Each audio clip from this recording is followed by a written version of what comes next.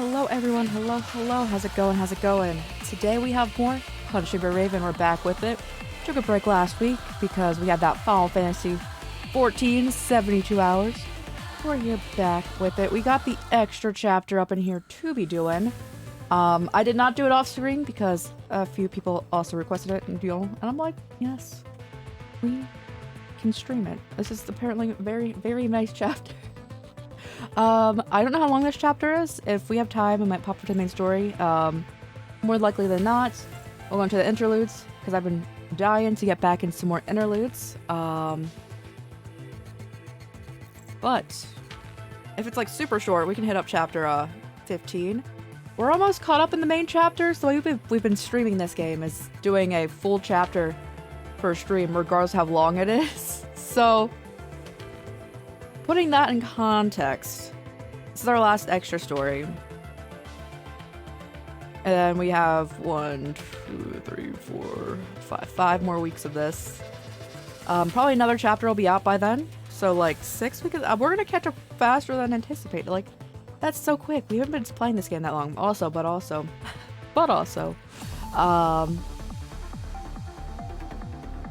we've actually streamed this game for a lengthy amount of time. There's like this website you can like check what game, like how long you've streamed each game. And this is our third most streamed game, like game playing time. I'm like, well, and the other one is Final Fantasy above it, and above that it's Honkai Impact. Honkai Impact is never gonna be topped though. That just isn't happening. The new chapter of Honkai Impact is indeed out. Waiting for the full chapter to be out though. They usually come out in 3 parts. 2 parts are out right now. About 4 days until the last part comes out, so I'll probably play it next week. Our boy here, my favorite character still, is at level 6 in the fondness. Almost everyone is at like 4 or 3, and there's a few, well, some of the, like, Leah and Lucia have doubles. The rest of them, it's really unfortunate how they're not higher. I just have been very unlucky in getting, apparently, their items. Like, I don't understand. I like, even when we didn't have them, I saved it, so the game is just like flipping me off there, you know. They said not them, except for these two, and then the two are both the lives at the same level. They're right next to each other. So we've had a lot of that. But yeah, let's go. Also, the Black Rock Shooter collab looks so cool. I can't wait until it comes to the global version. I cannot wait to see that. And we're about to find out if today is a good reading day. Our main squad is, as always, the Rosen Vera, Ember Karenina, and the Entropy Lee. That's what we usually run with if they give us a choice to be up in here. They're doing okay. I'm covering their memories. It's fine though. Their memories are thriving. You can see most of it. You can see most of the stuff going on. They all have, I use the Grey Raven's website to give them the recommended. And we will never have higher weapons because you need to co-op for that. And I don't want to do that. I feel so bad. I feel bad when people carry me. And we also have most of the uniframes. The characters that do indeed have their memory sets, this Watanabe has his, Liv and Freya has hers, Lee got old Lee, like the other Lee's old set. Who else? I got Wanshi's set built, and I was starting on Chrome's because I need an electric character and also an ice character.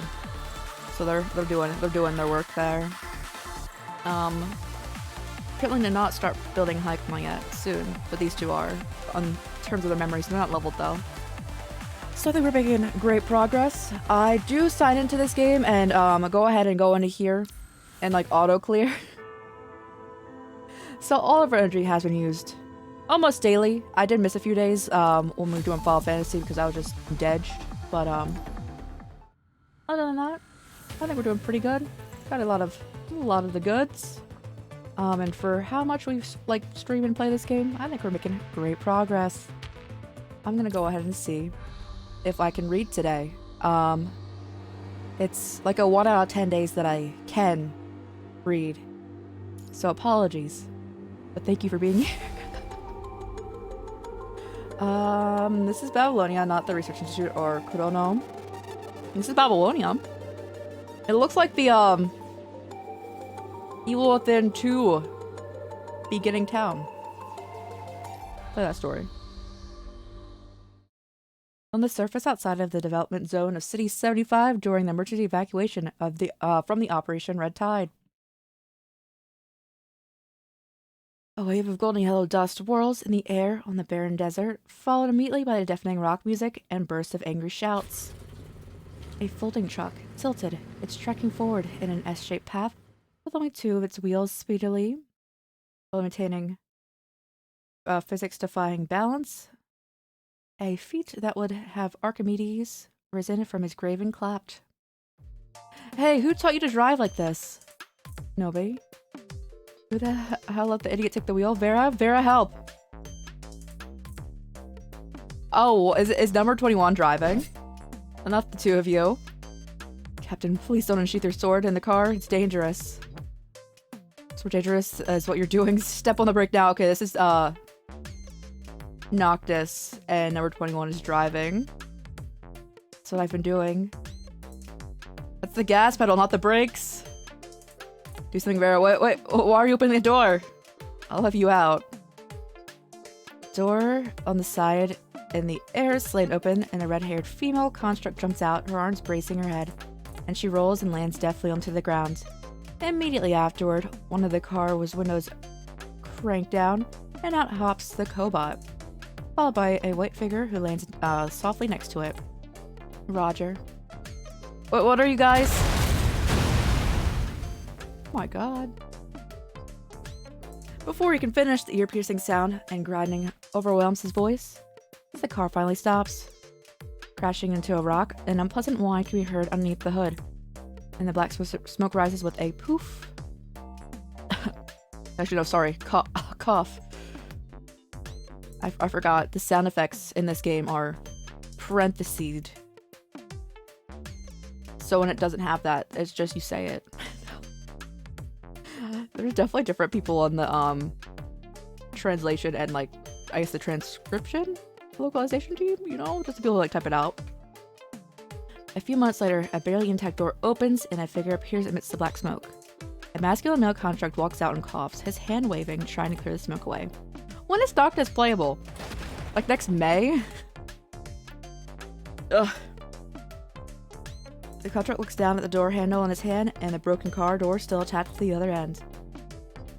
He shrugs and throws the door aside. Looking back up, he finds the blinding flashes of blades before him, and he raises his hand in panic. Come on, Vera, I wasn't even the one driving. Let's talk it out, yeah? Put away the sword, man. You know how much trouble it is to fix up my frame. Noctis played his music too loud. It distracted me from driving. Do you think we're heading for Woodstock? We're on a mission here. Keep your stupid in check because you're testing my limits. How can an evacuation mission count as this? Oh, yeah. Evacuation. I'm the captain here and I decide what counts. Who do you think you are? But 21 is the reason we crashed. And one time, we got assigned to a folding truck. Noctis is shifting the blame. Did you forget that you were the idiot who forced 21 to drive? Vera teased him as she withdraws her blade. 21 report the crash and note that it was Noctis' fault. We're not far from our destination now, so collect yourself and we'll start walking. Hey! Copy. Number 21 opens the terminal and walks towards the nasty crash site as she brings up the comms. The chunky red-headed construct sits on the rock, his hands pulling his hair. Why do we have to evacuate so suddenly? Aren't the strike birds terrible and in terrible danger? The higher-ups are underestimating. Oh, are they underestimating us? It's Strikehawk, you fool. And we're retreating for no reason. Our mission directly got cleared, and all 8 hours away. Y'all, let's go. So I've been watching everybody like 7 years. What were you watching? What were you watching? Now you have to watch my amazing reading skills. I'm so sorry.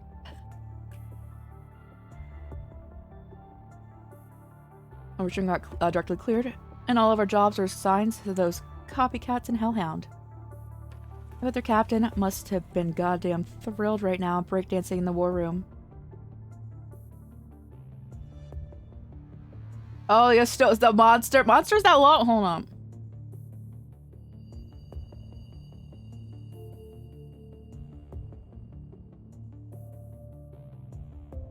How long? But it's 74 episodes. Oh, did you finish it? I guess that wouldn't be full on.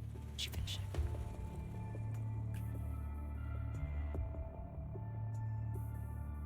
So no, 20 episodes. Got you. I have never seen this. I remember you talking about it. I have never seen this. It has a great review, though.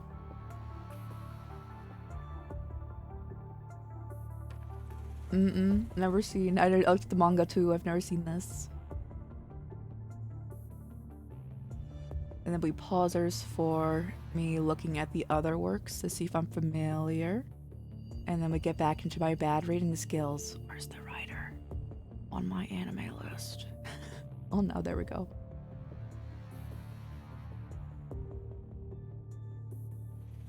I have not tried any of these series either. I need to go check on that monster. It's great quality for the time. Oh, I actually prefer early 2000s anime. And 90s anime, I prefer the style. No, not the storylines, but the style I prefer. And material, let's start the next time I catch the Kai. For today, yo, let's go! I don't care what you do in your spare time, but you do as I say, and we're out on a mission. Is that understood? Aren't you mad, Vera? Don't you hate getting your stuff taken out right from underneath you? What is there to be mad about? If it's the job those idiots can do, then it isn't something worth my time to begin with. Vera narrows her eyes and stays silent for a moment after saying that. Plus, this might be the calm before the storm. Storm? Is it gonna rain? The sun's still out from what I can- oh my goodness. Bro? This dude is just a himbo. They like said like, let's... He's the himbo and then Comley is the golden retriever.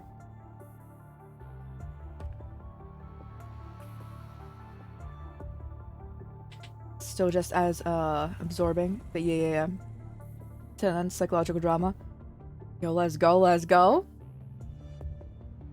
Is there any main romance plotline? Because I tend to find myself not enjoying this. Shush. Vera stops Noctis from babbling. There seems to be an incoming call as Vera has stood up, her finger tapping her ear. Her flaming red hair flows in the wind, hiding her expression. Nah, let's go. That's the best kind of series. Let's go. Nicola? I see. I want to kill Nicola. If you guys are new to the Punishing Grey Raven, Nicola sucks. We don't like him. He pretty much is super like... I wouldn't even say self-serving, but just like super like... Everyone can die for our cause, and we won't even try to save them, kind of thing. So, like, it's kind of for, like, the greater good, but also in a way that is kind of, like, really destructive to the entire force, because it could be saving more people for the quote-unquote greater good, but he's just like, nah, let them die. Cerberus? Tired figure in the support force uniform looks up before pointing at the transport craft to the side. That one. The crash vehicle you reported will be recycled after the battle. Just get going for now. Seems the support members are in the back, and they're extremely exhausted from the intense battles. Seriously?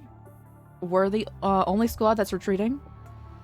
We're just following orders, hurry up if possible. We're showing transportation, and we still have to pick up a bunch of squads who are finishing their operations. I still love a good love story, as long as... I can respect that. If there's ever, like, a romance plotline in anything, I, like, find myself, like, immediately being like, I like that a lot less. The good stories, not pretty faces. The faces can be pretty, but yeah, the good story, yes. For sure. Enough Noctis. Survival of the fittest, is that so? No one knows who Vera was talking to, and if anything, she appears to be talking to herself. Number 21, however, seemed to notice something and she looks up. I know. I mean, there is kind of. But like anything romance in One Piece is like not with the main cast, which I appreciate. Hey, what's that? Are you saying I'm not fit? Vera gives number 21 a look as Noctis protests in the background. Except for Sanji. It's so funny because he could have legit had a girlfriend from Dressrosa. Because that was the first time a girl ever liked him. Back. But like, he didn't even realize? Was that another word? She steps into his transfer craft. Oh, I guess pudding also. Pudding was kind of we like, what's her name? Viola, right? Was that her name? Violet Viola? She at least wasn't trying, trying to kill everyone, Yeah, man. Another word, she steps in the transport craft heading back to Babylonia. Survival of the fittest. Number 21 recognizes the phrase, the winners live and the losers die. Her captain has used it once before to describe the place, but somewhere they both stayed before. The scent that Farrah had just given off, 21 can smell danger. Was that a hint, or was it just a random thing the captain had said? Konono, a name that 21 no longer associates with. After being transferred away, she no longer has heard it spoken at Babylonia. All traces of Konono have vanished from her life. Not entirely, perhaps. I think good at the long game. Yo, he can't even like...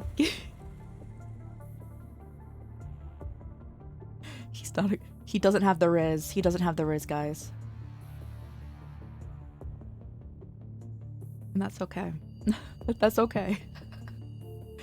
Woman follows Vera and enters the transport craft without a word.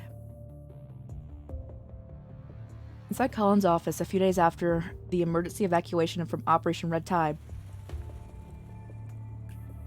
She's so pretty, I don't know why. And I'm doing this because... Seriously? Do you know how many favors I've had to trade in order to get authority to employ the squad in their commandment? The Parliament doesn't make a fuss in front of the public. A chief commandant getting taken by an unknown force, it's a slap in their face. And it risks exposing them to the public. Risen falls getting a blood transfer every week or so, several times a week in busy times. He's getting better. He's better after his, like, rehabilitation. It's somewhat better, you know? Frankly, I'm not interested in playing house with those Parliament folks, but now's not the best time for us to stand in the limelight. Therefore, you and your whole shtick, dearest Miss Popular, better you do it this time instead of Konono. Sweet-looking woman, before Colin smells and fixes her hair. I understand my resume is clean on the surface, at the very least. Clean my butt. Resume's no good, apart from the tricking the naive babies anyway. Whatever. Intentionally revealing a flaw of ours might get them wary instead. Anyhow, you're asking me to be the face of this operation, I see? On the surface, for sure. But you know what your actual job description is going to be. Ever since what happened, I've been studying what's been happening with the Commandant, memory replays from a corrupted mind beacon, and the data suggests that this condition can't be actively controlled, which means it could happen at any time as long as the Commandant exists. I'm sure the little brain must be hiding even more secrets. I have a hunch, a strong hunch, that the Commandant is what I've been looking for. The Commandant's us, like the player character. Doing One Piece, remind me, I just need to watch, Pausers. Crunchyroll, what episode am I on?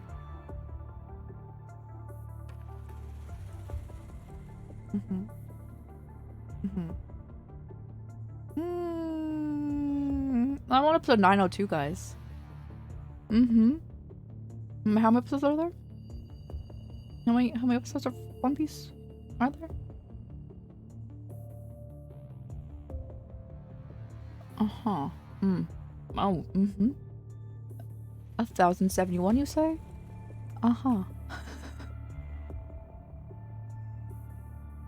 Oh no, I'm behind. I'm behind. I'm a little more behind than I thought. Yeah, but I knew it was like 150 episodes behind. Turns out I'm 170 episodes behind. I was a little not too kept up either. I need to like, yeah, just like sit down with a week and be like, One Piece time. And I only watch One Piece. Oh, I still haven't watched Jujutsu Kaisen. Other than that, I haven't watched anything. You sure you could find whatever you want in the Commandant's brain? Of course not. My hypothesis is baseless, but only if we act with absolute certainty humans would still be nose-picking monkeys and long extinct. Every beautiful and true thing is accidental. Humans don't evolve from monkeys, if apes anything. Apes, if anything. Thank you for your correction, Rebecca. Of course I know that. I've got two piece is of the puzzle. A corrupted mind beacon from entertaining the ascendant's mind. Entering. And the memory replays from its chain reactions. What an accident. Will the pieces match? What pattern will they make? Collins. Finding a commandant that can resist mind corruption and catching an ascendant. We've taken our first step into a new era. Watch project would be epic. Maybe when I start watching from the beginning of One Piece, because I'm doing that after I catch up, and then I have to force everyone to watch One Piece. Episode of your own for the anime. Yo, let's go. What episode? What episode? The first and most important step. I'm watching it. I'm gonna watch One Piece for the third time after I catch up. I've already watched it twice, up to episode 750. God, sir, please be careful. Reread it. I'm behind. I'm only on the beginning of I didn't start Wano in the manga, so I'm actually farther in the anime. The different beast. I have a really hard time focusing on like reading stuff without a ton of other stuff going on. My attention, it cannot be held. I need that sound. I need to be like focusing on everything going on. Huh? I'm certain the things you said involve Konono's secrets. And I'm sure it was an accident that you revealed them. I'll pretend I haven't heard of them. Don't worry.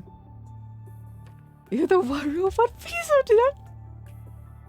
I watched it anime once. So far, it's time for that rewatch. It's time. It's always time. It's One Piece August. I actually started. Yeah, I was saying that at the beginning of August. I actually started One Piece in August, so it's just One Piece month. But it's a journey. It is. It's a lot. This isn't bugged or anything. You're a high-ranking Konoha officer, and I'm at best a middleman between you and the Parliament who doesn't benefit from it all. At all. I don't want my position altered unknowingly.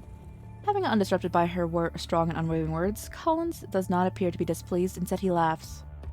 Whatever. If you betrayed us, you'd have done it by now. Likewise, you wouldn't be here if Konoha wanted you gone. I've decided to tell you the truth, if that means, at the very least, I trust you. Why does it sound like more of a threat? Fine, leave it to me. I don't run away from a mission for the higher-ups. That's the attitude. I picked you precisely because of that confidence. I look forward to your work. Let's scour every last inch of our Commandant's brain for all of the secrets hidden inside. Sir. Alright, I've made it myself pretty clear. Clear enough. Go, Rebecca. I'm excited to see you shine. He's crying! Don't exaggerate. Have you sent the brief to my terminal? Which task force am I getting? You'll find out soon enough. I handpicked them after all. It's our best card in this game. Wait, oh, you logged in? They didn't lock you out after those 10 tries? Oh no. Like that's good in this case, but oh no. Someone just like sit there like hacking. You're definitely gonna love them. Rural Government Operation Logistics Center meanwhile. So I'm surprised, yeah?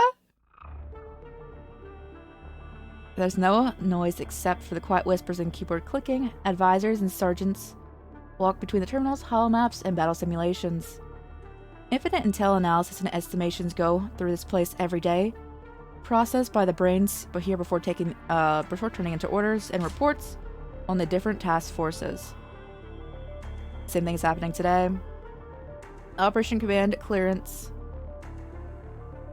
1A assigned to Cerberus. Cerberus? We have a team called Cerberus. Missions for are they called Cerberus because they're all like super aggressive? Cerberus doesn't have to be aggressive, yo. Oh, you okay? Okay. That's pretty good. You got less than 100. Guess I've honestly no idea what's going on.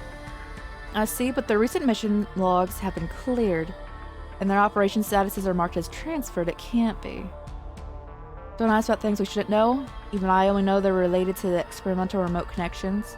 I've never seen their commandant if they're getting assigned through us instead anyway. If the operation is assigned through us, then it's our job. Give me the status of Cerberus. So in the movies, I've never seen a One Piece movie, actually. But that can be said about... I watched, like, some, like... Naruto movies. They weren't good. I know they're different things, but it kind of, like, put me off from watching, like, the long Shonen series, movies. Actually, no, I watched one. I watched the most recent One Piece movie with, Uta in it. That was a fun movie. Had great music. I've been waiting so long for them to come to the Matsuris. Is it are they having a Matsuri? Are they having a party? Is it a festival thing? Yado? Yeah. But the VR chat in the world I frequent, now they're there. I need to yo, let's go. It's time to watch. The browser taps the keyboard in front of his terminal, his fingers jumping between keys. As rows of search results listed in the holo screen. Cerberus status standing at by the base. Move the mission directly to the assignment terminal at the forward operating base. Set the property to the highest. Copy. Secret Island's old version of I need to go watch that. Let's go. Good. That's the easiest part of our day sorted. Easiest part. Operation Leader takes out a black folder hidden in his coat. The cover is marked with clearance Omega 7. Get me a deployment officer with the highest clearance and 2 logistics officers, as well as a field commander from the task force. His order is quickly issued, and within moments, the operation leader and the chief advisor are joined by people in different uniforms, all looking ready and prepared. Deployment officer, you're going to distribute the units and supplies I'm about to mention in a reasonable fashion among the usual mission assigned sequence. I don't want anyone outside to know what's going on. Roger. Both me and my partner are huge One Piece fans, and we loved it. Little hints. It's going wild. Y'all, hold up. Pausers. Baron Omatsuri. I see it. 2005 film. So this is the art style I prefer in One Piece. Oh my god. Oh, what the heck? I'm like seeing screenshots going on. Okay. I'm here for it. Logistics, you're gonna figure out how to procure, oh my goodness, a set of scouting equipment and non-lethal weapons from the logistics pipeline for training needs. I'll ask the task force to give you the details later. Sir, may I ask, what operation is this exactly? We're chasing a biosignal confirming the target's exact whereabouts. Watch out for the possible resistance, but control the impact. It's a direct order from the highest ups. The operation leader waves his black folder at the field commander. Who's biosignal? Me, yeah! Target of deployment is the exact same commandant. You can read up the details yourselves. The operation leader throws the folder into the commander's arms. Oh, the happy place. Nice. When we were here before, we were fighting everything. Today's the first day Cerberus is assigned to the mission that even to evacuate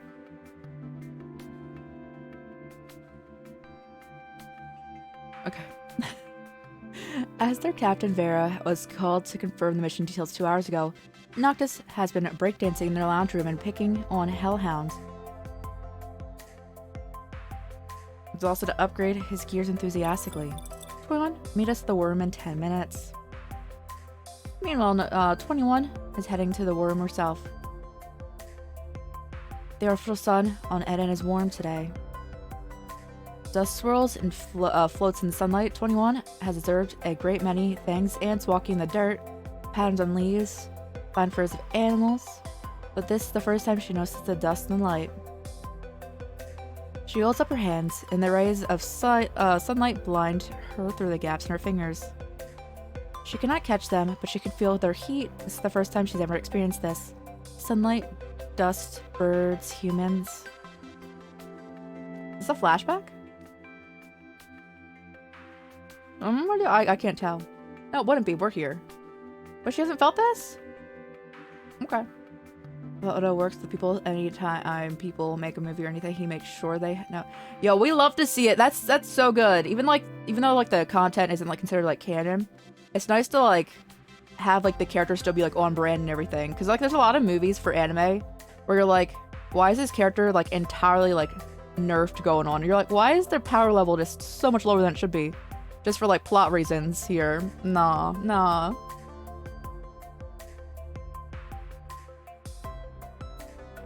A few human figures walk past her from behind. Was it fan base? I think he just like loves his series. I think he just genuinely loves his series. And he's one of the few people, like few mangaka, who can legit put down his foot and be like, you need to do it this way. Whereas a lot of mangaka don't have that power. Because in the most case, mangaka are not paid well, and also probably not, like they're not really treated the best. But you know, he's Oda. You can't be like, do this to him, because that would cost them a lot of money. The gloomy oppressive presence sticks out like the dark cloud under the sun. Her animalistic sensitivity makes her turn her head. She can smell the human scent clearly, and how they are different from the other ways humans usually smell. She catches hints of fragments of their soap, their food, scents that reassure and comfort her. 21 also noticed the pills, the chains. Though oil used to polish firearms, they remind her of the research institute where she stayed, as well as that place. They all signify danger, unknown, and darkness. Among the black-clad figures and the human in long-sleeved windbreakers, seems to notice 21's gaze, and they meet. Their gazes meet. 21's eyes open wide, showing no intention of avoiding a human stare. The sense of danger does not come from the human, but the black-clad figures around. With one look, 21 recognizes the tense figures in black have weapons hidden in their briefcases. The sense of familiarity grabs a hold of her, digging up the word Kurono from her repressed memories. She remembers the last mission months ago, how the scent of Kurono had still lingered in her mind. Does this human know of the danger? Or perhaps this human is the leader? Through almost animalistic instinct, 21 manages to make multiple assessments of the situation, only to have them rebuted by more questions. Like how the live action has been delayed so much because, yeah, I'm so excited for it this month. I don't know. Are they putting all the episodes out at once? I don't know how the release of it is gonna go. Regardless, looking forward to it. Is this month? The live action? Yeah. It comes out the end of this month. The one glance has 21 relaxed and alert her tense body. Zero's going quick. Oh. Oh.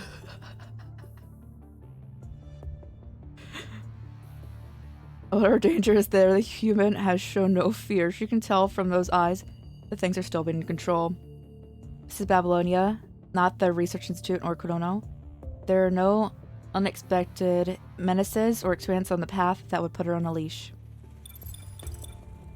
There's something coming out this month besides that too? Yo, what is it? What would it be? 21 Dead Space now? Please give me combat. I swear, guys, this game has combat too. 21 retracts her gaze. The sense of security is back. Yes, Captain. She replies in the comms, her body is alerted by the uncertainty. But she is no longer afraid, nor lost of the ways. Or October? Is it an anime? Is it an anime? A game? A live action? Replied in the comms, her body is alerted by uncertainty, but she is no longer afraid, nor lost the way she has. Oh yes.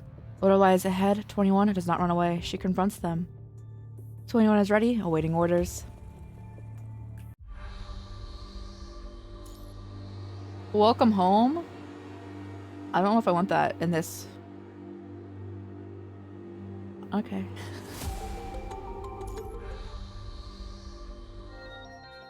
There's almost silence occasionally. Chirping from the birds can be heard, disrupting the monotonous quietness of the sharp beak piercing the veil of the night sky.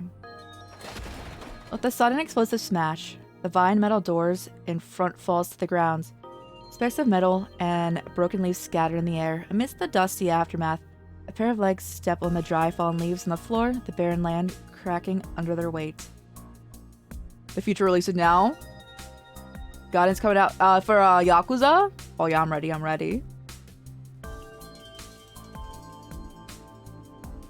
Is this the place?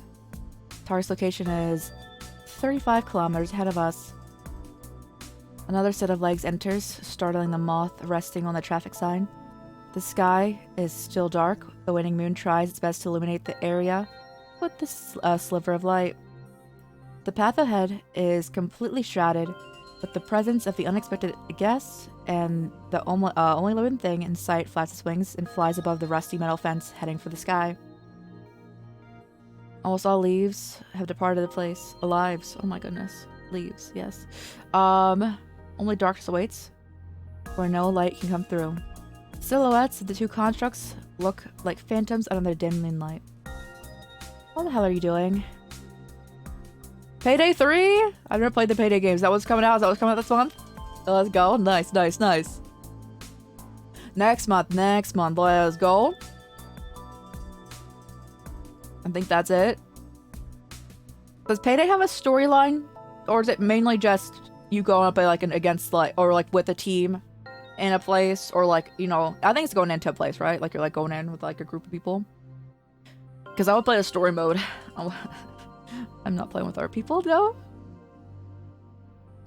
It's fine when I don't have to actively be interacting, but breaking the silence, Vera closes the holo projection on her terminals and turns to face her two teammates nearby. Story breakdown for the previous two, or is there more than two? It's a door. Why don't you just open it? Oh no! Could it open? I didn't notice. Set the gear and prepare the work. Roger. The contracts begin taking out the node device using the enhancing remote connection from the crates they've been carrying. Do we have to use this now? We've never seen this thing before. Who knows what the big brass are thinking about this time? You guys get on with this? I'll scan the terrain first. I confirmed the details of the location earlier. This place was a small town abandoned during the late Golden Age. Seemingly a regular residential area. There isn't much in the database. They're pretty common during the tail end of the Golden Age. The punishing virus concentration here is also normal. What was our objective this time? Captain, we're supposed to investigate the abnormal mind fluctuation detected in the area. So you didn't even know what we were here for? Of course I do. Of course I do. After what happened, calling us back from the red tide infested sewer all of a sudden, and having us benched for at the base so long, someone has been planning something. You mean passing all of our tasks to Hellhound was meant to prepare us for what comes next? Yes, you could put it that way. Yo, he got a glow. Do I still have that picture? Do I still have the picture of him? Is it in here? No, I took him out. I put him away. Hold up, do I still have him? Pausers. I like how I'm not even on the game right now. I'm looking through my pictures, but the file is here. Is he still here? Did I delete him? Oh, he's still here. This dude got a glow up though. Hold up.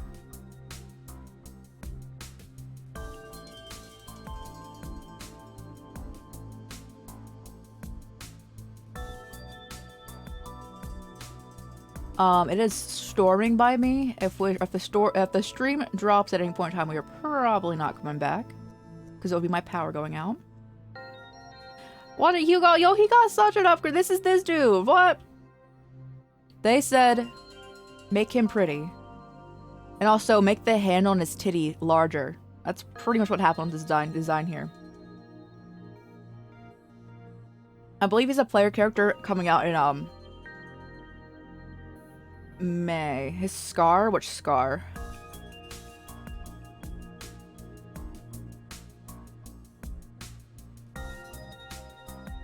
Oh, yeah, like this, the picture I, pulled up, this is the player one, so this is after that one. This is this is the current one.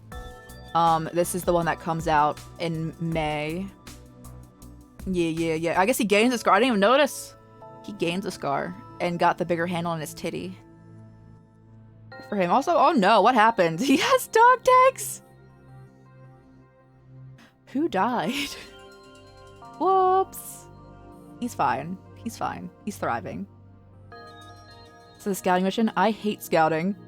Who's that thing in your head you call a brain? We're probably going after that ascendant here. The ascendant? Which ascendant?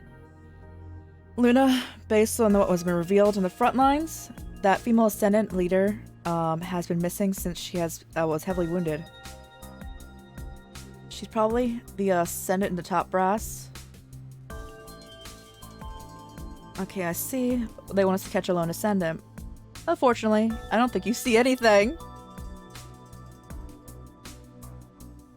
Being such a Disney idol. I think his voice is great. I wish he was in more stuff, yo. Cause I don't Disney really. So like, while I know these songs exist, I've never like seen these movies. So I'm just like, yo, let's go. But also, I don't know the songs. Yeah, I'm just like, But yo, he sound great. He sound great. I wish he got more time in the Yakuza games as singing, because I legit think he sings like 3, max 4 songs in the both games he's in.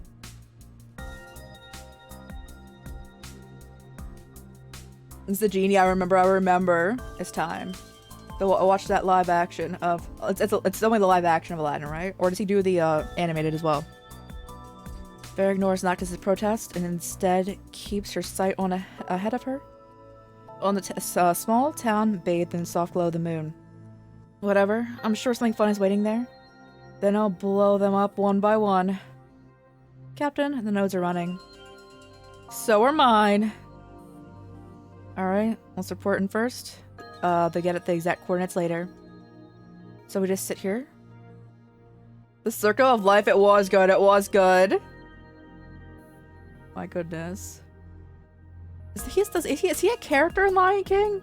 Or is the circle of life just a voiceover thing? Oh no. Of course not, Noctis. Weed out the area within a 1 kilometer radius. For what? Because you're loud and on top of being dumb as hell. We're obviously waiting for our commandant to connect with us. What else do you think why we've been setting up the nodes? Listen to these so much. I need to listen to them more. I only listened to... Hold up. I only got to listen to I think 3 or 4 of them. But those are 2 songs. I was... Like the Aladdin ones. And then the Circle of Life. Yeah. Prince Ali. I've never seen Aladdin. Oh, no. But we're gonna play Kingdom Hearts soon. So then I can just learn about Disney movies through there. I've never played Kingdom Hearts. Although if you wanna, if it's when it seems like someone's like on the drugs, Kingdom Hearts. After the first one. The trash orb yours isn't doing anything right now, fight me. Buddy refuses. Don't refuse while hopping on my head. I won't hold back. Her presses her desire to leave without her team. The inescapable uneasiness that has been brewing inside her ever since she arrived. Late, huh? Not quite. You saw Amaray. Amaray's? Your commandant? Black, oppressive blackness. Before you use a piece of lustrous glass, your image clearly reflected on it. Your reflections, in fact, are all around you. Your only link to the outside world is a small window, roughly 10 square centimeters in size, which you can open. On the other side of the glass, the agents in black suits, their hairstyles and faces indistinguishable to you. They're quick clones if you don't pay attention. None of them bother to look back at you. Excuse me? Out of the corner of the glass slides forward another one of those black-clad men on the chair. He spins around with a kick to your face before giving you a what? With a kick. Okay, a kick to face you. Oh my god, I was like, I kicked to my face? For what? What did I do to you? My apologies. It is not the time for questions yet, if you just wait. After that, he looks down and continues to read his incredibly stacked reports again. Dismissed, you close your eyes once more. Perhaps the exhaustion and stress have begun to numb your senses. If others peek at you now, all they see is your expression in the emptiness, and nothing else. You don't know if these reports are related to you, if they're anything about, or they're all about you. So currently, our character, the Commandant character, we had like a mind fusion with one of the Ascendants, which are like the big baddies in this universe. And they want to experiment on our brain, but in a way that they wouldn't really have consent in doing so. This is the voice of Donald Duck. And, oh yeah, he is Donald. Yeah, he's Donald. Yeah, 1.5. Yeah, there's 1.5 of a Lion King. I knew that. I've never seen it, but there has been. Looks like they're well prepared. As your consciousness drift in and out, random thoughts keep popping up until your mind flashes back to a few hours ago. Corazon? Good. Corazon's so great. Graven Commandant. Two humans in black suits stand before you. The name tags just say John Doe. Twin-looking visitors speak coldly and distantly, their sunglasses on their faces, even though they're indoors. We're from the Special Forces. We need an assistant investigating the emergency. Please come with us. Special Agent John Doe. We're hoping that you could help us with some recent complications. Here's the application and the approval letters for the temporary transfer. Everything done through the proper channels. Questions? There's no inspection report or arrest warrant. Meant for you. Only hand you the digital transfer note. And you skim through the crammed lines as you notice there's a signature at the end. Hassan's. You left the rest of the infirmary for a while after being wounded so heavily during their operation. Lucia and the rest of the team will visit, but you have visited. But you were sleeping most of the time. By the time you recovered enough to move, you have not seen any of them. The truth is plain as day. They have not stopped monitoring you, and you are still under their control. Our time is short. Even if this game tests my throat, guys, because like these chapters be like 8 hours long. Let me look at this dude though. Hold up. I like hear thunder playing. Yo, going off playing. Yeah, it's a soundbite.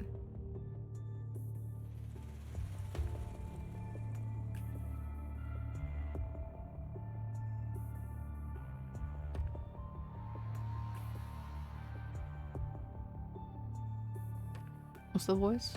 Did I get the right voice? Buzzers. We're all in One Piece. Do I remember the name properly? Like exactly? I wasn't looking at it. I did! Hey! What else do I know this person from?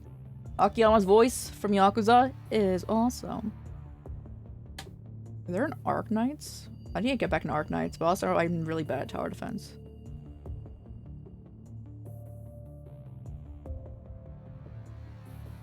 I've never seen Cowboy Bebop. I'm so sorry. I've never seen Dragon Ball. I'm so sorry.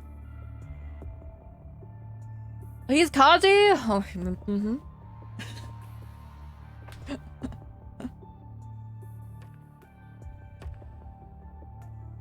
Misato and Kaji are my favorite characters in Evangelion. Let's go. Oh no, you're... That's a good Tama voice to be. Mm-hmm. Mew and Mewtwo?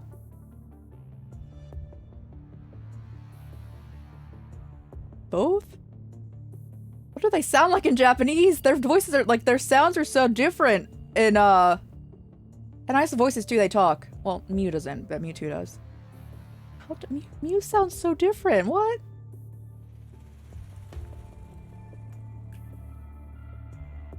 Chrysuscoris. Is that one of the baddies? I don't know. I don't remember who Miguel is.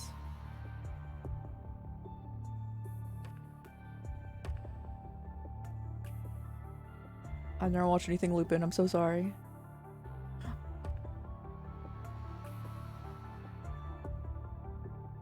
Yeah, I love Kaji. I've cosplayed Kaji. Corazon though. Good taste, good taste.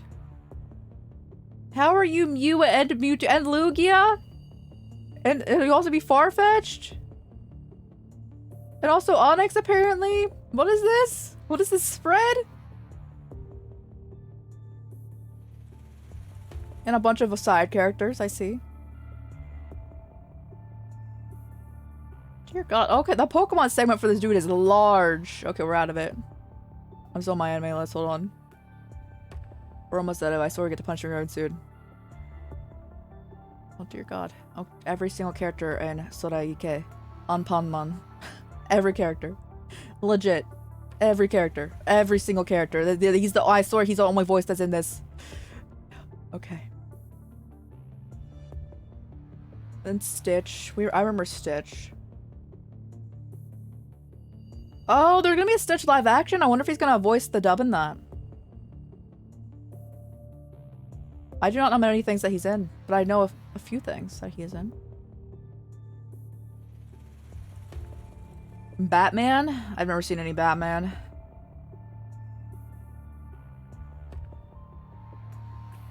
Voice clip for Mew? What does Mew sound like in Japanese? I've never seen Hotel Transylvania with Dracula. Yo, good for him. He honestly looks like he could be a vampire in Yakuza with what he be wearing. That's like that's stereotypical vampire attire. Time is short. Even if I spend some of the, I'm going back to reading the Hassan lines. If I have spend some effort to talk to you like this in private. Let's cut to the chase. Do you know who has been watching you from the dark? Kodono. That's right. Of course you figured it out. But the Parliament isn't happy about that. I mentioned that if Konono gets their hands on you and had their things their way, we'd no longer be in control. If we are forced to carry out what they've planned, we'll just have to include that in our plans as well. I'll not allow Konono to treat Babylonia as commandant like this. We have to find a way during the junction of these clashes to get these sharks to get you back on the right track. I'm so confused when this takes place. Because Hassan was not nice to us in the last chapter, and I'm pretty sure this is happening during the last chapter. What is that? What is that? What is this happening, yo? He was in Happy Feet? Which character?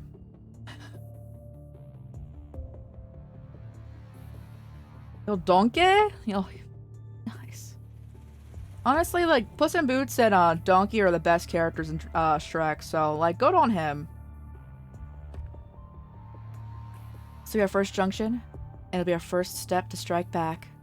Where exactly are we going? Oh, where exactly are we going? We'll find soon enough. Who's Manny? We're all in the current now. It's no longer up to us to go with the flow. The mammoth? There's a mammoth? Oh, I don't know if I've ever seen Ice Age. I remember playing a video game for Ice Age because it was hecka cheap and I was desperate for gameplay. You'll likely be involved in operations soon. They say it's to look for the Ascendant Luna's whereabouts, but I accept. Quickly, huh? I thought you'd want some time to think. The time alone in this interrogation room isn't long enough for me to think. Graven Commandant, I still believe in you unwaveringly. Even though my words can hardly account for anything given your situation, I hope you'll do the same and believe in us. Do our best to guarantee your safety. The team assigned to you this time is the one that you can trust the most. Even if it took us some effort to get their commandant to go along. That guy is sharp. I see. If I may, aren't you afraid? I'm never afraid. Never. Because I'm never alone. Oh my god, I'm so cheesy. My character in this is so cheesy. I see. I've got 5 minutes left. Maybe I can get you to meet your team one more time. What do you think? Lucia, Liv, and Lee's faces flash through your head. How will they look and what they will say when they find out you've got the carried a mission they cannot know about? You picture it vividly. You've known their commandant for so long. That is not necessary. The mammoth voice is just Akiaba? Let's go.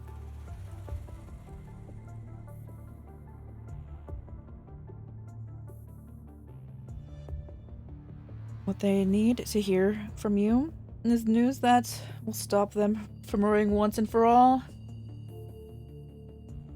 Are you sure? I'll save that for when I can go home for real. And you'll try your damnedest to bring them good news.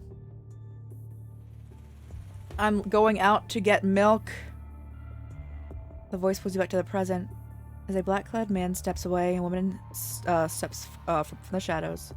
She carries a charming smile as she watches you. There's no invasiveness in her eyes, just curiosity. You meet her gaze without fear. Looks kind of blunt, if anything. The poor thing must have been numbed by all the interrogations and monitoring. She sits down elegantly and looks on you. Posture's relaxed as if she is sitting at a bar, holding a cocktail glass instead of a folder. She is a jazz band breaking into a jail cell. That's an okay. I don't think so, but alright. She carries with her a sense of danger. Even though your instinct tells you she is not trustworthy, you cannot help but want to hear what she has to say. Yeah, me? Her finger taps on the folder with a rhythm as she rests her head on her hand and looks at you. Nice to meet your acquaintance. Please call me Rebecca. I've heard about you a long, long time ago. This is the first time I've seen you in the flesh. Do you know why you're here?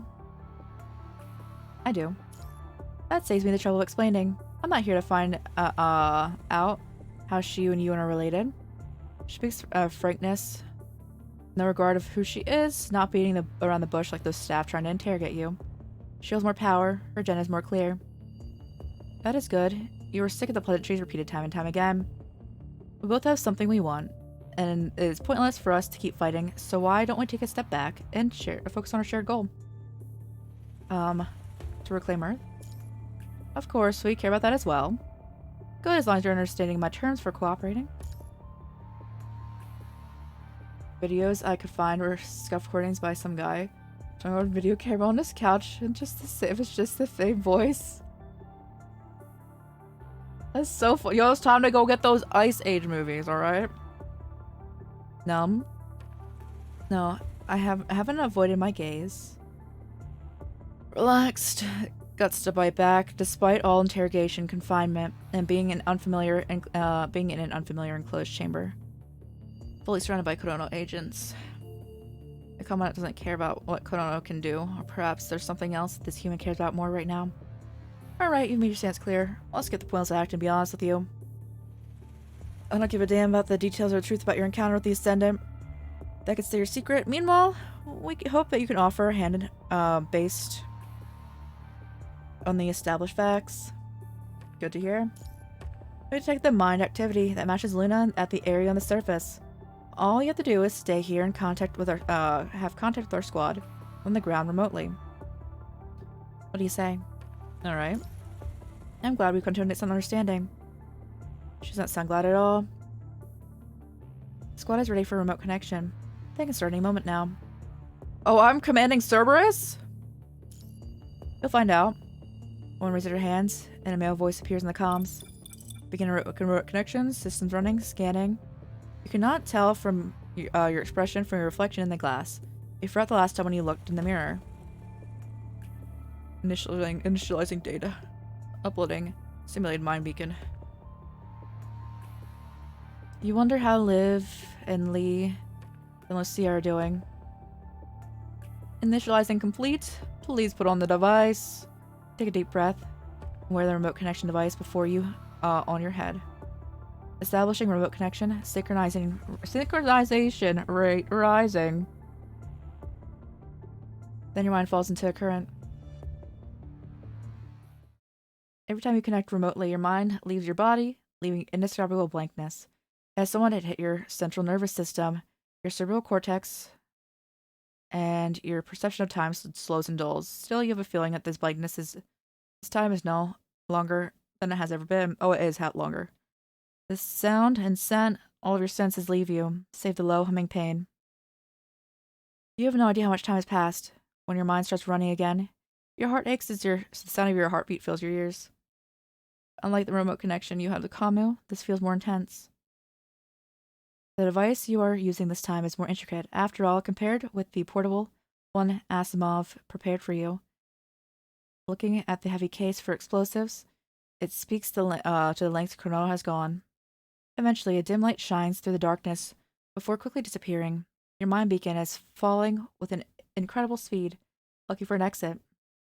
Soon it finds a similar mind signal, and two more you do not recognize. A black cube hovers in your field of vision and gradually appears inside. An overgrown path lies before you, as the hazy vision shakes and sways, and you find two constructs you do not know standing on the other side.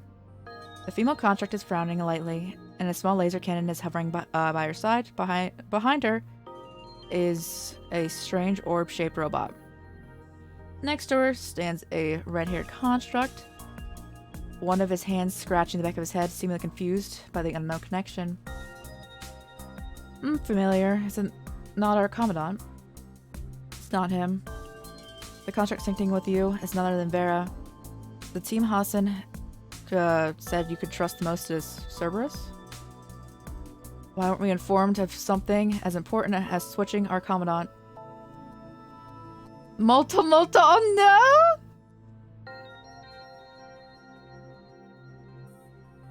no! No, I know. Oh, I know that meme. Also, I love Ricardo. Ricardo's even better. Like, I don't personally know Ricardo, but the Ricardo meme, Chef's Kiss, one of my favorites. They're much better than you two after all. When? Oh my, but he doesn't talk. Does he talk? He doesn't talk, does he? Vera has quickly regained her composure, as well as her sarcasm. But no, I won't allow that. You're screwing with me, aren't you? That's an improvement. At least you understand the irony. Alright, let's stop complaining. We have the Grey Raven Commandant with us. I don't like it. Mission is a mission, 21, and if someone here doesn't like it, it sure as hell is me. Fine, understood. Hi, I'm Grey Raven Commandant. I'll be working with you in this mission. Hi, Grey Raven Commandant. Alright, I'm still the first in the command, so my words are your orders after me. We've been in 2 operations with the Grey Raven Commandant, but neither of us have ever met them. One does not speak. The little robot, on the other hand, starts rotating around.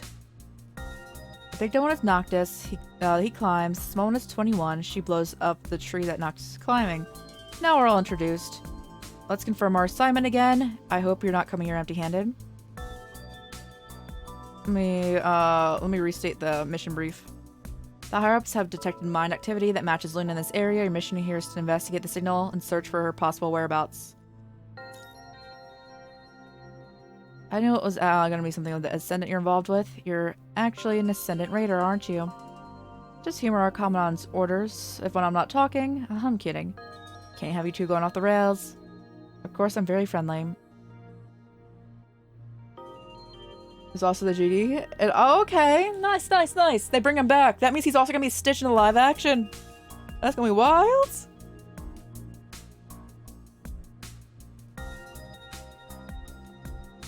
21, wait.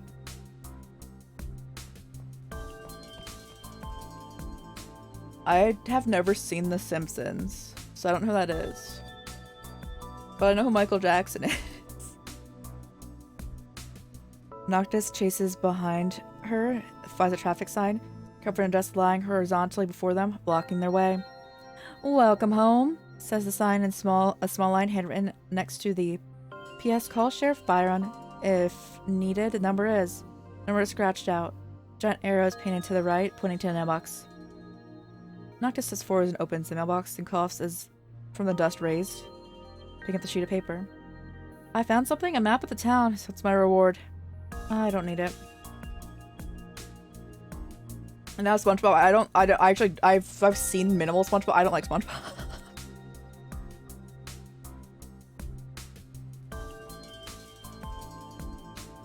I didn't watch anything really. I play video games. And when I did start watching stuff, it was Pokemon. And then I was like, this is so good. I will watch Pokemon a lot. Having expressed his displeasure with 21, or ignoring him, Noctis folds the map in half, fuming, putting it inside his pockets. Wanna play? Is it not like a anime? Or is it not? Or is that an anime? Is that a game of the anime? Oh. Having expressed his displeasure with 21, ignoring him, Noctis folds the map in half. Okay, yeah, I read that. How are you feeling? Ferris stays at the back of the team, addressing you with a question and a conversation with only you two can hear. Gotten invited to help, haven't you? I've more or less figured it out, but seeing as you're sensing your helplessness, frustration, this does put a smile on my face. Don't worry, I'll take good care of you. Thanks. I like how they didn't translate that. Look, guys, we got the katakana of Vera's name. That's so weird. Wait. So the English translation is based off the Japanese translation of this game? Wild. After all, you're gonna be my only source of fun for a little while, because this game is initially in Chinese. Let's go. Our temporary commandant. Crows begin to call out from the forest at dawn. The last bit of moonlight has disappeared, replacing it by the rising sun. The sun is up. Omega is Kiryu's voice actor, the main character. There's a Kiryu DLC. Oh, cool! Not giving us narration. Let's go. It's a collab game from. Oh, that's a recent game for that anime. It's on PC. What's it on? What's it on? Oh, that's a picture right there. Lovely. We got some combat. PS4. How much money is it? Pause. We can play that on stream, maybe. If it's not expensive.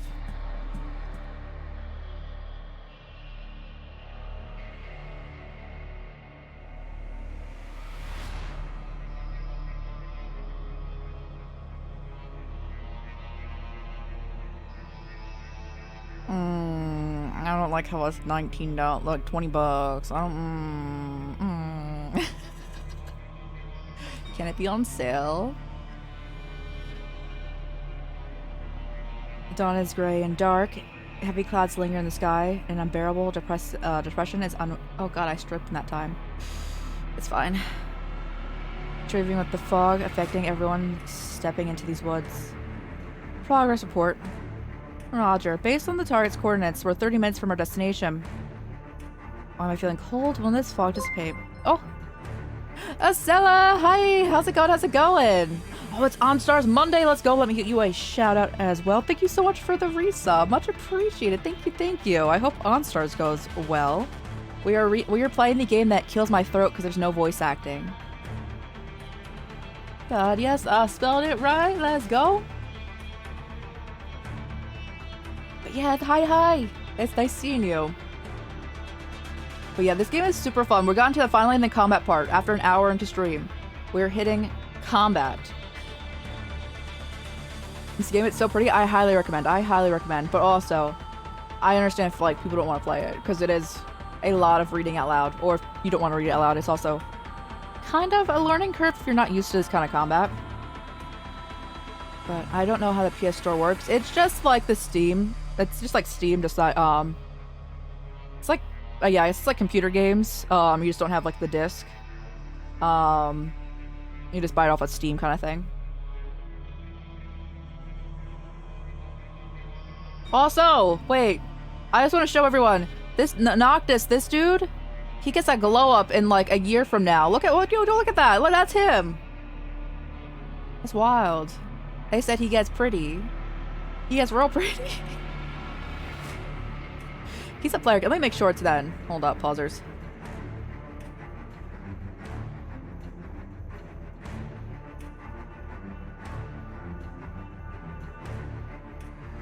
There we go. Yeah, May of next year he comes out and he'll be playable. That's so long. The only character I want in between there is the Lee that comes out in December. And I can just save.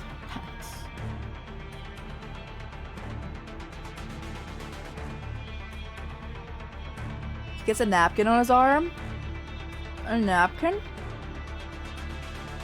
Oh! The handkerchief thing? Yeah, he do. Look at that. You know, he's thriving. He upgrades from the bandage. And he gets gloves. We love that for him. He gets so pretty. Like, what the?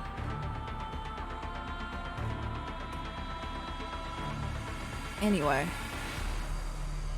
The Straw Hats did. Yeah, he has an X on his arm under there. He's actually Norded. Kingdom Hearts. So is number 21. She's also Norded with that X. So am I. I also have that X. We're all Norded. Moist vapors scattered in the air, forming water droplets on the artificial skins of the constructs. Their footsteps draw a line amidst the fog, and they shiver as the vapor draws on their exposed skin, and like a cold finger.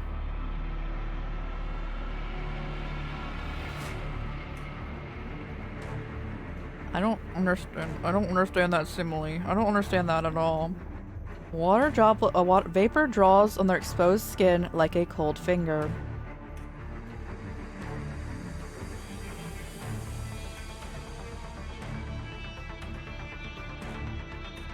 I understand that the water droplets are cold, but saying a cold finger, I'm just like, that's a huge droplet. That's like large ore.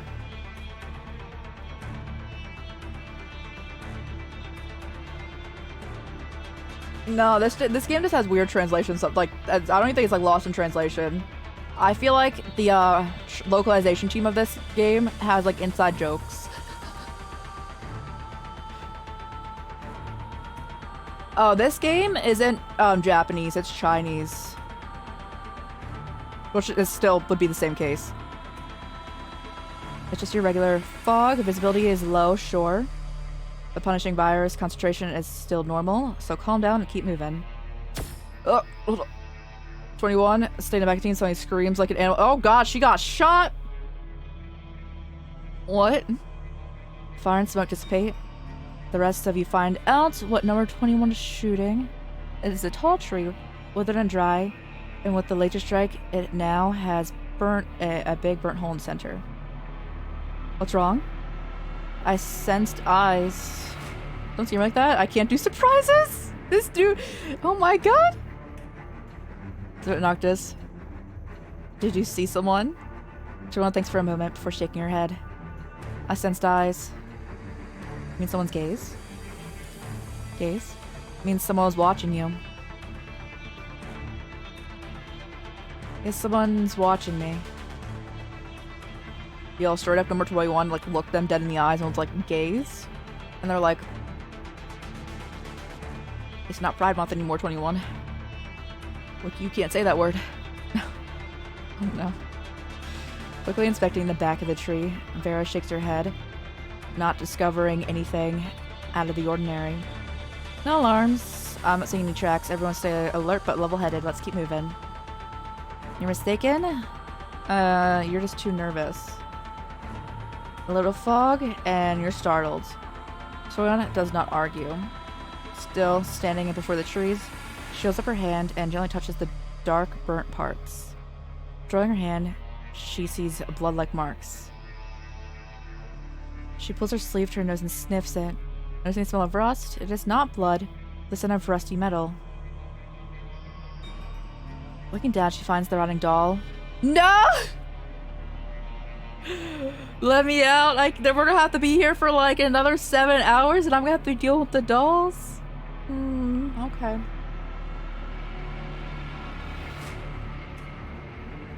Shaped like the stuffed animal. Oh, okay. Stuffed animal's fine. Stuffed animals are fine. Dolls are not. It's too dirty to tell its original colors, save for the bright red and cracked lips. Its two stiff, sad eyeballs, poorly sewn, are staring straight at number 21. Come on! Noctis calls from afar, shaking her head. 21 forgets that the gaze is hiding in the fog. After a while moving forward, the team is through the mist as the empty town reveals itself before you. Solemn and gloomy, the European-style buildings, as well as the sparse scenery and the deserted walls and the dying trees covered in white, are all display a sickly tiredness. The fog is leaving, and there's dead people all around us, Noctis. Where's 21? 21's not by your side anymore. You all turn to find her crouching at the cross-section you just passed. Those are, oh god, no. Why? Why?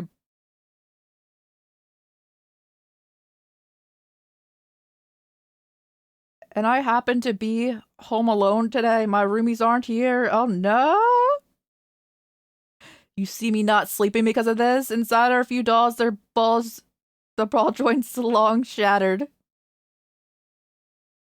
Dolls conversation earlier, bro. The stuffed animals are fine. This isn't. To really identify the finely sculpted faces, solemn evidence of their past glory. What? No?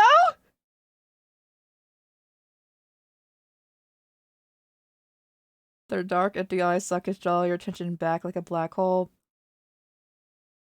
21's expression reminds you of the time when the two young girls also stopped for their doll mid-mission. That was not a doll. When we stopped for a doll during our past mission, that was a frog stuffed animal.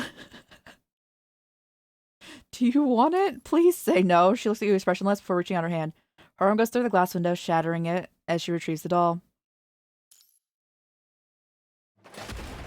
So one takes the doll's head with a snap, and the broken wires spark at its neck. The doll's eyelids close, unable to stay up. Is it a robot? Casually, she holds the doll's head towards you, and you find this sight fairly terrifying. It moved. Great, what now? There's doll robots moving around that are gonna be attacking us? I didn't sense wrong. I saw it in the shop window, the last cross section. Could it be there's one in every shop window? I didn't sense wrong, it was following me. Stop arguing. Vera takes the head from number 21's hand and taps the receptor. Her eyes project a ray of light, scanning the head before spraying a bright green clear. Enough mannequins? I'm fine with mannequins unless they be having the faces on them. And then they go a little too doll for me. They need to have, like, the faces. Grasping the doll's artificial hair with the two fingers, Vera flings the head through to the side. Just your instincts, 21, but now's not time to disrupt the operation by these unproved, trivial hunches. Okay, I understand. 21 says she looks down at her hands before shaking her head again. I don't understand. Well, don't you understand? My hand is itchy. She's her hands, and her big puffy sleeves slide down and cover her head, making it look foolish, but she puts her hand towards Vera. There is nothing on them except from the dust she had picked up accidentally. You should wash your hands, they're dirty. Scarron was the mannequins that you can put armor on in your home. What is the glitch? Vera frowns, seemingly deep in thought, but waves her hand. Not being in the same place you left them? That's so funny. As long as they don't have faces, it's fine. Do they have faces? Do they have faces though? Or are they like faceless? Do they hold up? I'm gonna go look if they're fine.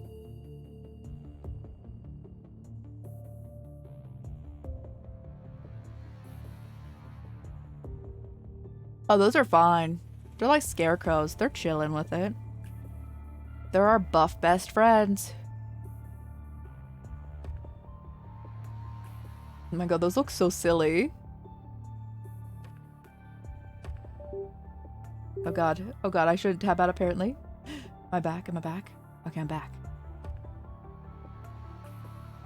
They're kind of featureless. Yeah, those are fine. Those are fine. Focus on the mission 21. Don't get sidetracked. It gets worse. After a brief interlude, you and all travel for a short while, and you start noticing remains of the strangely built mechanoids on the sides of the road, long immobilized. This 21 crouches down by a damaged mechanoid. Most of his body is destroyed, leaving leaving half a fractured orb inside its cracked wires, as a few broken extended tentacles from within. They came to life?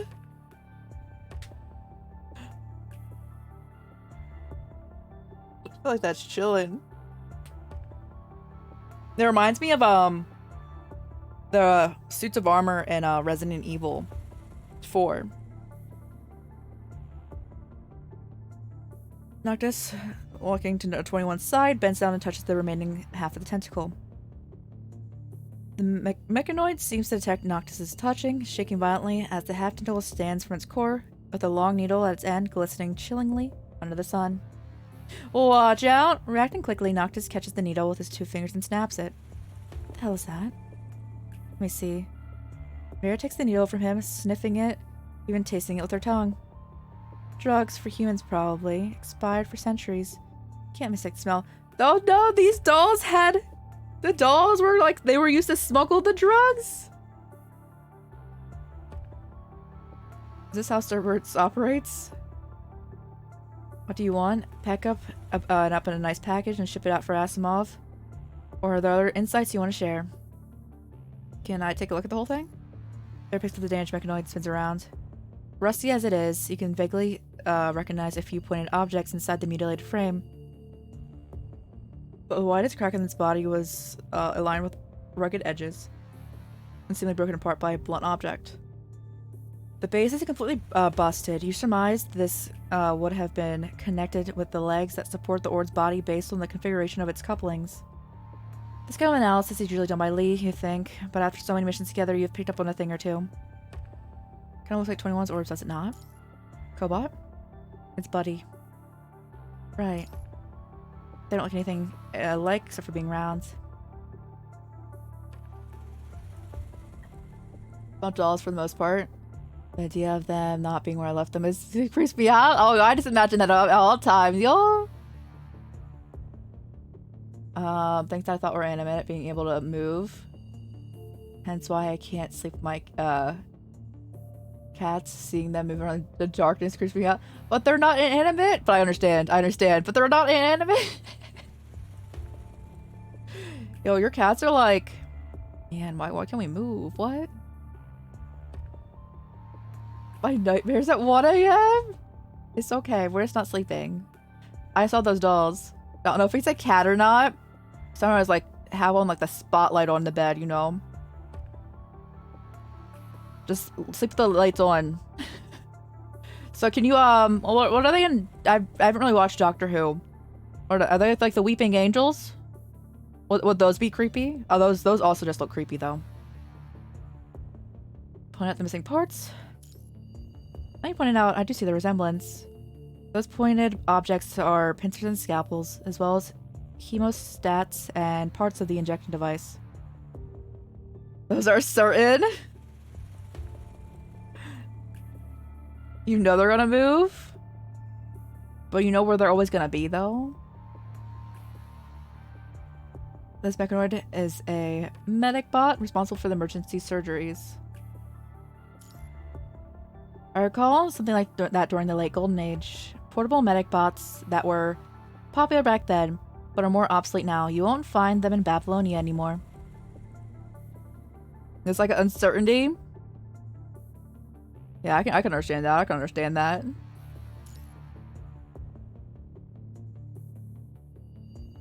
You know what I'd end up doing if I got intoxicated? I know what I would end up doing. I would sleep. But yeah, I don't drink either. I don't drink either. Usual quietness has caught your attention. Still, Shumi frowns and shakes her head, not answering you. I'm not a fun drunk. Or like even like a drink in person. I will just go to sleep. It's like taking like what is it, like NyQuil? It's like I'm just like, alright guys, I'm going to bed now. You know, great, and then what? These mechanoids seem to be destroyed deliberately. As you observe the members of Cerberus, you find 21 to be especially sensitive at anomalies. Non-drinkers for the most part. I think it's fine, as long as, like you said, like, you know, they're not going too wild in, yeah? Like, there's, like... yeah, I agree. But if, like, someone likes to drink, it's all chillin', as long as they're, like, not, like, causing trouble for, like, other people kind of thing. You find 21 being especially sad. Yeah. She's been acting strange since entering the town. You cannot tell if it's her affecting your subconscious or if it's your inexperience in battles that warn you. You just know this town is more than meets the eyes. I remember you saying that everyone like drinks in VR chat, which is wild. If I was drinking with that headset on, I would definitely throw up because I already get motion sick in it. It's all that in me that to take. I get so nauseous with those headsets on. Those people would not have sent you here just for a normal small town. Noctis, check the map. Sure, hold on. Where are we? 21 cross-reference the coordinates. Copy. 21 opens the holo map in a terminal and displays the location of Cerberus, not far away from the blinking red lights that denote where their destination is. Vera's finger glides along the right route on the brittle paper map that until she stops on a single word. Hospital. Captain, nothing to report. Her legs hanging on the branch in the trees, 21 pops the head out from the leaves, upside down, a few leaves sticking to her face. Climbing up there is entirely unnecessary. What have you been teaching her, Noctis? Don't pigeonhole me, said again when you climb back down. The beefy redhead crouches. I like how they can't say like redhead about him because they're both redheads. So I'd always just feel like the one sober guy who's just there to drive his friends home. That's me. Since certainly that came from when I'm planning and gaming sessions. Yo, that's fair, that's fair. The beefy redhead crowd, yes. We're here. Vision travels through the small area before you to a white building hidden in the fog not too far away. Noctis jumps down deftly from the tree, and 21 follows in suit, landing by his side. I don't like it. As long as they don't give me dolls. Suddenly the voices become muddled and fuzzy as your sight goes black as your vision twists and blurs. Ugh. Your hearing is overtaken by a constant ringing, and all your other senses are gone. Building in sight rises, hovering over the ground.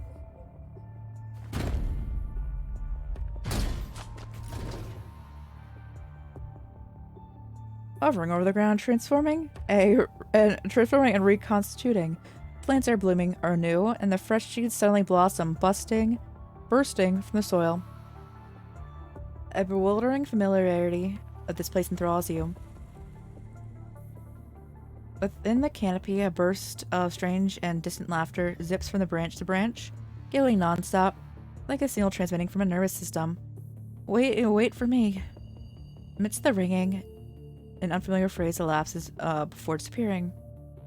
But the apparition lasts a moment, and soon your vision and hearing return to normal. What was that? What's wrong with you?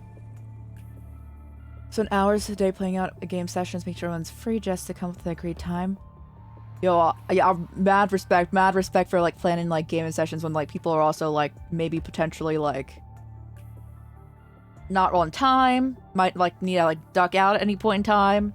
That's super stressful. I've done that a few times. That's super stressful. Goes last minute without a word. Yeah, Bruno. Yeah. Mad respect. What's wrong with you? No. I'm reading the lines. Did you see that? Did I see what? Normally speaking, connected constructs and commandants would have their senses affected by each other, but Vera does not seem to be affected by whatever you just saw. Although you've been getting memories played in your corrupted mind's beacon since the last time you fought Luna, this kind of twisted vision is unprecedented, and that sense of familiarity, what's going on? Besides, what you've experienced kind of felt like a memory replay, but not entirely. For a moment, you were flooded with a feeling of nostalgia. Has the corruption worsened, or is the illusion a result of your mental stress? What is it? This feels familiar.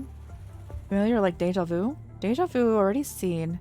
Is a condition describing the sense of recollection over an event or a place not yet experienced.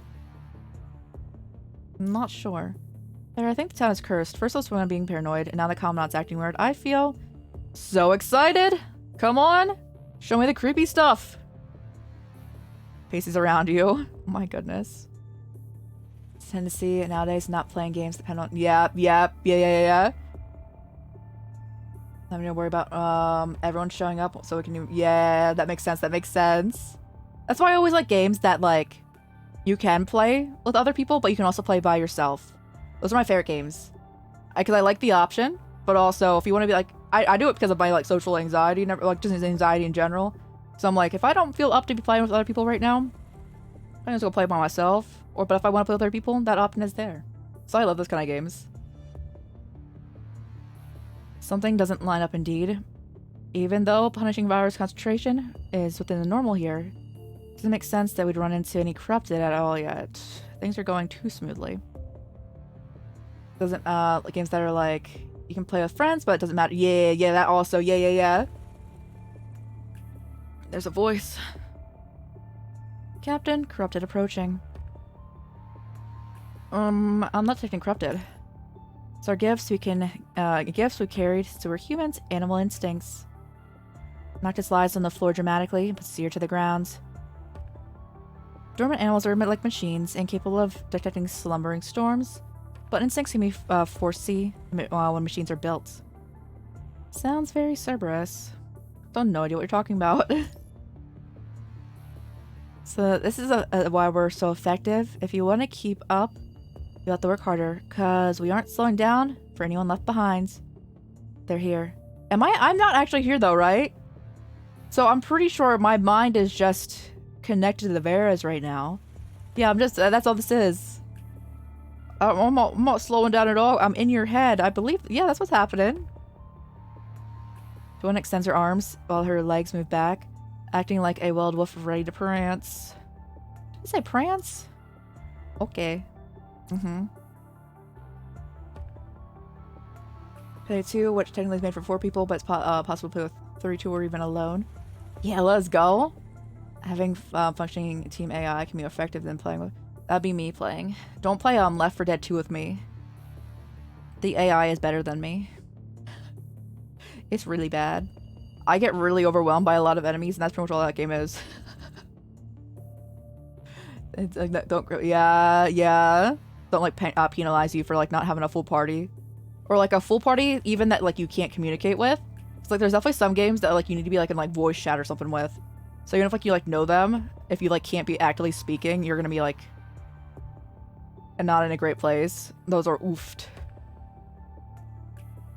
Same time, the screen on the terminal abruptly awakens a swarm of tiny dots like a horde of locusts migrating. The corrupted, unseen since your arrival, are finally here. And talk to people. Yeah, I have to say, if I had an option to be like talking to people most of the time or talking to people like never, I would choose never.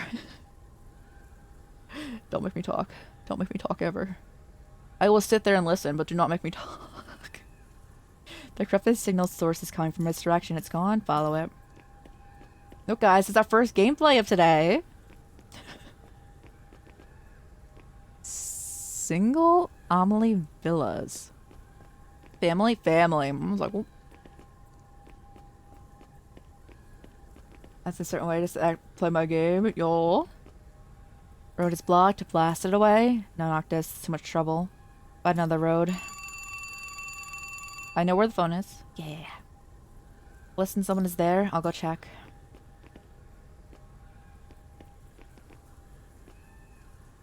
Go back. It's impossible to get there. Only for you.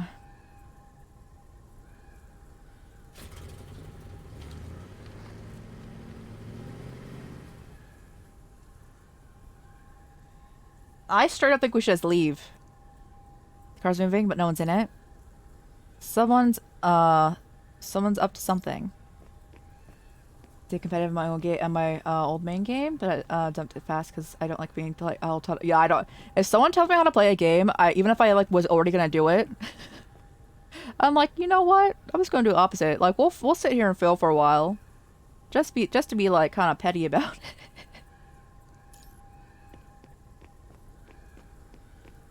All right.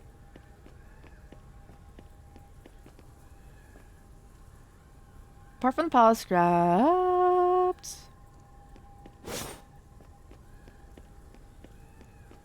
Okay, we can't look there. Get me around. So much time in the game. I can confidently do well. Welcome back. Do well. I was just reading, regardless of what they were telling you to do. I would be like, I'm gonna peace out. I'll be like, peace out, guys. What? You guys wanted, no, you wanted help? No. Hello? Ow. I'm in a corner. Let me out.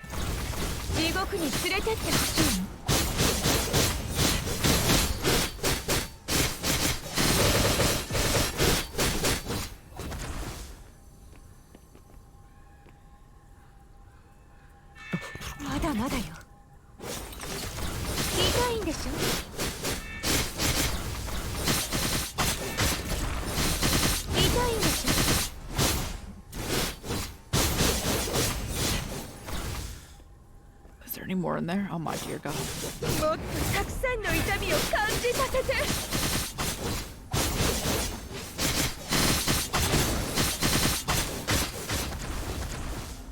Any oh, you're still alive? Oh, there's a new one. Okay. Any more? Oh, we're fighting all of the ambulances. Lovely. I played the game so much.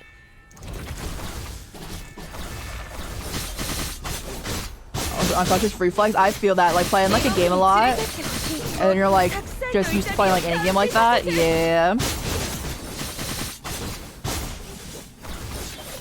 Was really executed. Yo, let's go. That's impressive though.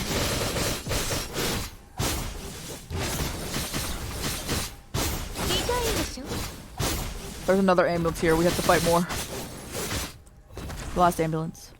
Oh, there's no. Oh, there's a new one, bro. You're driving out. Where are these ghost cars coming from? I don't know, but they can't drive.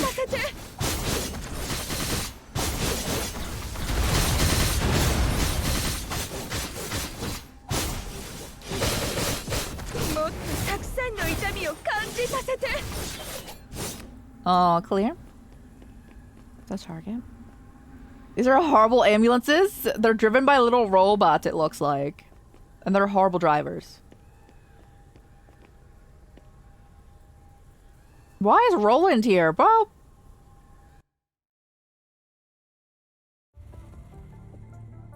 The worship corrupted are scattered on the floor, twitching unconsciously, the needles within ejecting haphazardly.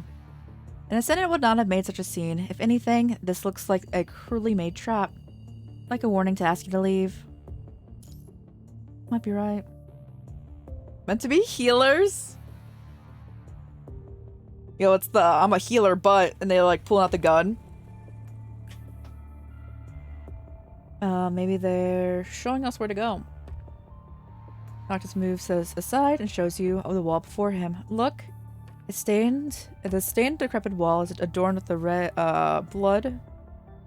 paint this way. Old-fashioned of them. Just like a golden age horror film. It's only hurt a little bit.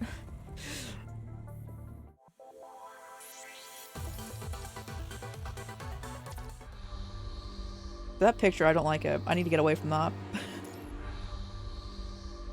Okay, that was a lie. No, you don't. We just gotta work on our pain tolerance if that hurt. You know? Good, fantastic discovery. It's got nothing to do with our mission, so let's stick to the target coordinates. But surely, a sign that obvious is trying to catch our attention. You wanna make a fuss? There are 4 of us here. I don't see why we can't just split up into parties.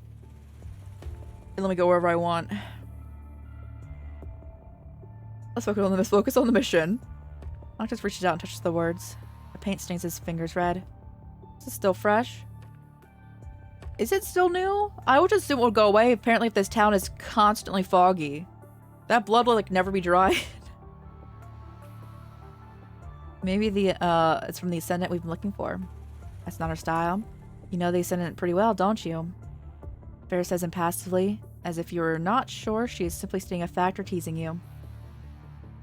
It's perfectly fine. All right, you can handle these. You can handle these ambulances. That means we got a third party involved. What should we do next? We can't go off the mission, but we shouldn't let go of such a glaring trail either. So, send one person to investigate the coordinates with me, and the other 2 will look for the mystery guest. We can't leave 21 and Noctis by themselves. Neither of that is a good way of... Other than we're good at tracking. This obvious thing. So we're actively here? I thought we were in, like... Vera's headspace. Okay. I'm used to working outside in intense heat conditions. Just because it meant I wouldn't have to deal with my... Oh no, I'm so sorry. I can't do any heat. Like, at all. I'm extremely heat sensitive. But I can do really intense cold temperatures. Neither can I. Oh no! Oh no! I can do insanely cold temperatures. Don't worry. Hold on. I'm sorry. I live in America. I'm so sorry. 60. Yeah, yo, me too. That's around right. That's like the max I like being at. I feel. That's a comfortable temperature to me. Is at 20 degrees Celsius. It's obvious then. Let's split up. We'll take each one of them and track them. So we meet in an hour. I guess I'm taking 21 then. Because Noctis doesn't have a model. Agreed. Who's with me? Me? That won't do. Someone has to babysit the Commandant. Don't keep me from hot and ghost. 21 is great. You should totally team up with her. What do you say, Commandant? I'll take her. I'll consider your opinion ignored. I don't care what you were gonna say. Oh my god, Vera. Oh my god.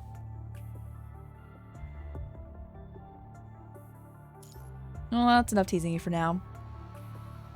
I don't think either of them will follow your orders, and it's not like we've options right now. So 21, you're with the Commandant. First small thing makes you think there's something afoot. Understood. All right, let's go. Get going. I'll sleep around here first. Noctis bounces off as if he springs under his feet and dashes away. Let's take the opportunity to switch the remote connection target. 21 has not voiced her objection, but Cobalt beside her starts twirling agitated, as if its reluctance plain as day. 21, I'm gonna connect with you now. Captain already said it. Might be a little turbulent. Let me know when you're ready. She falls on again. Don't question. Captain arranged it, I accepted it. I don't question. Alright. If I had to be outside working outside, or having my manager glaring at me, I'd jump into the metal coffin! Oh no. I can understand that though, I can understand that. 20 was acting very uneasily, seemingly uncomfortable with the fact that someone is asking about her feelings. But this will have to do for now. Hold on. Rebecca's voice is in your ear. Is that necessary? It is. We've encountered a third party in town. A third party fine, but I must stress that connecting with 21 might trigger unexpected risks. That's the best option. We haven't found any trace of the third party, and we're going to try to investigate at the same time. Meanwhile, we'll do as you say. I'll try to stay out of your way unless it's absolutely necessary. But I'd like to remind you of your objective here. I'll disconnect you with 21 if any accident occurs. I understand. Good luck, Commandant. Remote connection target switching approved. As expected, the connection with 21 is far from smooth sailing. You have to make some effort to calm our mind from rejecting your consciousness. When you open your eyes again, you're looking from 21's perspective and find Vera smiling at you. Okay, I'll leave you to 21. She's a good kid, take care of her. Surprise, look what I found. A speeding police car stops before you, and Noctis puts his head out. Wearing a pair of sunglasses? Where do you get the sunglasses? There's a precinct nearby with a bunch of these babies parked outside. Nope. Come on, I checked. It might be a little scrappy, the frame's still intact, and the engine works. Unless I get to drive, I'll never sit in a vehicle with you behind the wheel. Do you understand me? Fine, I'm not as petty as you. I trust your driving skills. Can't be as terrible as 21's. Bear opens the door and hops into the driver's seat before slamming the door shut. With an arm resting in the rolled down window, she waves at you. Commandant, enjoy the thrill as a CERBERUS. The police car speeds away, leaving 21 and her cobot behind. This squad is so much fun. For, like, no reason. They're so chill and they're not, like, serious at all. They're just going along with this. After a short walk to your destination, 21 walks past the precinct Noctis mentioned.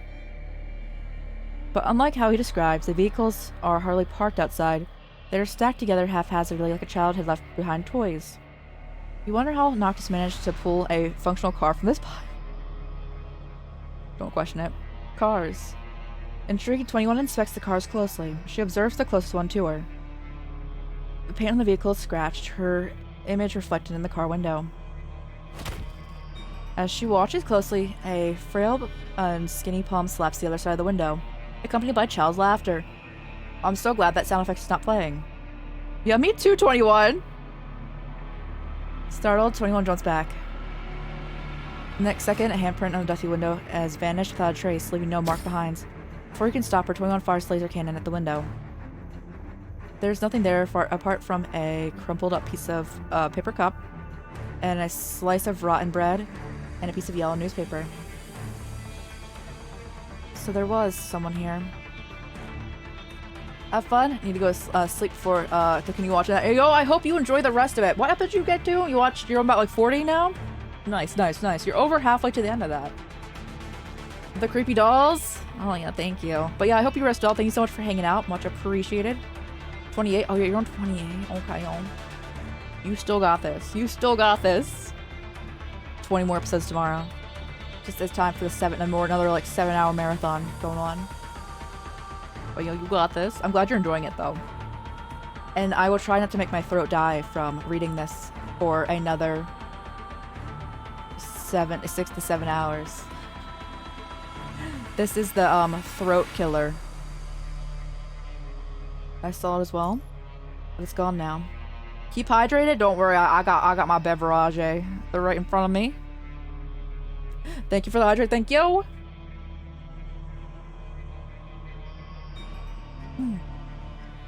But it's gone now. Before you calm down, the figure dashes away from your peripheral vision, finishing into the entrance of the precinct. This way, quickly reacting, 21 chases after the figure. The precinct is filled with things unorganized and packed. You can smell the moldy cardboard boxes in the air. Everything is reminding you of the people that used to work here. 21 walks over a stack of folders, and she enters. And they fall over onto the floor. The monitor terminal on the desk seems to be awakened by the commotion, as it turns on and shows the video of a football game. Oh. when you say football, it's soccer here, okay? It's soccer. Yo, no, everyone here is British. I forgot about that. Okay. It's saying Final Fantasy. It's the Final Fantasy 14. Everyone here is British, so it's soccer. We're still running, and then in the town at minimum capacity. Top right corner displays recording, as if the owner of the terminal left this seat in the station for some reason, leaving behind the game record. 21 frowns and stares at the terminal. As the camera pans up on the close-up of a player's face, she raises her hand. Wait. Right after the terminal is blasted into pieces by her laser cannon, leaving behind a wisp of black smoke. As among the shattered parts, there were people inside. Those were recordings, they weren't real. I record them. Sometimes people record things, but they can share them with other people who couldn't be there. But why? Because I'll explain later, yeah? Fine. Just around the dim and closed space, you can feel an unknown sense of familiarity capturing her through your connection. There should be a photo on this desk. You think? A photo? Whose photo? Why would you think that? Were you here at some point? At the same time, intense sentiment is prickling at you, reminding you how intimate and trusting you are of the safety this place has provided. The nostalgia here is so intense, you can feel your heart aching. Hey Prestige, how's it going? How's it going? Officer Byron? You're here. Who's that? 21's body tenses up, her head turning left and right, and changes into attack stance. The loud noises surround the entire precinct. Meanwhile, a blurry figure appears in the window. 21 sits over the junk on the ground and hurries to the window. Thanks, mister. You hear a child's laughter on the other side. 21 puts her hand on the window, and the feverish images clear up. A young girl in twin tails, no more than 5 years old, has her back facing to you. Dad isn't in the car. When is Dad leaving work? It's the birthday party today.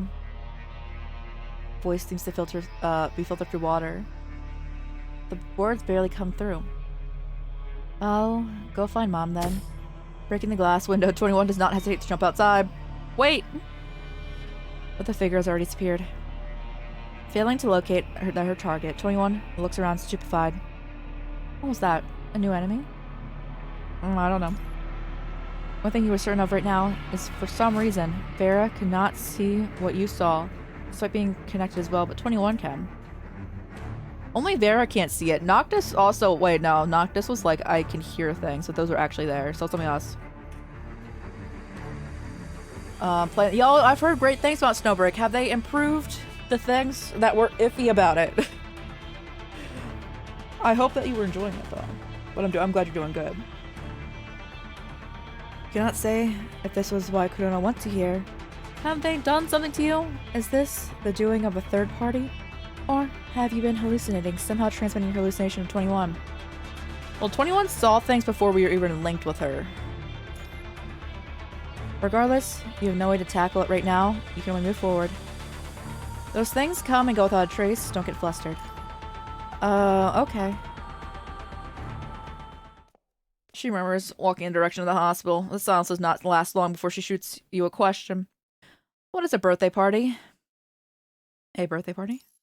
You immediately recognize that she's asking what the eerie girl mentioned.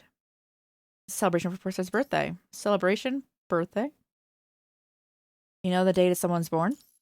People celebrate it every year. Oh, I don't have a birthday.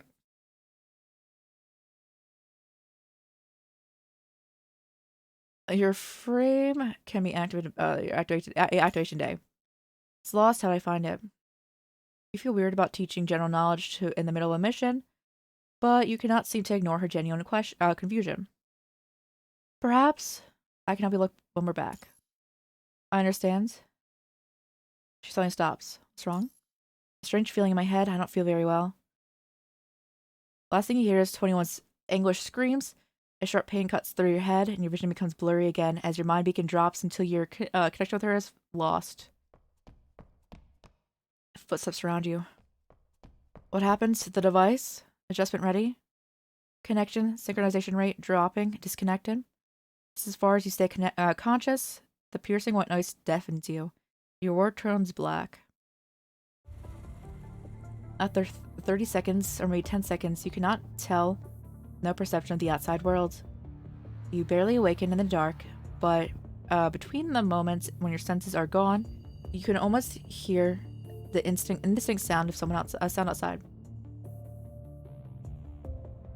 As your vision gradually returns, your definite perception of time fades. You are still inside the small room, except you are now lying in a chair. You look up and find a masked medic robot holding your head. A masked medic. Oh, just medic. Oh, hi.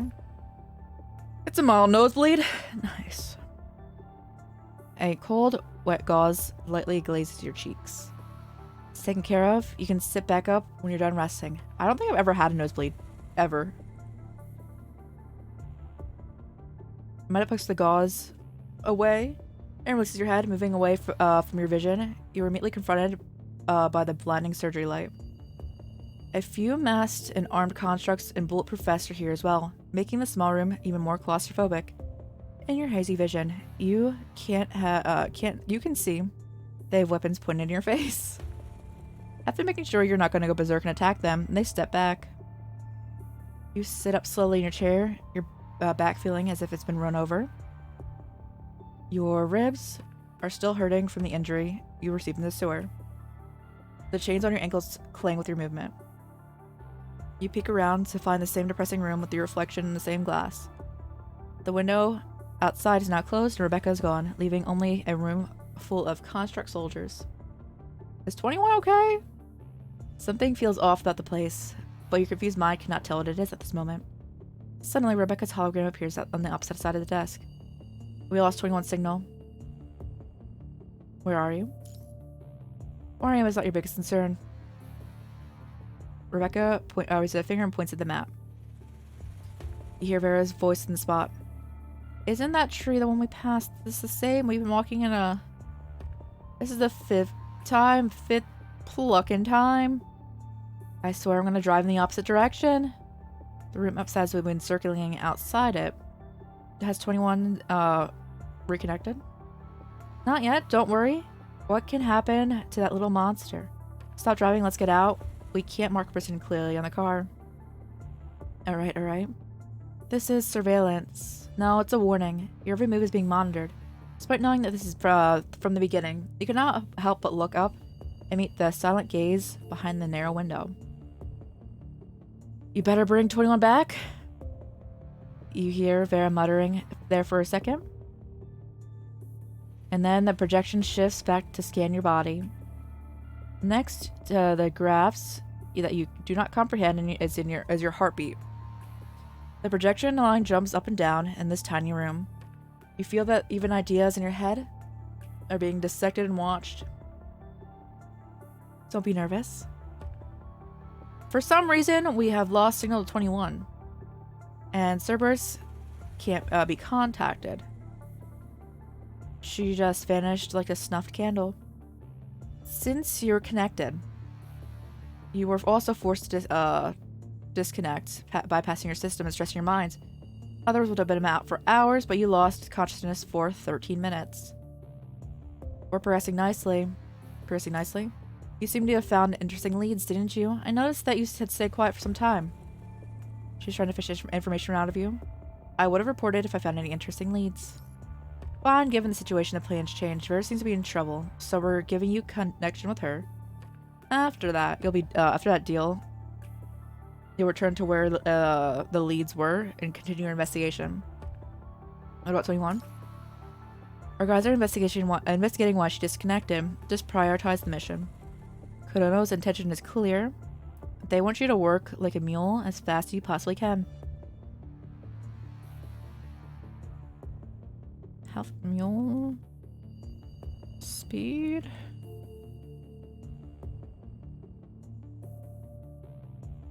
Consistent.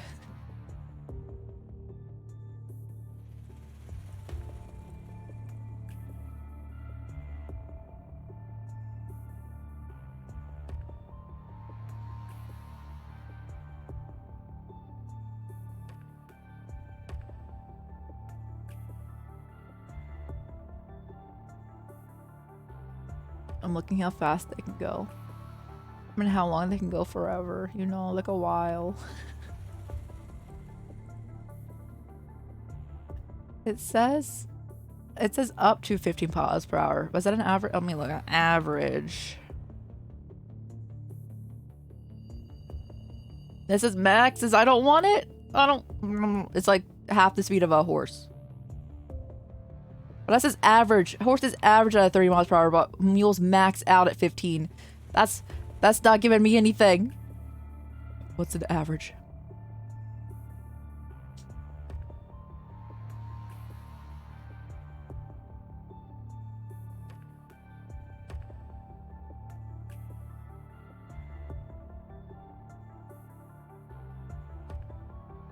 Yeah, what's that?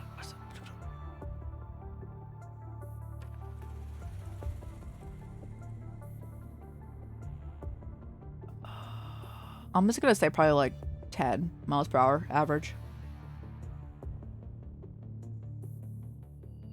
Kuno's intention is clear. Yes. Is there a plan B? Excuse me. Rebecca is slightly stunned by your question, but she grins again with the same sweet, gentle smile. The only term you have for leaving this place is obeying our order. Do you not understand that? I have a better offer. So is everyone sus here? Cerberus isn't sus. So the team we were just with wasn't sus, although they're, as we would like to say, very mentally stable, but all of our higher ups, yeah, they're sus. Vera's skilled. She could not have gotten lost. Vera's one of Cerberus, so Vera we can trust, but also she's like very sadistic. But it's fine. It's fine. The fact remains that even if she did not have time to search for 21 in Konono's recording, more importantly, you need 21. You are not sure why yet, but she's the one who can hear, feel, and see those eerie illusions. Let me connect to 21. Parliament's condition is to keep Commandant safe. The members of the task force are not included. Given how relentless Konono is, it is highly possible that they would abandon their search on 21. As long as her mind is working, my mind beacon will find her. I can do that. I can do what your machines can't. It must be a burden to you and waste your time. Isn't this the first time you've connected with the construct? Let me tell you a secret. The Cerberus Commandant has never connected with 21 before. Do you know why? I don't care. You know what I care about? I care about you finishing your mission. And you should care about leaving this place alive. Getting what we both want requires the same thing. We're on the same side, not the opposite. You don't know this construct as well as we do. Our data shows that her mind has never been stable. Connecting with her would be risky in the first place. He's also sus. But if we force you to carry out what they've planned... Rekka's pressuring you. If this is part of what they have planned... Explain your weird visions. Why don't you report it? The smile fades from Rebecca's projection as she shifts her posture and leans forward. I wasn't sure I could see them. Your mouth goes dry at the absurdity of reporting a haunting to your superiors. But 21 could see them too. I don't know, maybe she's special. Rebecca pauses for a second and smiles again. The image of a woman who has been threatening you has completely vanished. Very well, I see. Operator, follow what the Commandant has said, and act accordingly. But the device is overloaded by the accident. Considering the maximum threshold of the Commandant's mind beacon, it's only best to connect with one construct. You heard him. I understand. Then prepare. Please put the remote connection device. I'm going through the mind space. My beacon opens up from a thread to the net, interweaving and expanding gently. The weak glow skips around, trembling, seemingly trying to escape. Weak and obscured as it may be, it is still whole. You struggle to catch it to reveal its entirety, but your efforts have been in vain. The stress on your mind over time has been almost depleted. You cannot give up. You must try a little harder. You reach out and attempt... Your attempt as futile as trying to touch an unreachable sky. But you do not give up. In this infinite ocean in the mind, you keep walking an endless path. And then you grab at the waning light. Connection established. She looks fine! She's fine! We also trust her. The pain slowly subsides as you refamiliarize with the sensation, and you find yourself back in town. In your blurry vision, you can tell that you are indoors. Thank goodness you're safe. Stay away. 21 stumbles down with a dreadful expression, surrounded by fallen, orb-shaped mechanoids and medic bots that look like her cobot. Like an animal, 21 has her arms by her body, her back bent, and she growls quietly like a beast. You have no doubt that she would have bitten you if you were standing there physically. Stay away from me. Her jaw is trembling, muddling her words. She's hurt, bandages dripping with vital fluid. Next to a bottle of half-empty isopropyl alcohol. You see the wound on her abdomen, the soaked wraps falling from failing to stop her from bleeding. She seems to be trying to patch herself up. So you want to listen to me? Get out of my head? You shouldn't be using that. That's for humans. She keeps repeating her grumbling commands. There seems to be a black fog lurking around the edges of light, ready to devour her at a moment's notice. You know me, 21. I'm not gonna hurt you. Your words seem to work. The hostility she is displaying slightly as she is slightly relaxed, and she seems less tense. It has taken almost 20 seconds, but now she is silent and she does not command Buddy to attack. She seems to have been trapped inside this trance, stuck with a question she cannot answer, and so she does not. The black fog dissipates, not disappearing completely, retreating to somewhere not far behind you, but far enough from her for now. She is safe from being immediately devoured. Is that you inside my head? It is. What have you done to me? I've connected with you. She looks to the left and the right and the left again. She shakes her head violently, as if trying to get rid of the violence. I don't want you. All you can do is maintain your focus amidst the pain and tiredness. Controlling your mind beacon and reducing the sense of invasion as much as you can. Captain... I can't connect with Vera for now. I have to find Captain. 21 mumbles to herself and briefly quiets down. Despite her feeling of rejection, you can feel the connection stabilizing. She does not trust you. Even though you have been connected before, her attitude seems to have softened. In fact, it has gotten even odder. The hallucinations seem to have affected her quite a bit. I hate strangers inside here. She points at her head. I won't pry your mind, I swear. This is the best answer you can promise. Okay, she replies concisely, her tone suggesting that she will terminate the connection forcefully if you make her feel uneasy. I'll listen to you for now. I'll treat your wounds first. Okay. After stopping the bleeding with a frost patch, 21 asks you again. What do we do now? Investigate the coordinates. Complete the mission and we'll find Captain. Did anything happen while we were disconnected? I followed my orders and arrived here, finding traces of battle. Traces of battle? Yes, and then the headache, and I don't know what happened. Just to be safe, let's look around this place once more. Okay? She answers quietly. Your mission officially begins now. It's time to fight! Yeah, let's go! I think the rest of these actually will be fighting, because we need to get another 15 in the remaining missions. Okay, yo, let's go. Let's go number 21. I forget how to use her. So I'm putting it away. You discover sends a battle in the hospital reception. Device used to detect an abnormal mind fluctuation that she had brought along had not been stopped beeping since earlier. Lena was here, and she was in a fight. You cannot find any more information. Looks like she left a long time ago. This feels familiar. Indeed, ever since you entered the hospital, you've had the same feeling, just like back at the precinct. Not before the connection. You only felt it after connecting with me? Yes. She answers. 21 walks forward alongside the hallway, guided only by the instincts and thumping of familiarity. The creepiest thing happens. Blurry white shades appear around 21, like a scene out of a movie. Then the hallway is filled with these apparitions in white gowns, walking back and forth through her. Ugh! Alerted, she raises her hackles like an agitated beast, looking around and growling at the shades approaching her. They're just illusions. They can't hurt you, except they can, I think. This ring girl appears ahead of you again.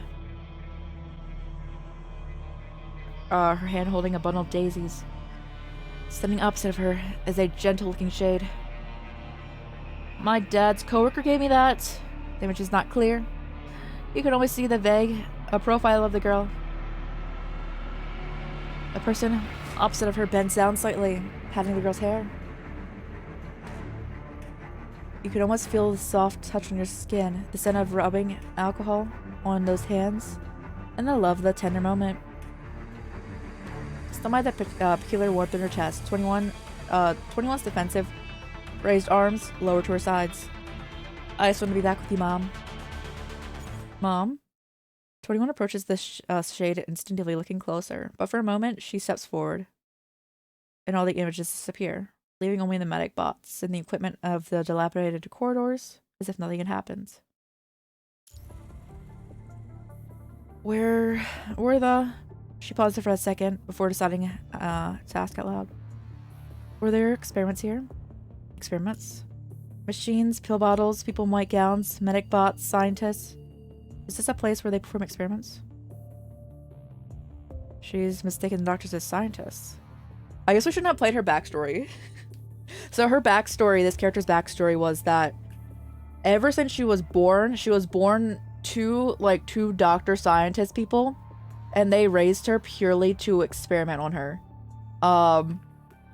So she really, before like she got out of there, had never seen like anything from the outside world.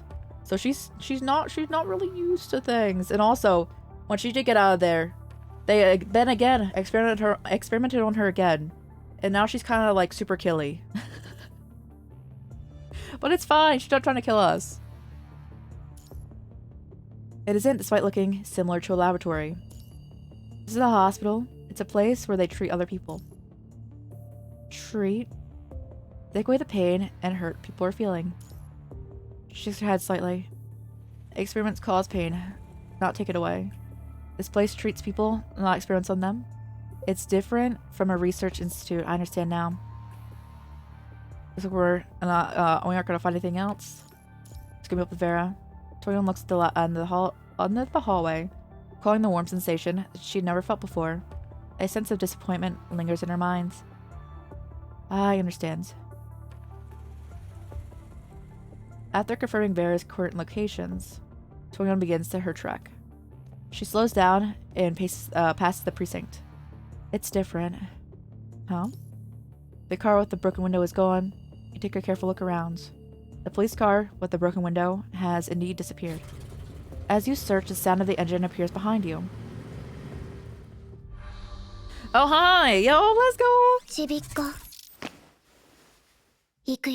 All of, like, the cars be attacking us. The sound is from there.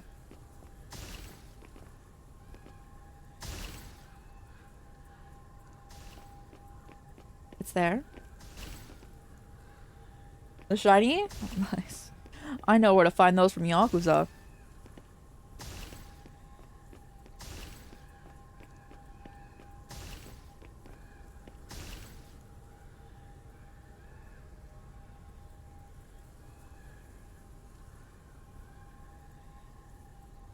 It's gone.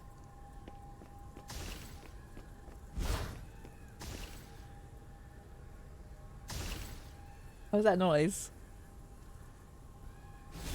Oh, hi. It's the naked people. These are dead constructs.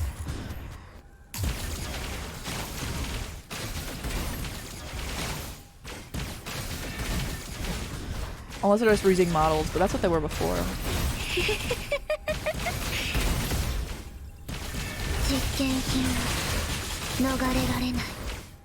Oh yeah, she's a tank, right? We can take hits. ぶち壊していい。ぶち壊していい。実験を続行する。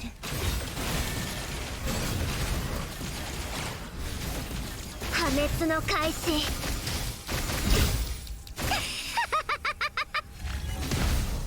She's fine. She's very mentally stable. 実験品は逃れられない。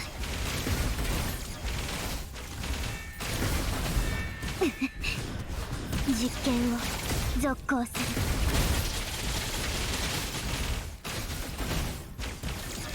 実験品をぶち壊していい。ぶち壊していいよね。I'm all clear. I sense gaze. The gays are here? Nice. Let's go meet up with them.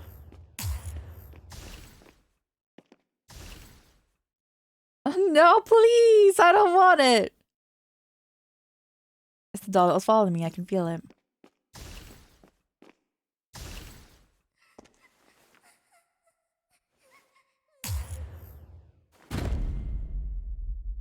What's that? Ow. 実験を破滅の開始。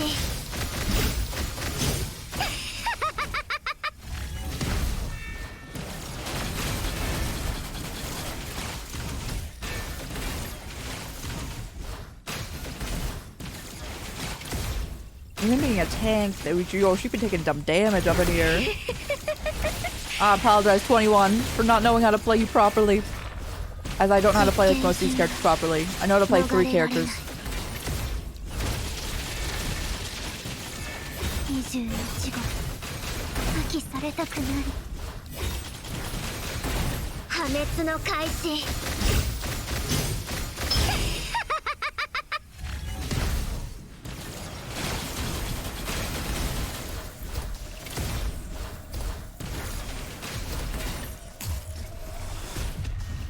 Nice, we didn't die. 21号生 Although we can die in these areas because when you don't play as your own characters, they just give you the plot armor. They're like, yeah, you don't know how to play this character, you can die. Under 21's continuous attacks, the sound of immobilized, corrupted, break apart, barely manage breaking apart. She does not stop, however. Her laser cannon fires shot after shot. 21, it's enough. It finally stops. She finally stops panting, her eyes open wide. She's afraid. You have to put her out of this state. What do you see? When the shield-wielding corrupted leaped out, 21 received another hallucination. No, not a hallucination. It was an emotion that came after a more impactful and intense. There was a blurry light in pain. She felt like she was going to have her artificial heart ripped out from her body. She could see the face in the hazy light, and behind the face were the gears that made up the corrupted. Corrupted killing important people. I couldn't tell, but the person was very important. Was it Captain? They're safe. We just confirmed her location, remember? Her face conveys great uncertainty. The panic from her visions she saw has greatly confused her. Then why did I see what I saw? I'm trying to figure that out. Someone wanted me to see this. After the repeated encounters, you've managed to grasp the pattern of these visions. They are all triggered by the similar locations or objects. What did I say? Remember the shade outside the precinct? Yes, I haven't forgotten. She went that way. Shall we head there? Yeah, let's go. Facing away from the police station, 21 walks towards the shade of where the shade vanished. Your vision twists and changed once everything transforms more into... Okay. I'm at someone's house. It's a house party. They're stretched and twirled, and for a second there, the world goes completely quiet. Images change like this sped-up time-lapse. The buildings rise from the grounds while the sunlight and the foliage sprout about.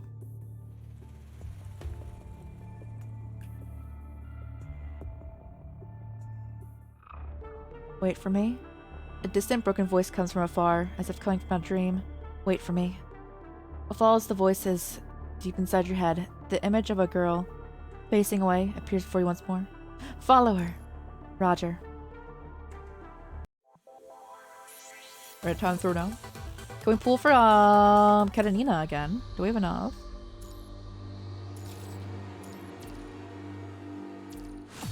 Oh no, we're broke. We're hecka broke. Oh.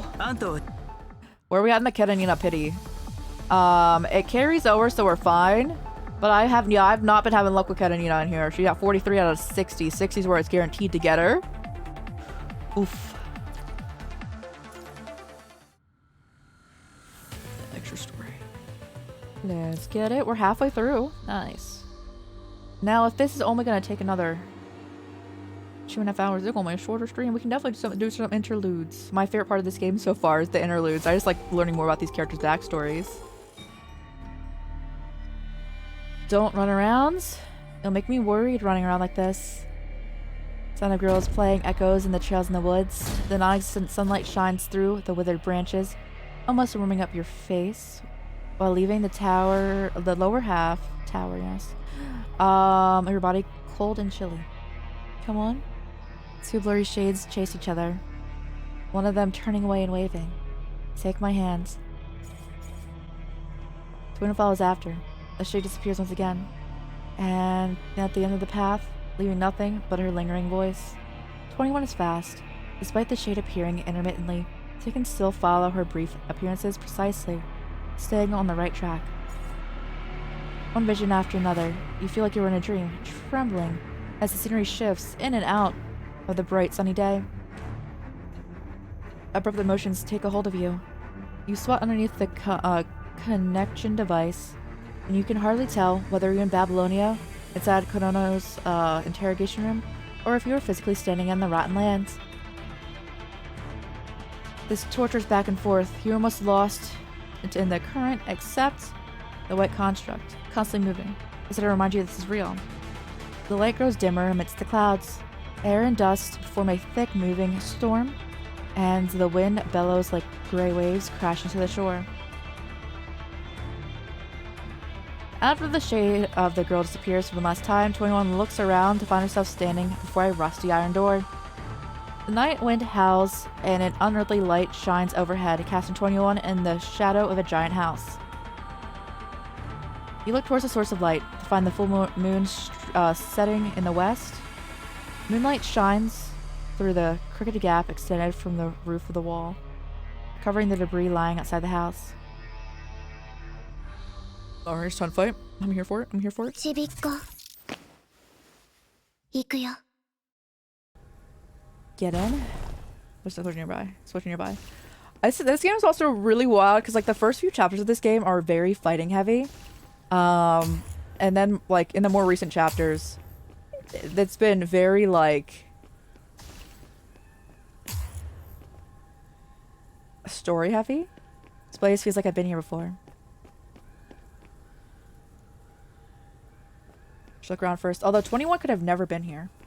She like was inside the facility her entire life. The door can't be opened. Are you sure?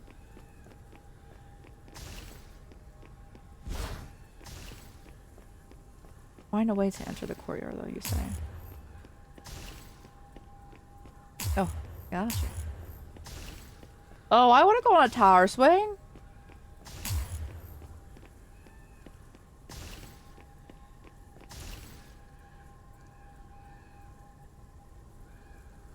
What is this I don't understand? Some special colors are in the yard. Oh, it's a puzzle. No, get out of here. No, no, no. No, no, no, no, no, no, no, no. Late child can't get in the house, don't worry, and I'll tell you what to do.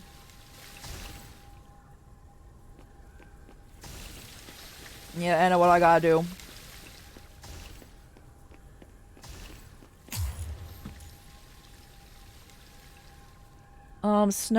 The snowy night of the old gods flows into the sea like a stream. The red moon rises besides the rebellious fate. Stream, fate. Sink into hell. Liberators reciting a new chapter.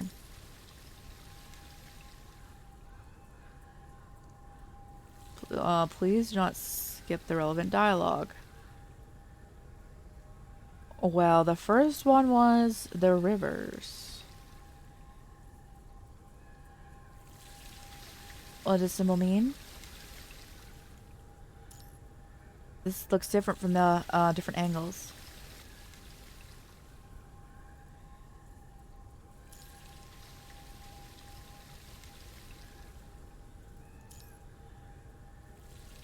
And then the next one was red moon.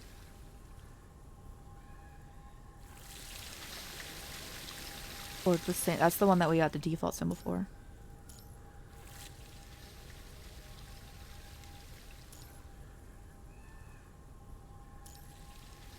The oppressors. We got a cross, a little T.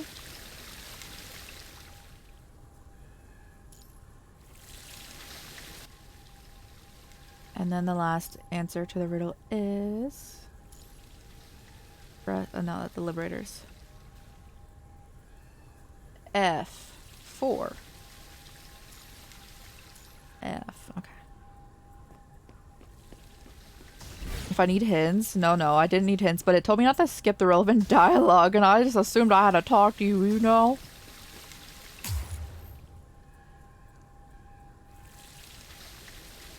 No. Okay, I'll walk to the next one too then.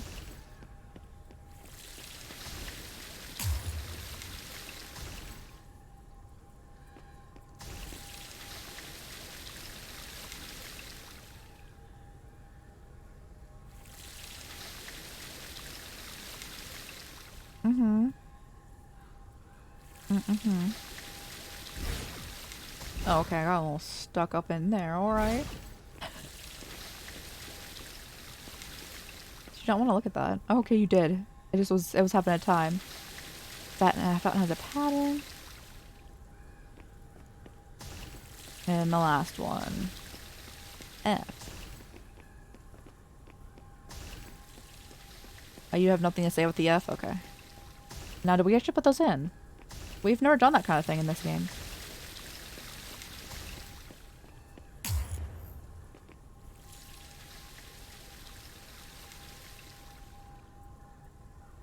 We do. Okay.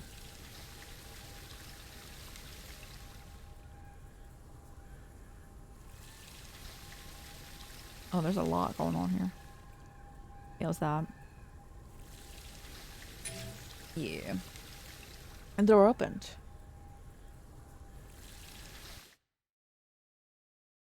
Oh, the crisp ping. From the spring in the lock, the door opens. I don't like this. I don't want to go to this birthday party. I don't care whose it is. The entrance is clean and tidy. The sunlight is shining from the window. You can almost smell the freshly baked bread in the air. The tiny specks of dust spin and float in the light. You can hear the girl's laughter come from deep inside the room. Everything seems calm. The bizarre vision takes you aback, but the sense that this has happened to you, this is a real memory. It's unmistakable. Sensation also is transmitted to 21, who is fully synchronized with you. She almost stops breathing. You can feel the angst and confusion in her mind. As if unconsciously, she walks into the living room. And when she steps through the door, everything dissipates. The sunlight, the warm, tidy room. All the laughter is gone. All that remains is the room before you. 21 steps inside and looks around bewildered. What was that? It smelled good. The fragrances and warmth. She inspects the room. A picture frame on the desk nearest to her catches your attention.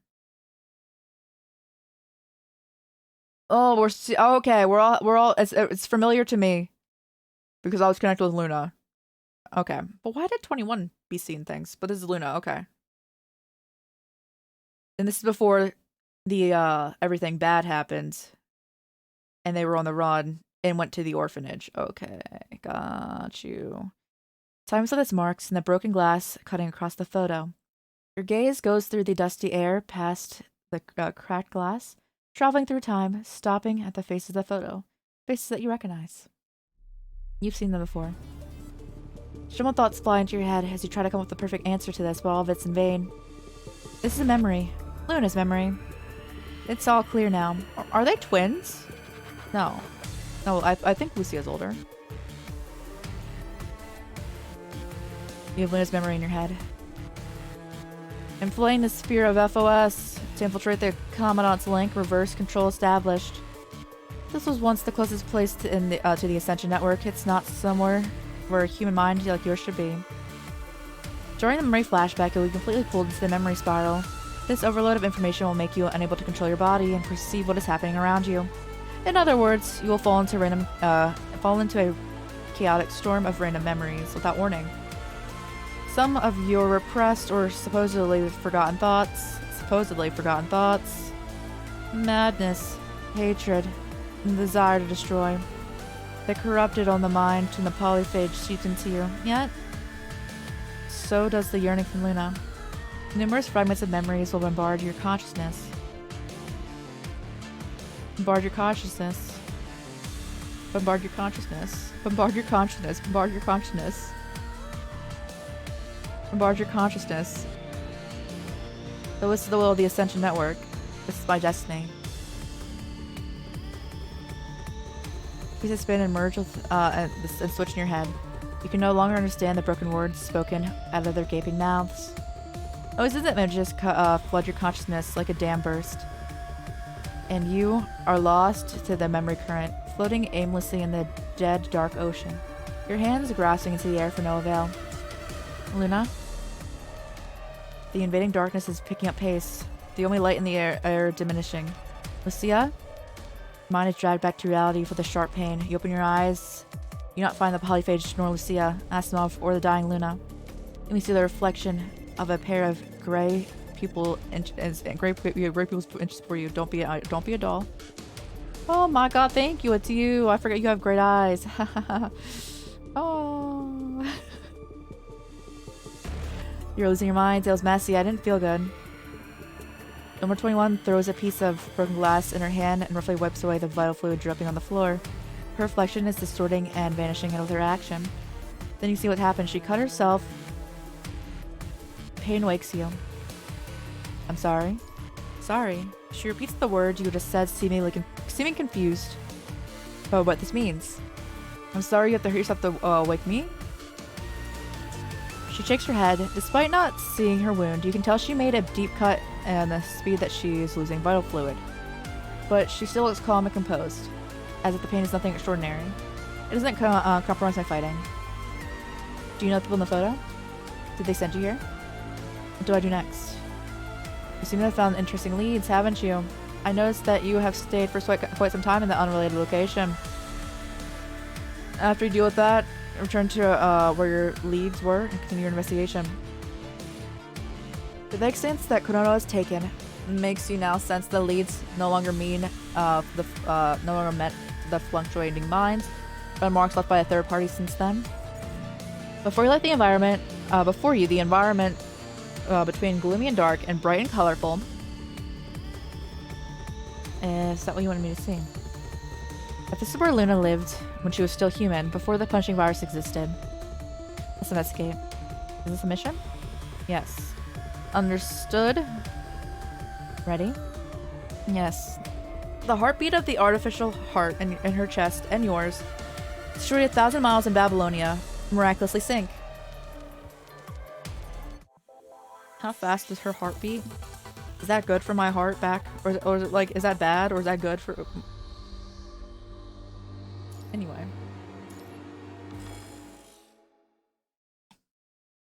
21 steps inside. The floor is tilted and with dark, dirty, moldy wood, squeaking every time she steps on it as if it was going to break at any moment. Confetti can be found among the dirt. The punishing virus started on their birthday? Well, Luna's birthday? Bruh! That's, oh my god. That's a horrible birthday present. Confetti can be found around the living room, ironically celebrating the gloomy idleness. A black moth flaps its wings, looking exactly like the one that 21 first saw when you entered town. Flies past the broken chair, and the bodies of the dead corrupted, and the darkened bloodstains on the walls, stopping at a piece of colorful paper hanging from the roof. By the time it spreads its wings again, it's been transformed into the beautiful, vivid, it's a butterfly now. Wherever it goes, the crimson stain and cobwebs gradually fade. The patterns on the walls start to brighten and clear up. The butterfly passes through the long dining table, and the candle lights up one by one. Other candles light up one by one. The tiny flames quivering, warmly illuminating the room. Pleasant and happy sounds come out of the television. Stuffed animals are scattered on the floor, revert back to their clean, fluffy selves. The dead flowers in the vases bloom once more. The butterfly keeps going, flying up the stairs, vanishing inside the shadow where it turns. Luna, have you started tidying? The girl walking out of the shadow has a short, shoulder-length red and black hair and a youthful face. A party hat made with papers slanted on her hat. Yeah. Despite her age, there seems to be a sense of resolve in her expression. Lucia? Turn around. Look. A wooden rocking horse drifts back and forth in by the fireplace. The sound of water boiling coming from the kitchen. The television is playing a show. But there's no one beyond that. Luna stops standing there. Come on, I know you can hear me. Me? Those words that come out of 21's mouth, your confusion has been brewing inside her mind. There's no one else? Before you can react, an unexpected combination of gripe and joy overtakes you, compelling you to act. But it's so difficult to pack them up. You shiver the words or just spurted out. You are no longer in control, as line after line comes out of your mouth like capsules coming out of a gacha machine. If I could go to Japan and just like do some of those gacha though, go to those capsule machines. It's a problem. I never got anything good out of them, like at all. Like I don't think I got a single thing out of them there. I'm like, yeah, I wanted that the most. I don't know how to put them back in. A small hill of empty gift boxes piled on the sofa seem to have heard you. And they fall over to the floor, unable to bear their own weight. It's because you were impatient and opened them to yourself. They were here for us anyway. Bring out the boxes then, I'll move them to the bedroom. So he has the best? Despite its insignificance, getting your way when you were being capricious has filled your body with happiness and satisfaction for the mundane. But we have to clean up the floor and set the table before Dad and Mom are back. I know. Stick your tongue out and turn around, eagerly heading towards the storage room, where the cleaning products are stored. You rush the door, but your fingers go through. The illusions around you immediately melt away. The storage room before you turns into a few empty shelves on the wall. A scrawled child-like pictures painted with red crowns. Go to hell and meet Vu right next to it. It's ridiculous but scary. They drag you back to reality. The emotions that have overtaken you are also gone without a trace. The smile on 21's face immediately turns back to emotionless indifference. What was that? Ugh. I'm not used to saying strange words, nor smiling. I don't like smiling, but I couldn't control it. Me neither. Me neither, but that wasn't me. Could you not control it either? Yeah, those were visions. I'm also drawn in. I also couldn't control myself. But I don't understand what they were doing. I've never seen this room or tried things like that, but something about them made me feel comfortable. That feels... Her expression distorts and seemingly struggling to find the right words to describe how the experience has made her feel. I may want to do this. Distorted smile leaves her face, leaving only puzzlement and disappointment. But it's wrong. This should be frightening. Enemies should be scared seeing it so that I can kill them more easily. Not even knowing what the smell is, the inexperienced number 21 finds everything happening here confusing. She cannot understand or accept the sentiments like happiness or comfort, and she's been losing herself because of that. And this is happening because of you. You owe her an explanation. I'm sorry, 21? Why are you apologizing? Why? What?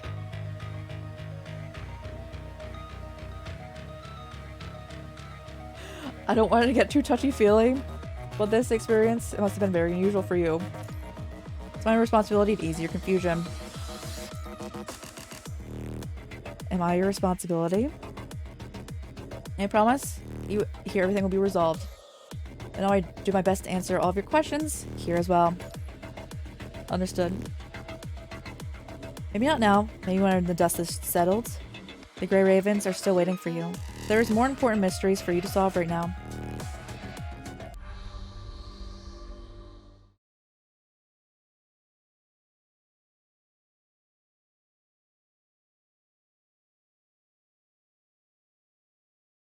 What should I do now? Understood. All the clues investigate.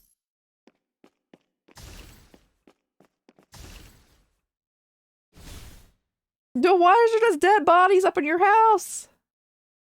Prophet are here. So we don't get ready.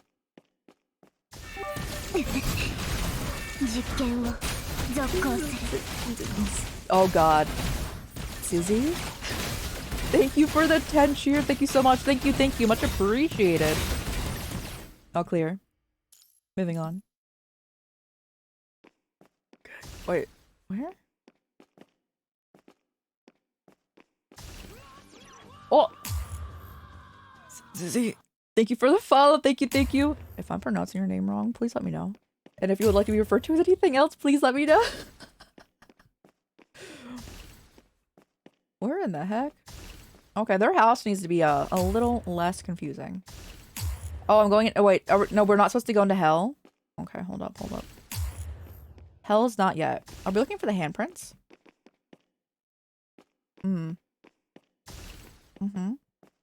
I think so. As buddies teleporting everywhere. A photo. This is... They are laughing so happy.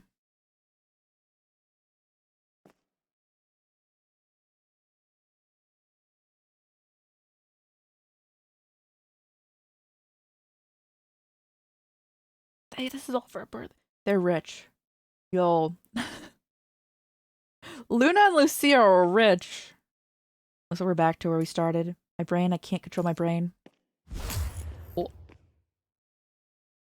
Luna, remember when we set the table? Remember to set the table. And the cake in the kitchen. Don't eat the dinner. I won't.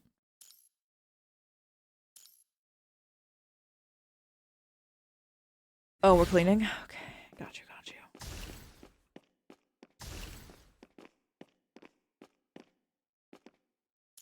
Okay. Oh, can we play a piano?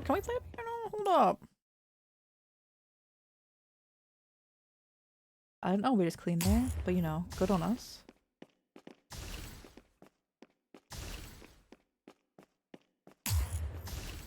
I see nothing messy in this house.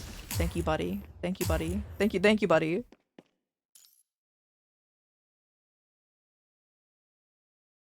Complete. Okay. Mom and Dad will be back soon. We said we're gonna clean up the living room. Don't be lazy, or they'll be angry when they come back. Understood. Go to the kitchen. Do you do chores? We've never done this before. We're in like a flashback of so like the main baddie, we beat them. I'm assuming there'll be like another main baddie, but like the main baddie, we beat them recently. But she's been missing. She didn't die. We're trying to find her. And this is her flashback. I'm back to reality. Chairs block the way to the dining room. I should get rid of the chair. Should I get rid of the chairs?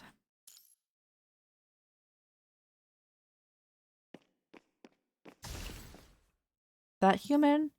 Let me put the cake on the dining table. Oh god. Legit! On Luna's birthday, the punishing virus happened. Is this cake? It smells bad.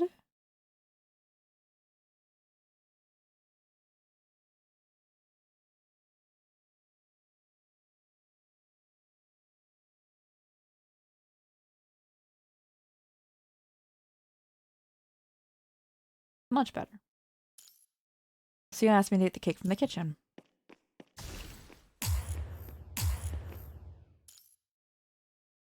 Wait, how old were they? Bro, they were extremely young. They're carrying this huge cake. They are strong.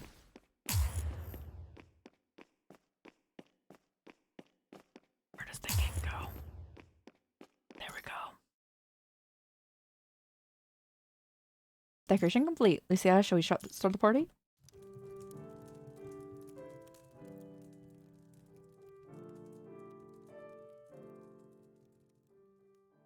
And then the literal apocalypse starts. Dear God. 21 stands before the entryway for a long time, not moving. It's surprising the devs make this game can give you different stuff to do and new missions. It's so cool. It's so cool. There's like constantly new stuff going on, and there's like new characters coming out every month, pretty much. Like they're always adding new stuff. And now, like if there's ever like character reruns, it's not like only like a rerun. There's like an entirely new character along with the rerun, which I think is really cool. 21. Huh? Is that what a human childhood looks like? I never experienced it. I don't understand. I don't think it's necessary, but it felt good. My hands, my legs, and here, she touches her chest right where above her heart. Felt warm. And light, like I was gonna float. Like sunbathing. Got happiness. Happiness? Why would you feel happy? Are all childhoods happy? Don't say yes. Don't say yes! Yeah. I want it, but I also don't want it. Why? I lost control. All I need to do is fight. Despite wanting to say something, you cannot in the end. Everything you were about to say seems futile. The pure whiteness you saw in her mind flashes in your head. It was blankness, a path in nothingness. You do not get to say anything about her choices if you have not experienced her pain. After a short break, the infuriating pain feeling returns to you, followed by a scream and panic inside the house. Hush. 21 listens carefully to the cry that has been traveling through time. Lucia? She hears this. It's a woman's cry, scared and urgent. Lucia, don't come out. Take your sister. Legit, on Luna's birthday, the apocalypse started, in which essentially zombies, but they're not zombies. Any form of technology when the punishing virus happened, they possessed all the robots at that point in time, and they started killing humans. So legit, on Luna's birthday, right as the parents were showing back up, they were getting attacked and getting murdered outside. That's a birthday. That's a birthday party if I've ever heard of one. Then everything stops.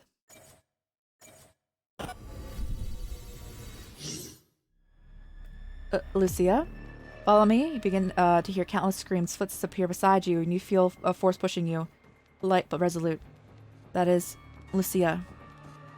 You cannot help but start moving. The one house next to your face, as fear and confusion are about to drown you. You open your eyes, and you find yourself at the end of the colorful corridor.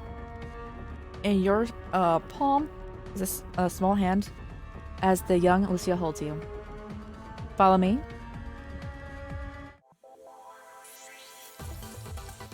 Give those black cards. We need them to pull for Karenina one more time. And I'm waiting for Noan after that one more pull.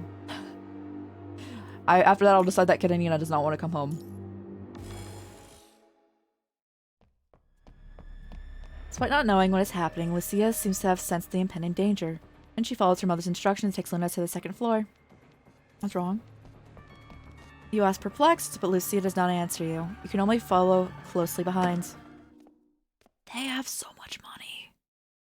They have so much money.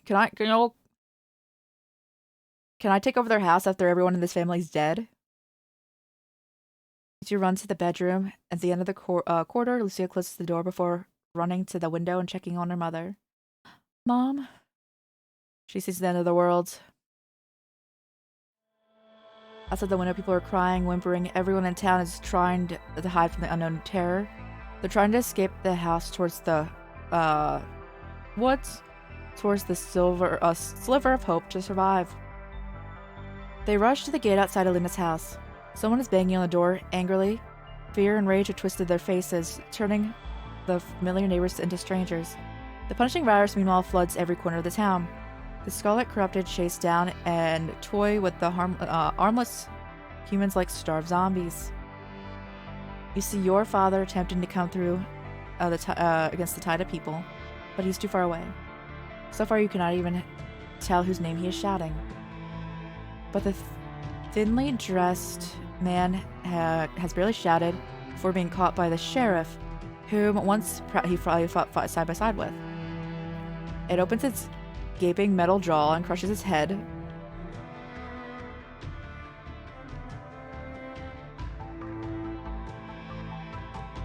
Yo guys, the birthday present was seeing their father's head get bitten off.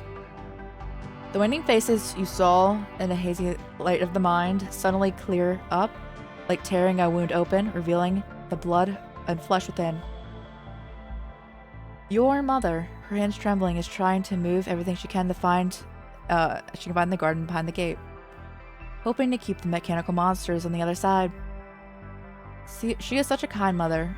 She always brings daisies from the market and gives them to the young girl in the wheelchair in the street, whom is busking because she cannot afford a mechanical prosthetic. During Thanksgiving, the elderly people who lived alone in the town will always receive cookies she bakes herself. She always has you to help out in order to teach you to be kind and strong. Her hands should be dancing on the piano, carrying a bouquet, holding a bowl of hot soup, not drenched in blood, shaking, desperately trying to keep the gates closed. She has to keep the others out, even if the most innocent and helpless. She watches them as the monsters strike, desperate, despite her husband being among them just a moment ago. But all but futile.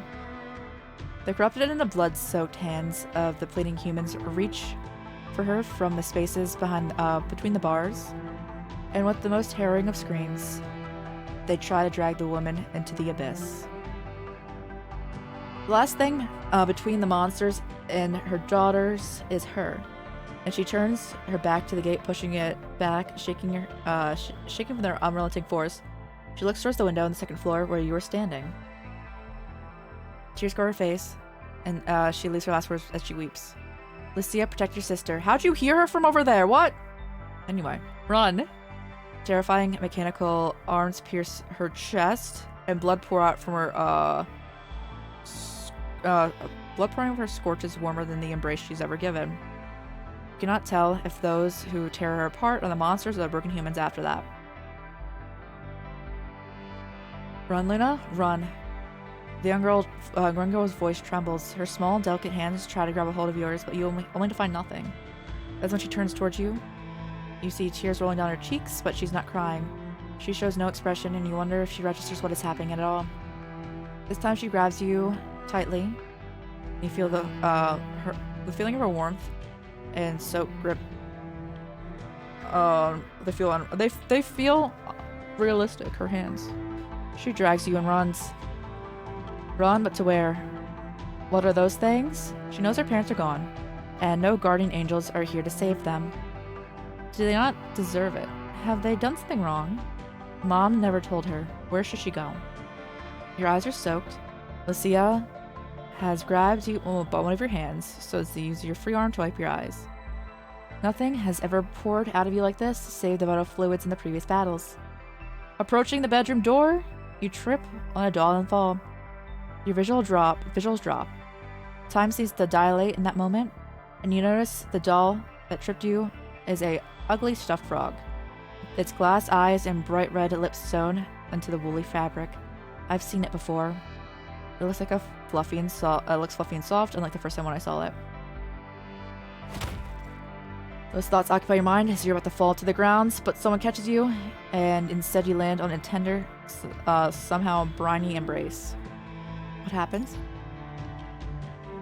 You know what happens, but the owner of these memories is so frightened and lost, her confusion takes over you, and you cannot ask. You don't help but ask. Dad and Mom were bleeding so much. I mean, Dad got his head bit off. Mom could theoretically be alive, but probably not, as entire, arms were shoved through her chest. Everyone was. Lucille holds you in her arms, trying to warm her sister with her own body's warmth. She takes a deep breath next to your ear. Your face is buried in her arms, so you cannot tell her expression. Luna, Do you remember the two of us sneaking out on Dad's terminal? Yeah. We watched scary movies with many horrifying monsters, and they ate a lot of people.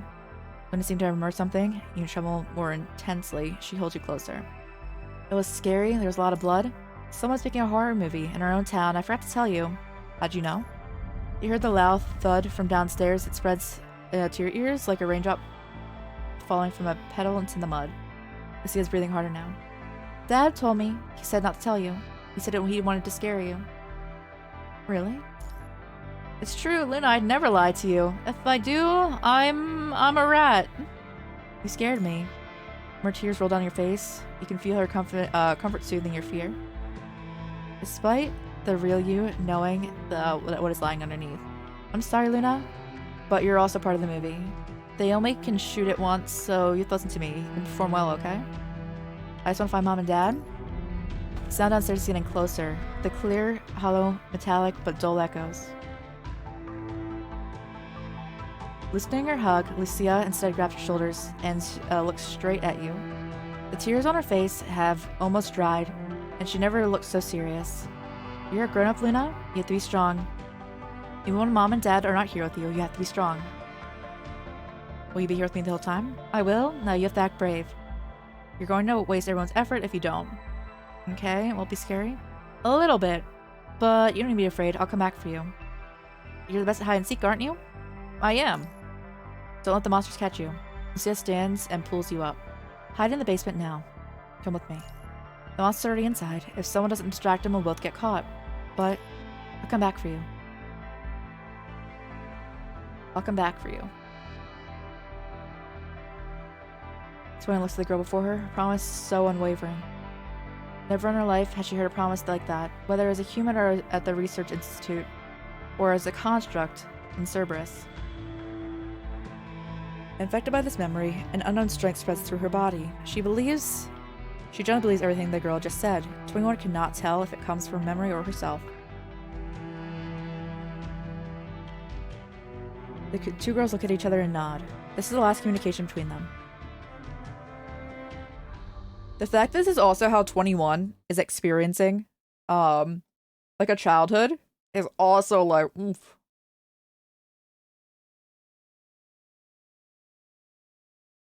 That's just Kermit. That's straight up just Kermit.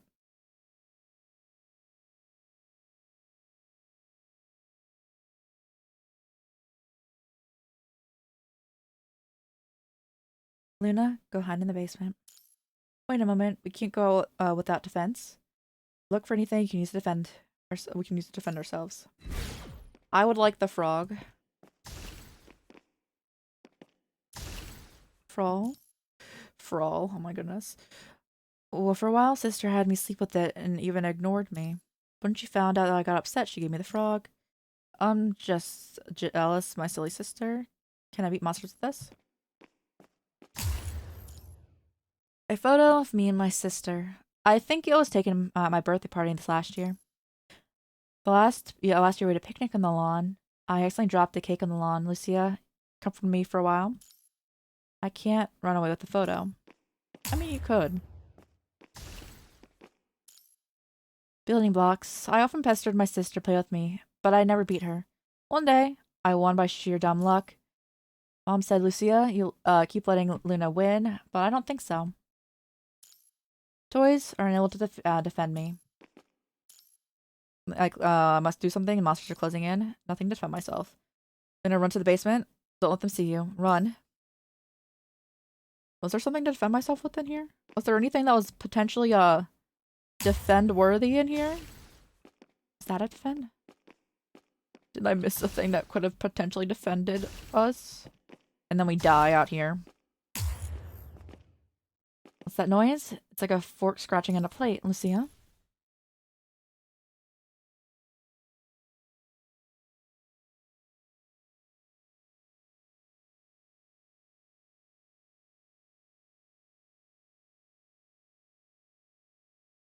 Don't worry about it. No, don't worry about it.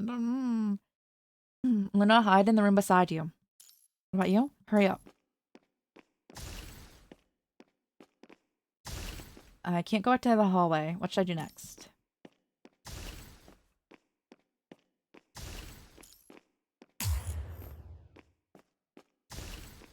Me trying to yeet myself out of the window.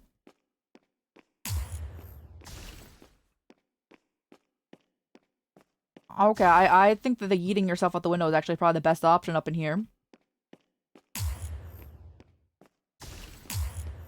Do you have like a hidden passage up in here?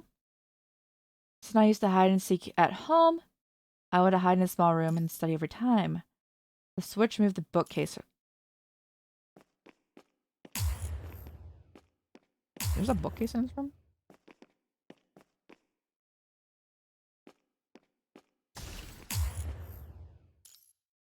Mom's piano. Sometimes Mom would play us a lullaby. When I grow up, teach me how to play the piano. When I grow up, will Mom teach me how to play? These keys sound a little strange. It was from the bathroom. Oh, what the heck? Why is their house built like this? What?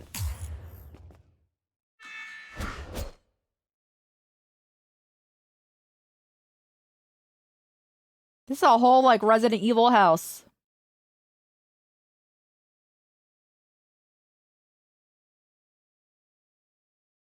Surrounded. Need to find a place to hide.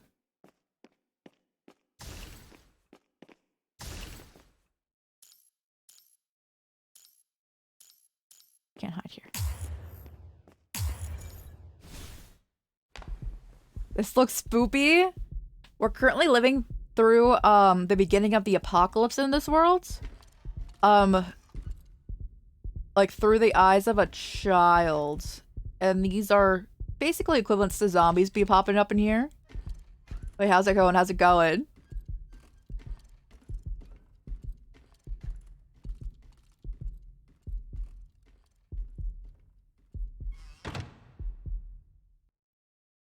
That monster. I don't think it's coming back. It's probably already ahead. Is it looking for my sister? Oh god. Sound interesting? This game is super cool. Oh god. The road is cut off. I think the front is blocked. Change the course of action. Can we get around here? No, we can't. Okay. This way? The way that okay. Oh, who set up all the candles up in here?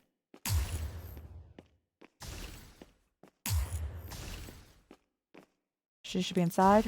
Let's have a good look. Is there combat? Yeah, there's combat, yeah. This is actually the first time the game's been like this. This is a, obligatory extra story, so you have to do it, but, it's like it's a side story for the main story. I don't know if you've seen Honkai Impact, it plays like that. And the storyline is very similar to, like, Nier's story. In here? Oh god. I clicked that by accident, we're fine. Never played or seen the gameplay for Honkai? Yeah, we'll get to combat. What am I touching? Button that matches the memories. Is it this?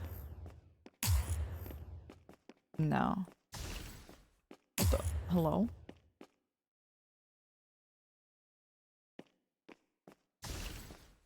I'm just gonna stare for that eye. I'm waiting for an eye to show up, you know?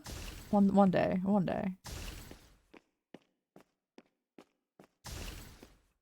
Here, okay.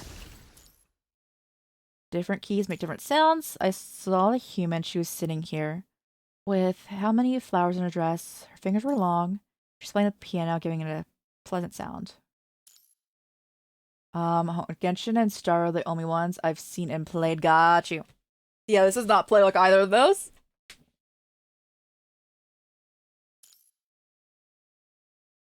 We should get the combat soon, though, to be like showing how that combat be working in this. But the story is super interesting.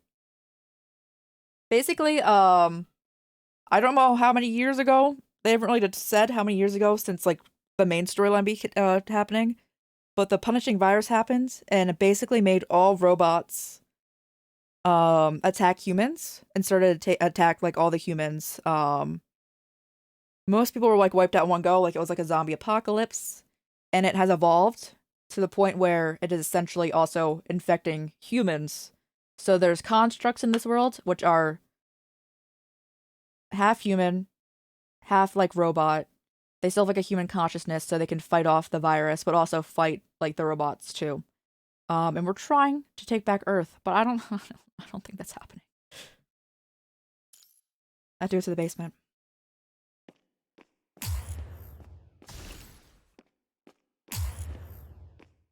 I don't want to go to. Oh gosh, happy birthday.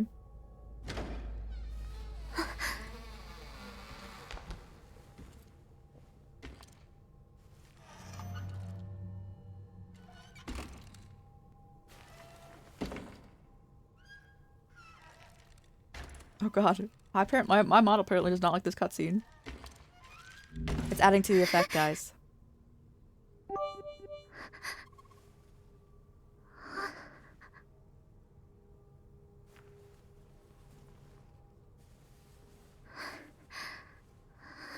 I'm going right in front of you.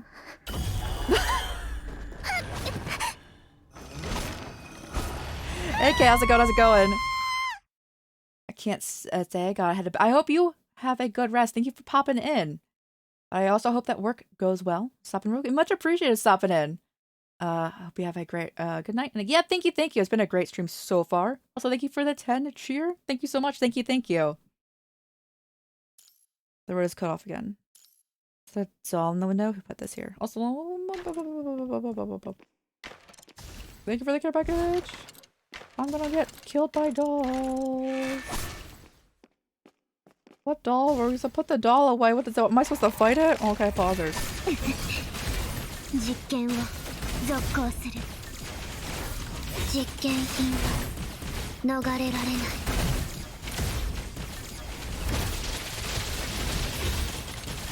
実験品は逃れられない。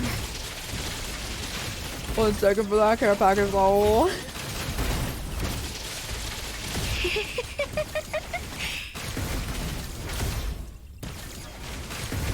Okay, the doll is put away.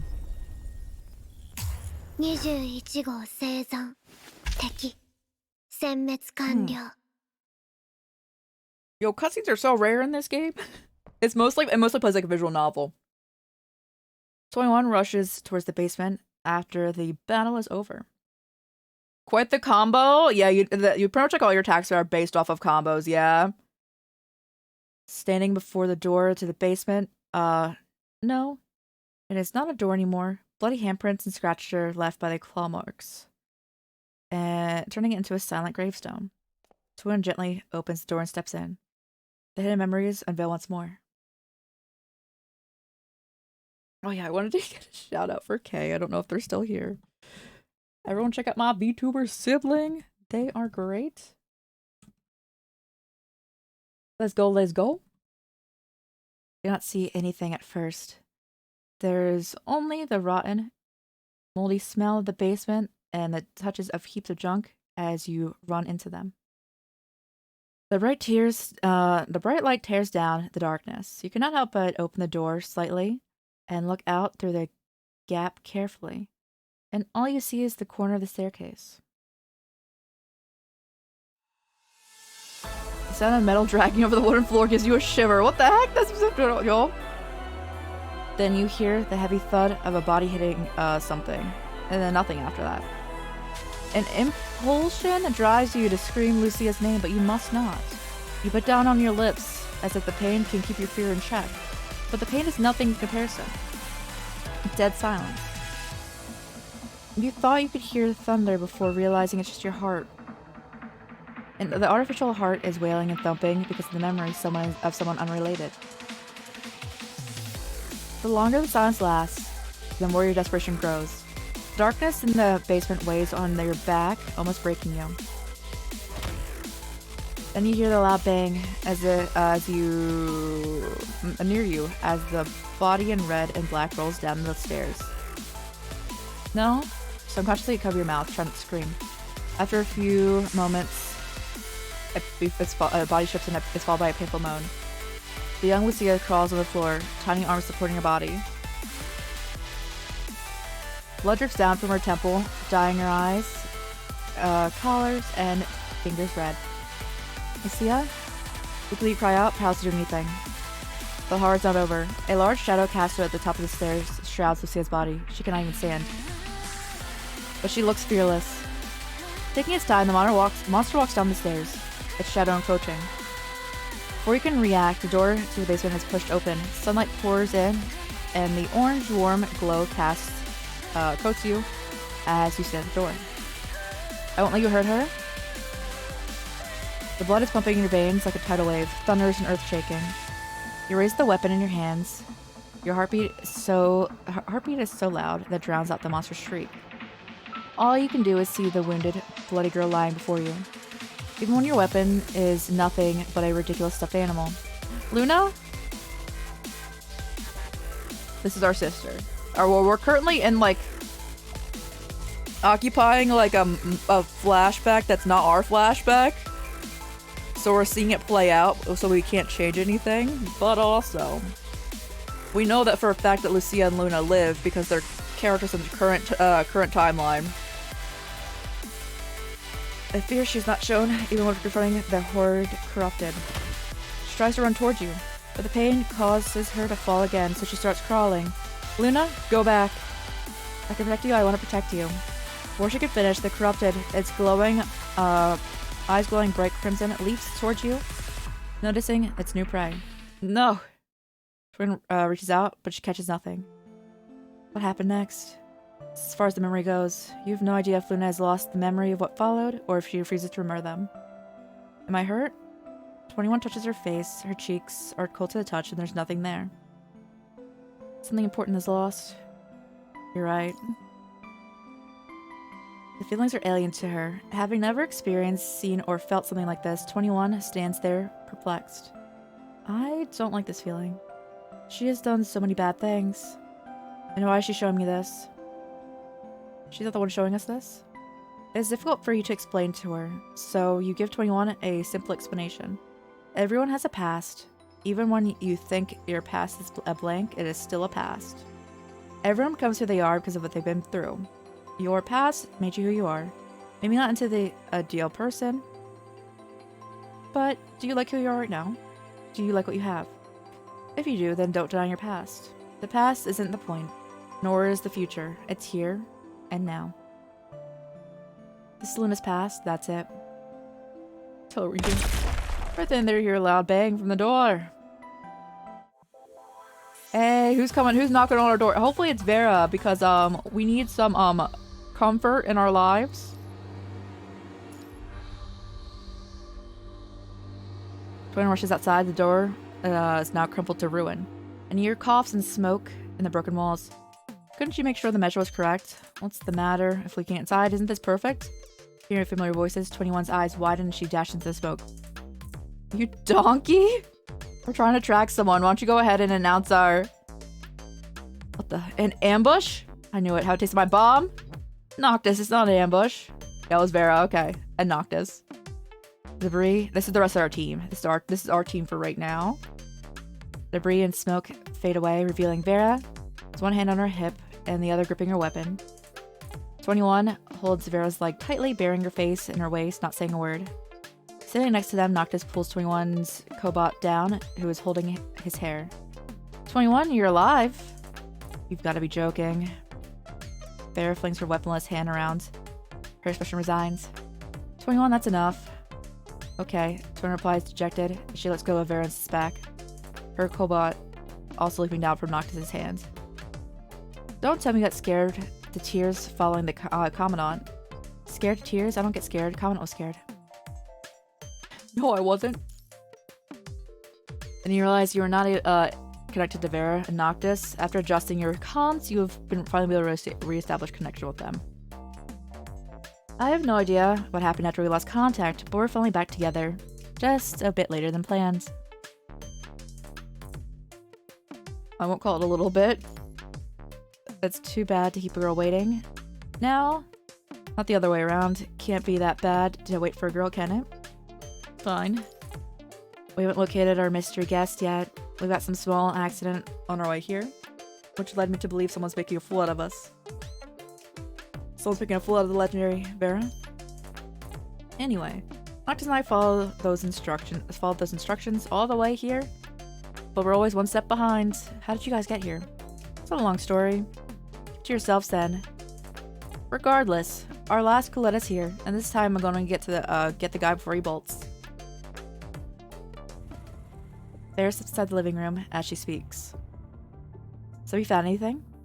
Like, catch me written in red paint, or an arrow made of dolls' heads, or that ghost in the road, or the lock on this door of the house?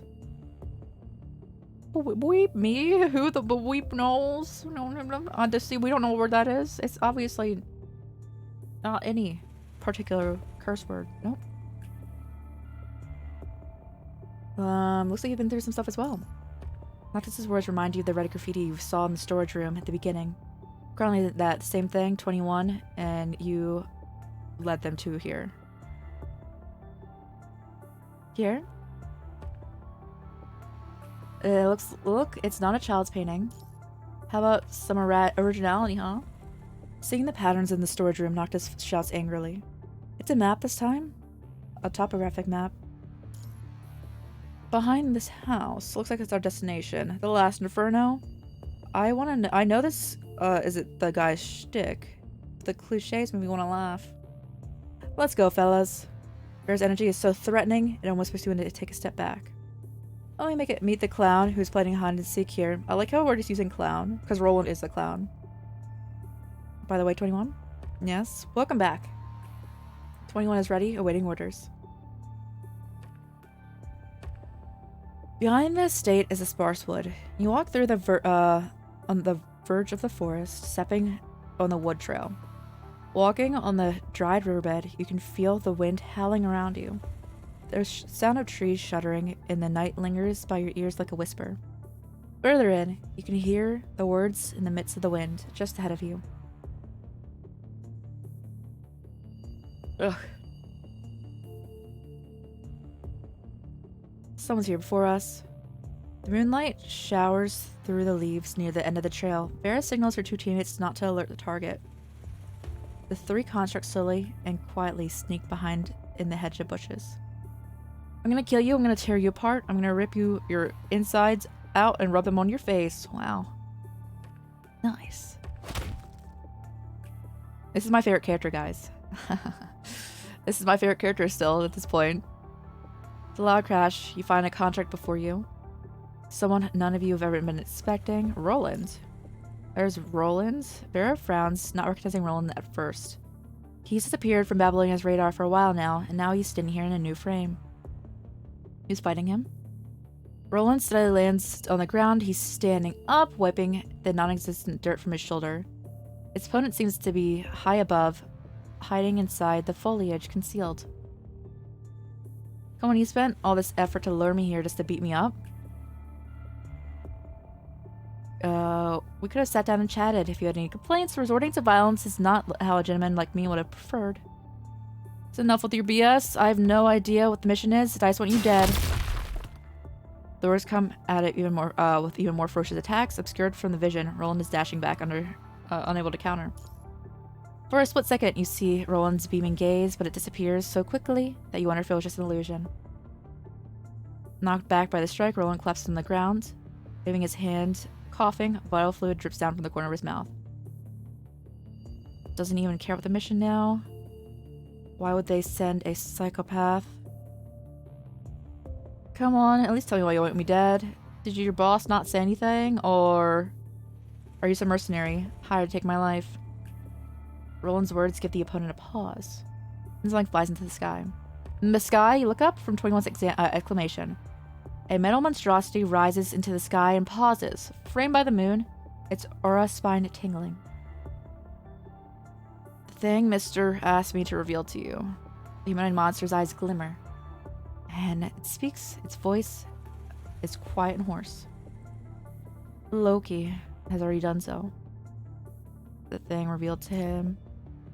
We've been mistaken. Those markings weren't for us. From the look of you, you don't see more. They won't send it here. The humanoid monster laughs like a dog towel. Now, Vera, do we join the fight? Not just 21, we're retreating. That might be a new ascendant. It's not related to our mission. Haven't you been chasing in the ascendant all this way? We did go after the wrong target, and now it's not too late to cut our losses. You finished your mission so well, haven't you, Commandant? There is an implication in her tone. Has Vera noticed something? Seems that way. So let's not put our foot in someone else's fight. I still want to hear the long story and adventure you took on my teammate on. At least upload the visual data. It's one thing if you want to work your butt off. Me, I just want to clock out as soon as possible. Vera, you can order me? Not that Vera, I think we've been exposed. 21, who has been silent since you arrived, is straining her body. The alertness to danger is racing through her mind. Unspotted? It's time to throw down. This is the last fight sequence of this. And then there's one after it. I'm getting percentages right. Storm howls. Small rocks fall from the cliff as the metal beast spreads bladed wings, pulling up the rocks that have fallen around him, adorned the moon as a crown. He bathes in the blood-red moonlight, his shadow stretching infinitely, and he looks like a it looks like a Cloxinid. He looks like a Cloxinid out of the moon. In the next moment, Slaying bursts towards the into the twisted growl. His body twitches, arcing into an unnatural curve. You are baffled by what's happening. Chirp, chirp, chirp, chirp. A low rustling sound comes out of the monstrosity's throat, getting louder. Not rustling, laughing. He's laughing from excitement. An excitement to kill. Chirps and laughs. His monotonic? An extended voice sends a chill down your spine like a scream of babies abandoned in the sewer. What the heck? Like a what? Okay. His voice line turns into a continuous high-pitched shriek filled with equal parts terror and delight. Only the tormented soul in hell could have made such an inhumane sound.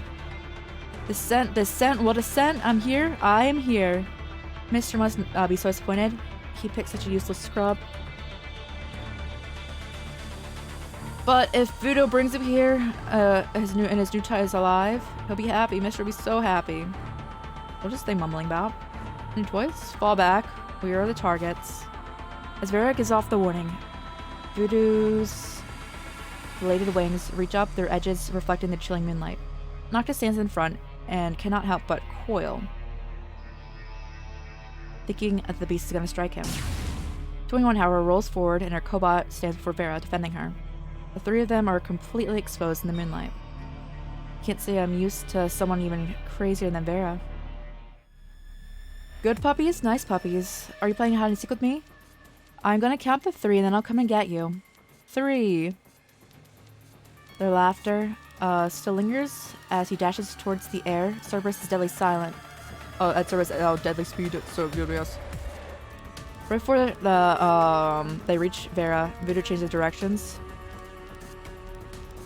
Ruxley flies towards 21 at full tilt, seemingly drawn towards the intense emotions. As he goes to her star-glazed eyes. Unable to control her limbs, 21 falls to her knees, incapable of moving. 21? At the same time, an impossible agony assaults your head, as if the chainsaw or propeller is running, about to turn your brain into paste.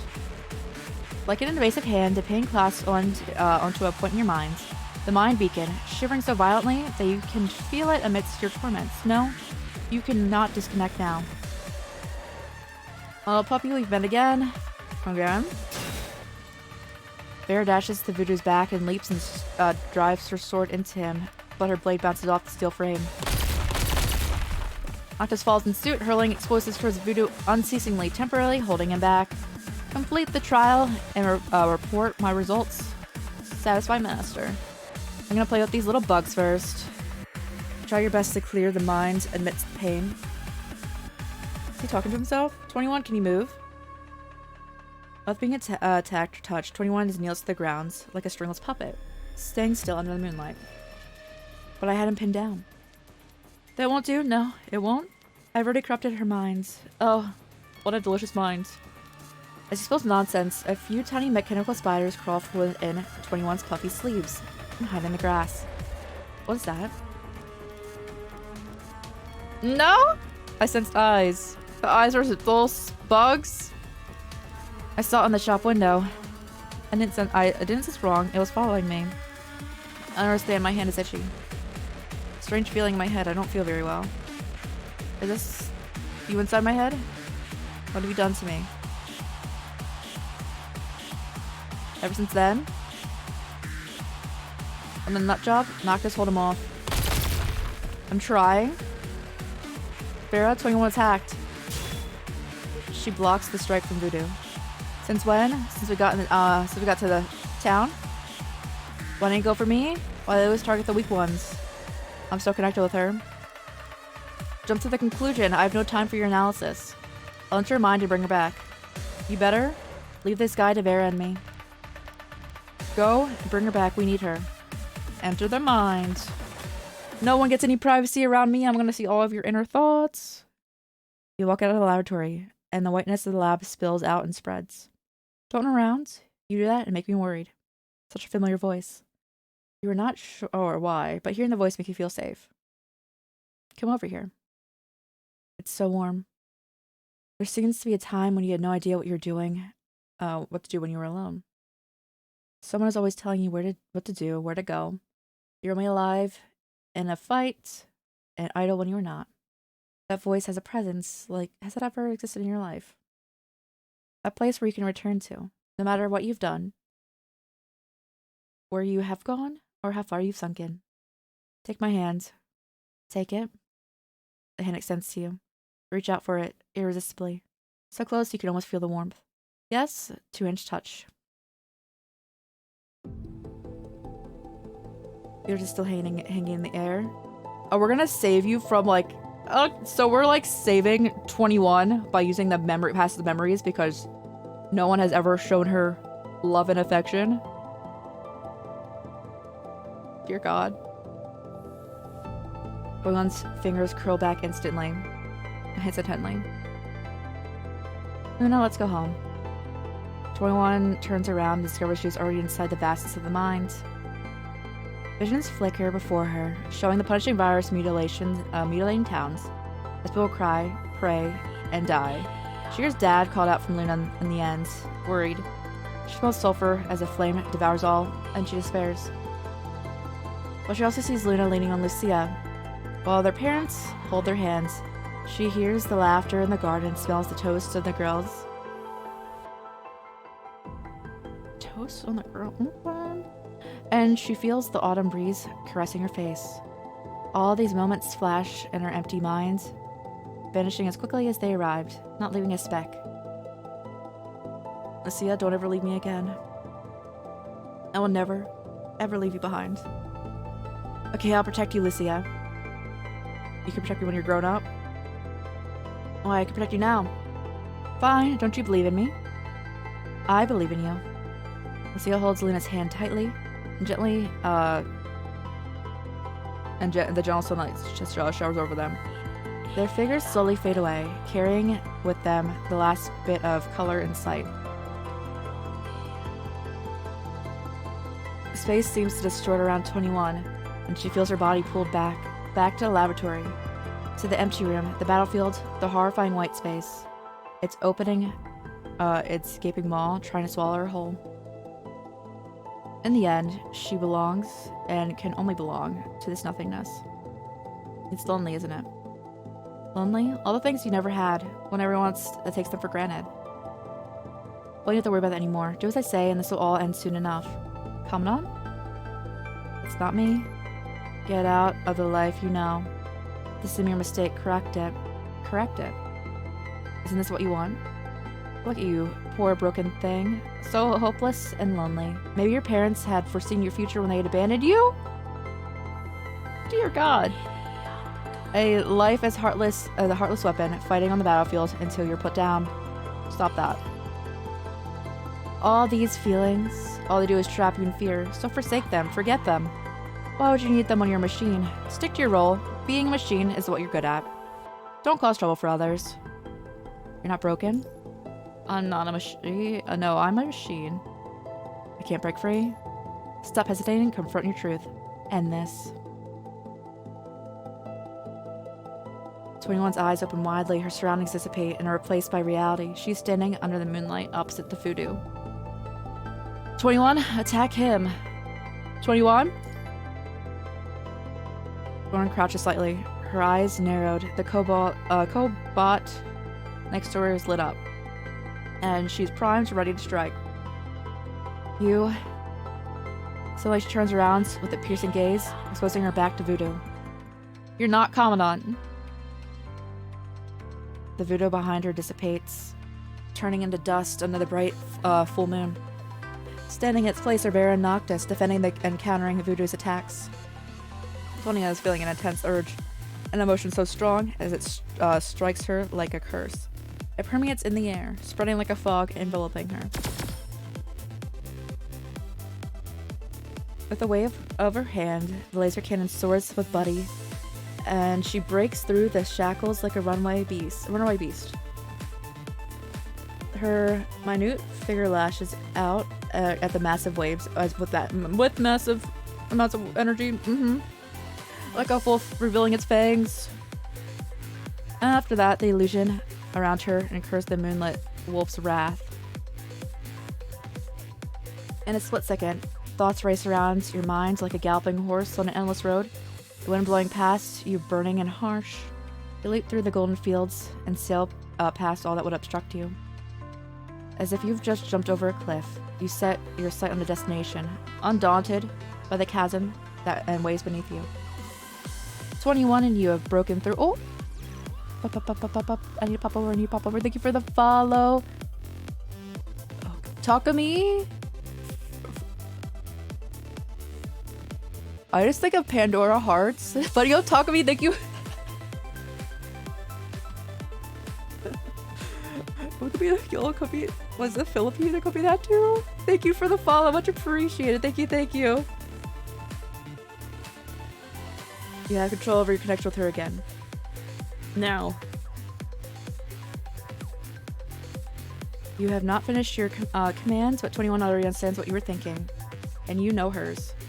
I'm new in this game, let's go! Where you at? Who are you liking? It's been a great game so far. We are currently... This might be spoilers, you might want to pop out.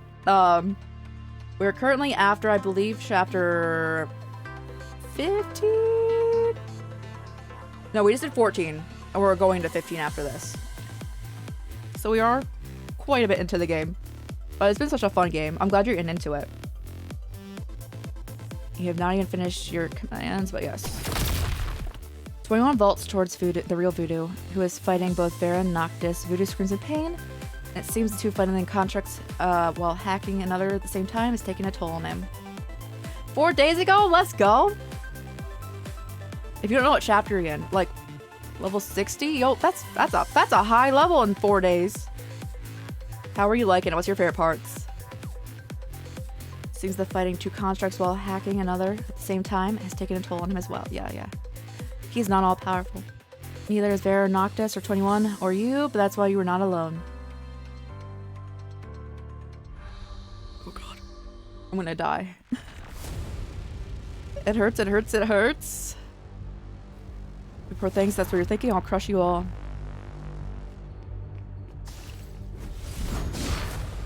Yo, why aren't Vera and Noctis fighting with us? Ow.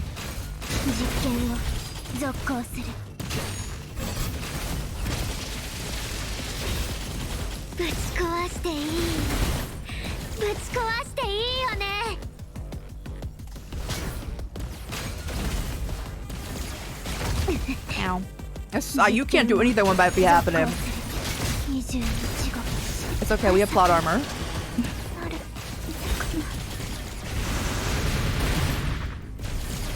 Can we counter you? Can we like parry you? Some enemies you can parry, some enemies you can't.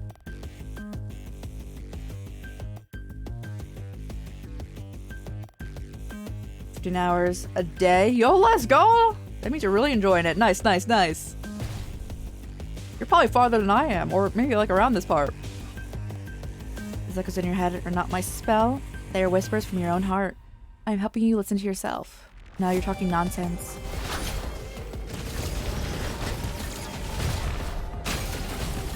ぶち壊していい破滅の開始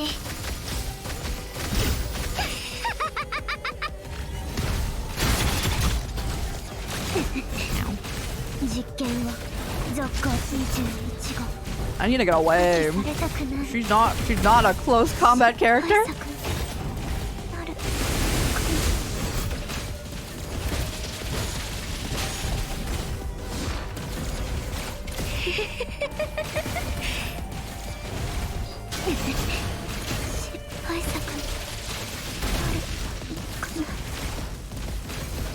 You're not focusing on the story at this point? Building what characters are we building? Wow. Okay, you could definitely cannot counter. Crap. Using a dodge at the right time.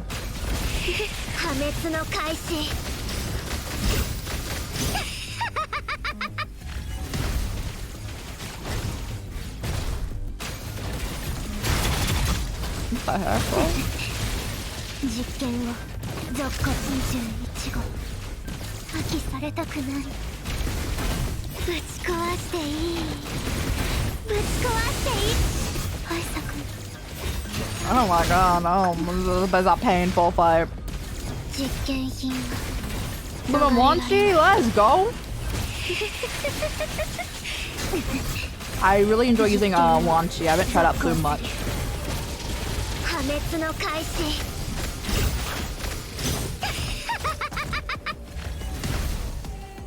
I am whole. I'm not alone either. 21 is your tank? I'm so sorry for how I just played as her. I'm not used to using her. It's not typical for somebody to say something like this. Yet, for some reason, you cannot but say it. As if your soul's been freed from the interrogation room, you are standing here with Cerberus here and now. You can feel the exhilaration in your heart as it beats and boils your blood. This is the true measure of a chief. Air pauses for 1 second and comes to the decision. Noctis, 21, finish him. There is no match for Cerberus. His defeat is inevitable. But life is full of surprises. Turn off your audio modules now. It's not gonna work. 21 and Noctis are slowly knocked back by an immense force, one after another. Everyone loses their balance and drops their weapons, falling onto the grounds. Ah, ouch. Vera is trapped by the whip. Rollins. The man who fell to the side, defeated by Voodoo, now stands up nonchalantly with a grin. This clown! Yeah, he is a clown. He's a whole clown. He's the whole circus. Marvelous, how wonderful.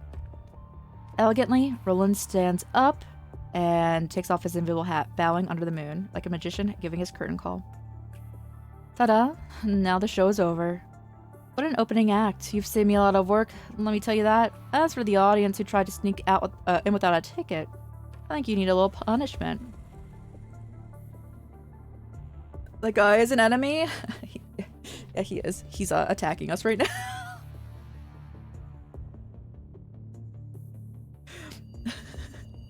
Roland is another, does not bother to restrain Voodoo, who was no match for him. That the Cerberus is worn down.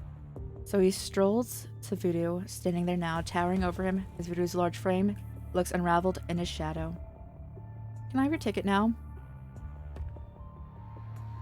Ma'am, that job is a she?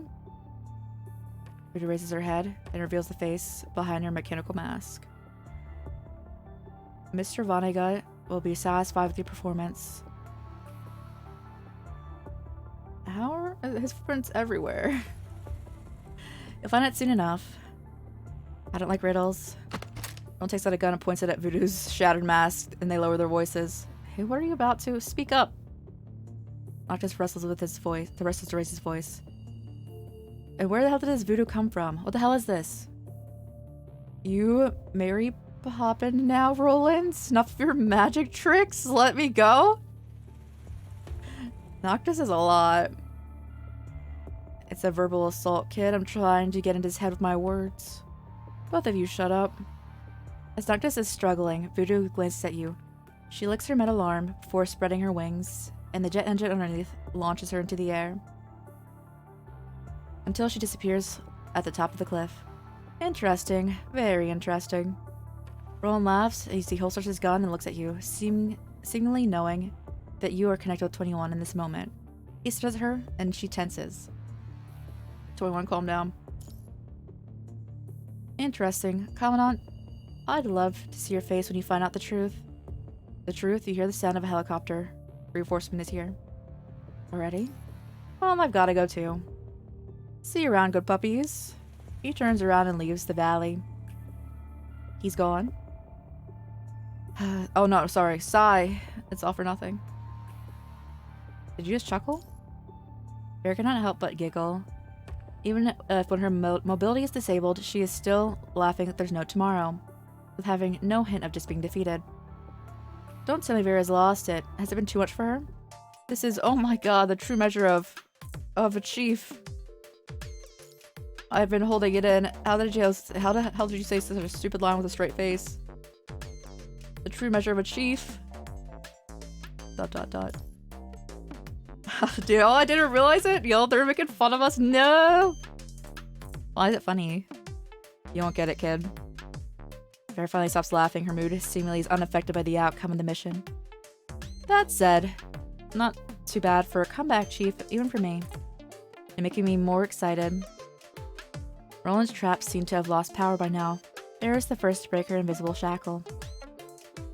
The word Roland said back then. It's just a magnetic restraint device. He probably dropped it when we were dealing with voodoo. It's not the same thing he did in Venus Splash Park. Just a trick. Vera, give me a hand. Stay there, you loser. We wouldn't have gotten to this mess if you did your job correctly. You shouldn't have left this stake out to 21. Oh, you should have. Only losers make excuses. Night breeze carries with a constant buzz. Is it the sound of your blood? No, it's an engine. Vera stands straight with her picks up her weapon. The wind stirs her hair, and tiny raindrops linger on it. In the distance, a row of transport crafts slowly fly above and towards the estate towards you. We all made it out of that alive? Nice. Was there any requirements in that mission? Because I died 5 times. I guess that doesn't count as deaths. It counts as restarts. Let's go.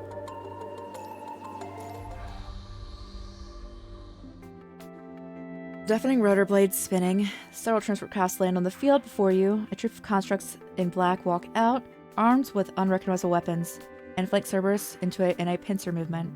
Alarmed, both number 21 and Noctis tense up. Vera, however, does not appear to be startled. Your operation has been terminated. Put down your weapons and follow our orders. We'll take care of it from here. So this is cold. His command, leaving no room for bargain. Vera holds back the irritated Noctis, and she looks at the construct arrogantly, her head raised high. Watch your tone. We aren't your guard dogs. Construct does not acknowledge her. He continues, his tone indifferent. I want to watch, like, the, So Noctis is out on the, like, Chinese version of the game. I'm pretty sure that they have, like, his, promo video. After this, I want to see what he'll be looking like. Let's see, is it here? Tis is moveset. Would it be a moveset or a showcase?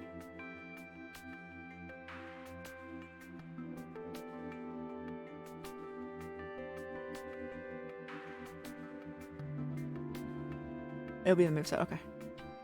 I wonder how he fights. I'm curious, because Vera and 21 are out. Details of the operation are treated as a highly classified, henceforth leaking any information would be treated as impatient. With their typical Korono talk, Vera narrows her eyes and stares at the constructs behind him. She's about to say something, but her expression changes for a second, and the vicious mockery she has prepared turns into a disdainful sneer. Alright, we understand. It is not like her to follow orders, noticing that 21 does not question any further. Noctis is grumpy as he always is, but he also detects it and remains silent. For once, the three are in sync. Constructs in black and more black-clad agents depart the landing transport crafts, setting up quarantine zones, disinfecting chambers and laboratories, and temporary accommodations. They announced the end of your mission. Finding Luna seems to have disappeared into thin air for the mission logs, and now the men in black are surrounding the area, trying to track down Vonnegut.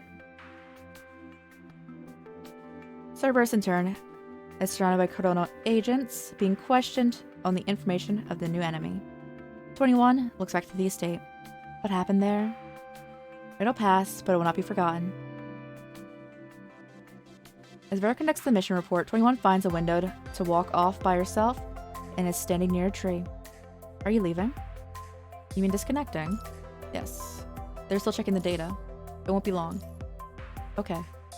Not far from her, more figures in black walk towards the transport craft, removing the remote connection nodes. Vera and Noctis are standing by the side, talking to a human in uniform. Further away, the estate Luna used to live in is no longer shrouded in mystery. Under the gentle glow of the moon, it looks serene. My responsibility? I promise you everything here will be resolved. Do my best to answer all of your questions after this as well. Understood. What the questions you had? She runs it so swiftly as if waiting for you to speak. What happened to those two girls? Luna? Luna, go back. I can protect you too. I want to protect you. I had a feeling it was strange. I don't understand. When you were or my head back there, I felt something similar to the first time. The urge to protect? That was the urge was someone else's, or was it mine? I can't figure it out. Who do you want to protect? Captain. And Noctis, he can't die. Those feelings belong to you. But I've never felt anything like this. I've only pretended. I've never felt. My frame is made broken. It's something to do with your frame? The feelings come from the human part of you. The human part of me? As humans, you, Lucia, and Luna are all the same. What happened to them in the end? 21 asked the question once more. They survived the ordeal. The worst had yet to come back then, and they both survived whatever came next despite being separated by fate. They both have survived until now. But is that the answer 21 is looking for? They've both found where they belong. Where they belong. 21 closes her eyes. In her mind, she imagines the two girls returning to their house, living a simple, happy life, unravaged by the punishing virus. There will be a fireplace with a small fire, and there was a rocking horse with flowers, and dolls the girls love. There will be a cat purring on the rug, and a music box playing wonderful music as the birds outside chirp, announcing the arrival of spring. In her imagination, 21 can see the morning sun entering the room gently, and the girls wake, stretch, and walk up to the mirror.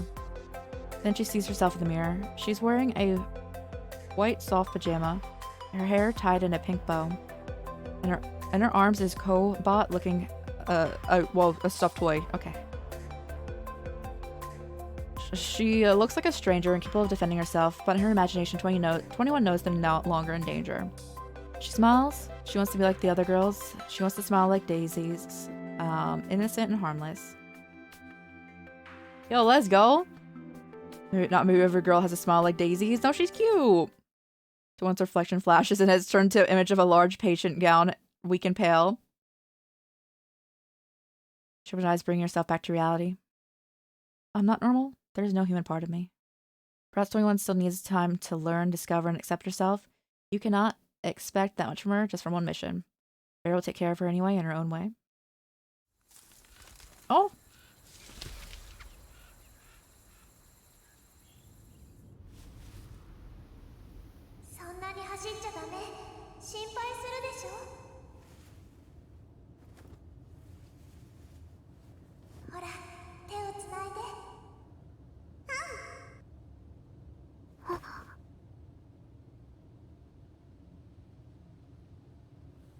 Is that Noctis?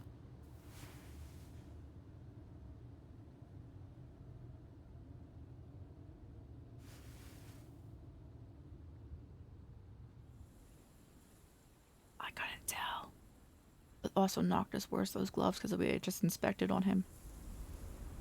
But I think it might have been us.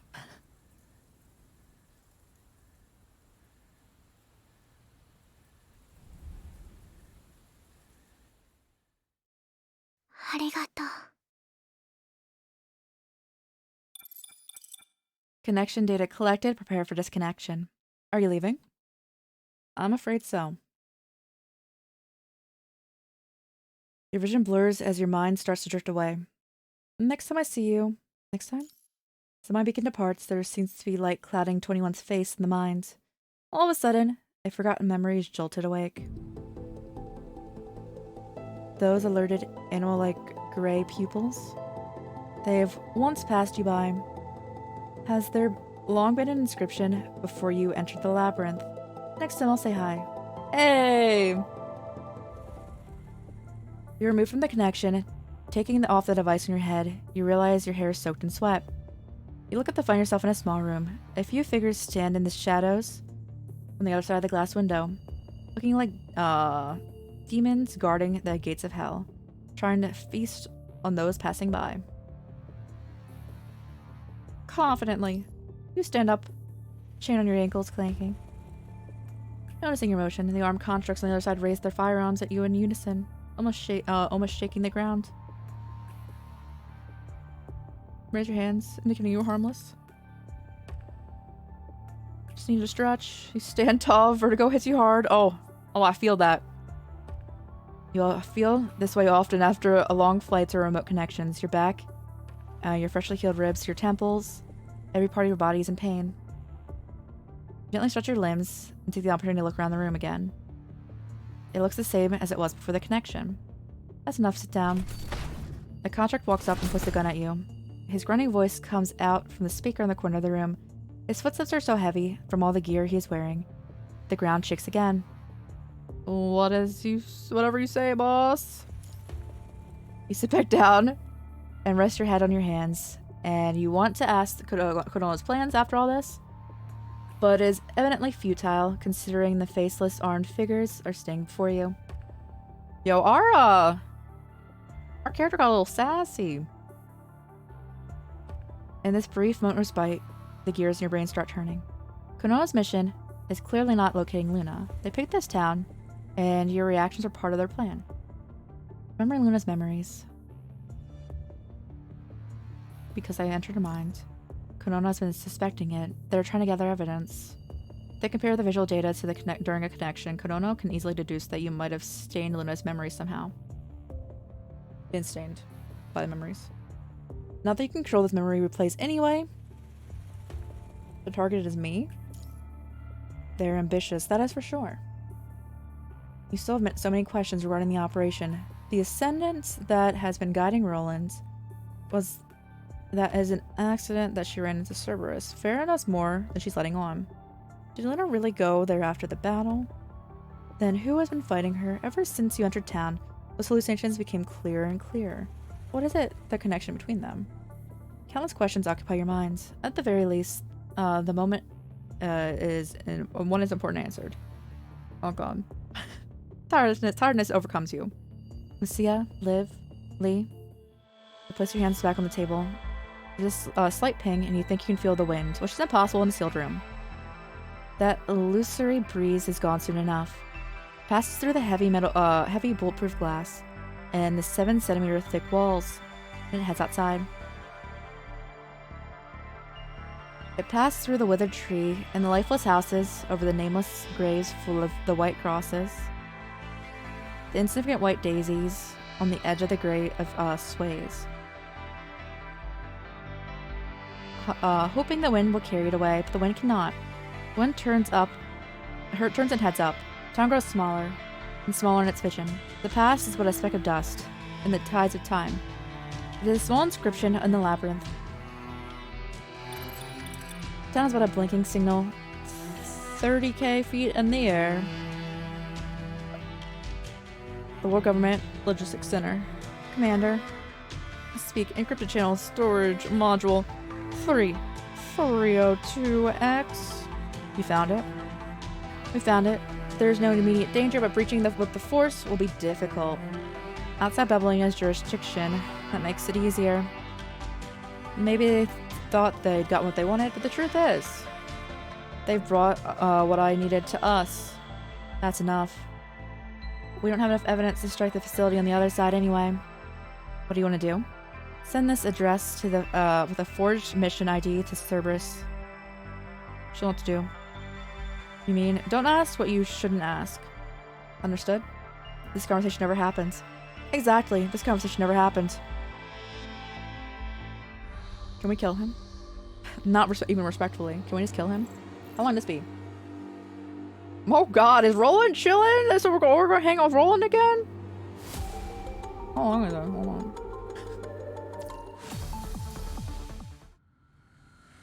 I found the way to find this. 12, okay.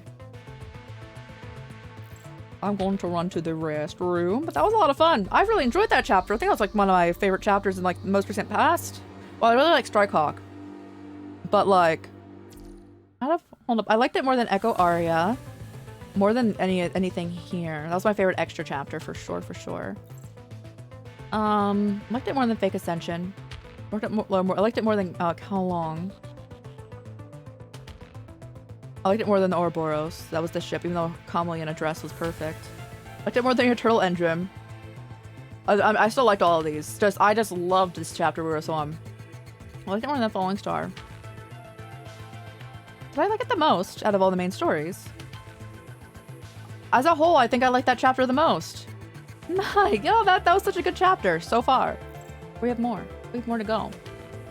And after I run to the bathroom and get more beverage, we'll hang out with Roland as he gets a new frame, it seems. Or maybe it just gets upgraded? I don't know. He seems to be having a great time. He is the most mentally stable character in this entire series. Pausers. Do we have enough to do a pool? Yeah, God, yes. Before my bladder explodes. We'll do our last Karenina pool, most likely. If she doesn't want to come home right now, we just wait for Nolan. It's okay. Alright, we're waiting for Nolan. Which is okay. We're only 16 out from him when he comes. So very nice, very nice. What mission did I do? Oh. Alright, let me just go tap this back so we can start right away when I come back. Alright. We'll be right back, guys. If anyone needs to peace out at any point in time, please do so. Take care of yourselves. If it's getting late at all, it's about 10:30 where we're at, so we're definitely good to continue out this rest of the hidden chapter going on right now. But yes, thank you guys so much for chilling here. Very much appreciated. We'll be right back. Oh, but yes, yeah, be right back, be right back. Take care of yourselves. Go hydrate, guys. Go hydrate.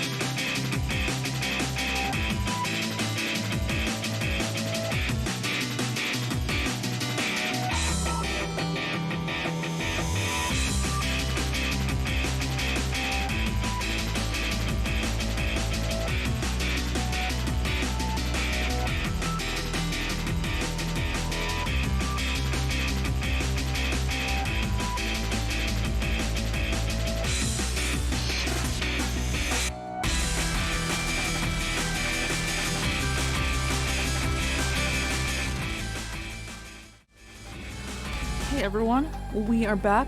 Welcome back. We're here ready for the roll-ins.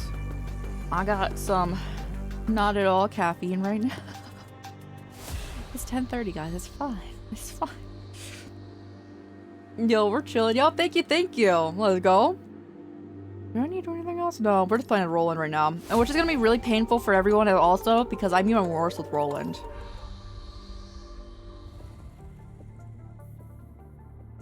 Get down. Roland drags something over a steep slope. The sun shines upon his back. He puts his hands down and jumps off the slope, kicking up the dust. Roland grabs the rope again and pulls hard against the top of the slope. Oh, that hurts! What are you doing? On the other side of the rope ladder, a large black figure is pulled over the slope and rolls in the ground. Its four legs slowly stretch out, helping its gigantic base and slim body get up. May let me loose? I can hardly walk like this. Did you want to explain first? Tell me why you wanted to run when you saw me. Because she gave Murray that thing and they're both being super sus about it. Quite some time ago, before Roland tosses Lamia into the ruins. Lamia remembers himself struggling to crawl out of the underground waterway. He does not seem the wasteland outside. My internet kept buffering and had a little problem. I had to fix it. Did you fix it? I'm so sorry your internet was... The internet issues are the worst. I hope you fixed it. I hope you fixed it. Yeah, let's go. Was it an easy fix or was it like... You need like a few steps up in there? Cause like sometimes you just need to like reset like a router or like unplug like, you know, something, but you know. Took a while? Oh no. I'm so sorry. Oh no. I hope you can relax now. But yeah, it's super stressful when that happens. Only remembers himself struggling to crawl out of the underground waterway. It's okay? It's still so stressful. But yeah, let's go. There's only darkness. Owen's engulfed by the endless darkness. It feels gentle and comfortable. Almost like amniotic fluid, and it's just not as warm. Rowan tries to turn his head, but does not respond. The other parts of his body won't be any different. He finds himself imprisoned inside the gentle darkness. I can't make a sound. Now it's more like I can't feel my mouth. What happened to me? Feeling lost, Roland tries to stay calm in the darkness. A voice appears from the dark, brining his memories back. Is this your way of saying thank you? Take it as you will. How heartless. I have searched the sewers. Are you still planning to look for Luna here? I have some unfinished business. In that case, good luck. Hasta luego. What happened after that? I have no idea. I can't remember anything else. I don't even know anything else. Out of instinct, Roland tries to touch his own body to check his condition. As always, his hands are unresponsive. He cannot feel anything. Damn it. What on earth happened after that? How long have I been like this? Roland feels a dull pain in his forehead, followed by the intense, acute sting that emerges from his mind. Hasta luego. Finally, Roland can no longer sense Alpha's footsteps. He leans against the wall, behind the broken spine. As the broken spine that okay, his spine's broken. The visual signals sent back from his mind only contain image noise. His eyes only see darkness. The visual module is completely broken. His left arm has no response, as expected, because it's long gone. Roland has lost too much strength escaping the cavern of the Red Tide. And not to mention he has searched the entire underground water system for where he realized that Luna was lost. But his search wasn't completely fruitless. Roland checks his frame again, not only to find that most of his functions are either destroyed or forced to shut down. And those still running are not far from being completely broken. How terribly clumsy of me. I'm afraid this body won't be suitable for children to watch. All of the random memories and thoughts in Roland's mind wander further. Roland shakes his head, forcing himself to stay awake. I need to do something, at least fix this frame so I can see Luna again.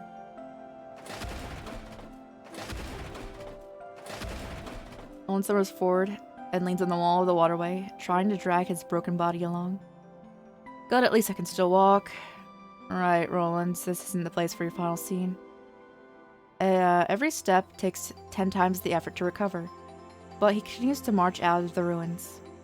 Step after step, he enters the endless darkness. Many illusions are showing up around him, then disappear in the next moment. Only the voices of them remain. Do you ever regret the choice you made? Or feel bitter about this miserable ending? There's nothing to regret or feel bitter about. I look like a mess, but things were going according to plan, at least until now. At least you had a real moment in your fake life. Do you have the strength to execute your next plan? Do you still believe that your actions will matter? Look, you can't even stand. Why not call for help? You don't know when to shut up, do you? No one knows what he said was true, but he cannot even move a finger. But at least he feels wind once again. Roland's senses are shutting down once more, and he's losing more vital fluid. He weakly rebuts the shadows as they mock him. Will constructs go to cyber heaven after they die? Aww, aww. Again, Roland's backstory was that his family sold him to a TV show when he was like a baby. So they could film him growing up, to be a reality show. But everyone else around him was in on the thing that it was like a TV show, except for him. He's the only one who was still not aware of what was happening. So his entire life was just faked, and he was also thought that he was another his best friend. That he thought that was the person who was in his scenario, so he wouldn't question how set up everything was. And everyone around him was just robots. And when the punishing virus came about, they all tried killing him, except for the one that was his best friend, who protected him. But after he got out, there was people waiting for him immediately, and they turned him into a construct after that. Like immediately after. I'm like, bro, that's so much. And his family sucks. They just wanted that money. They wanted that cash. And apparently they were making that heavy change, and it wasn't even a thing where they there was no justifying that instance, because the world was not an apocalypse then. They were just you know what? Yeah, we'll sell our child for that. I probably should go to hell though. It's no longer a place he doesn't mind going to any time though. As Roland's mind wanders away. What's that? While his mind is still dazed, he sees a vague light spot. The spot is gradually getting larger, moving towards Roland's. Roland is befuddled by it for a brief second, and he laughs. At least he thinks that he's laughing. I heard of this near-death mind damage experience before. It's another thing that happens to me. It's another thing when it really happens to me. Gabriel would have loved to see this, but I never dreamed that Angel would come pick me up one day. The light spot is moving closer. It's very slow but unstoppable. Will there really be a heaven for me? If hell is where I belong, I don't mind this color. The light gently fills Roland's vision, and he closes his eyes. Roland hears many sounds. Whooshing wind, rolling gravels, firewood crackling in the flames, all of which finally enter his ears like dusty ears that start to turn. He opens his eyes again.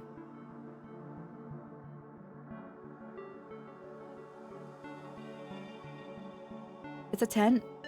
Roland can see a shabby piece of canvas on a few wooden sticks. It can hardly be called a tent. The canvas is pretty worn out, but it doesn't have any big holes, only some small openings that let the wind come in, making a whooshing sound. Roland is lying right underneath it. What? He finally can hear his own voice again, a sign that he sees to be regaining control of his body. He tries to lift his right hand. This time he succeeds. What is this? The structure looks nothing like his old hands. It still does what he wants it to, but it looks different. Roland deftly tries to touch his right hand to his left hand, only to find his left hand is somewhat different. What happened to me?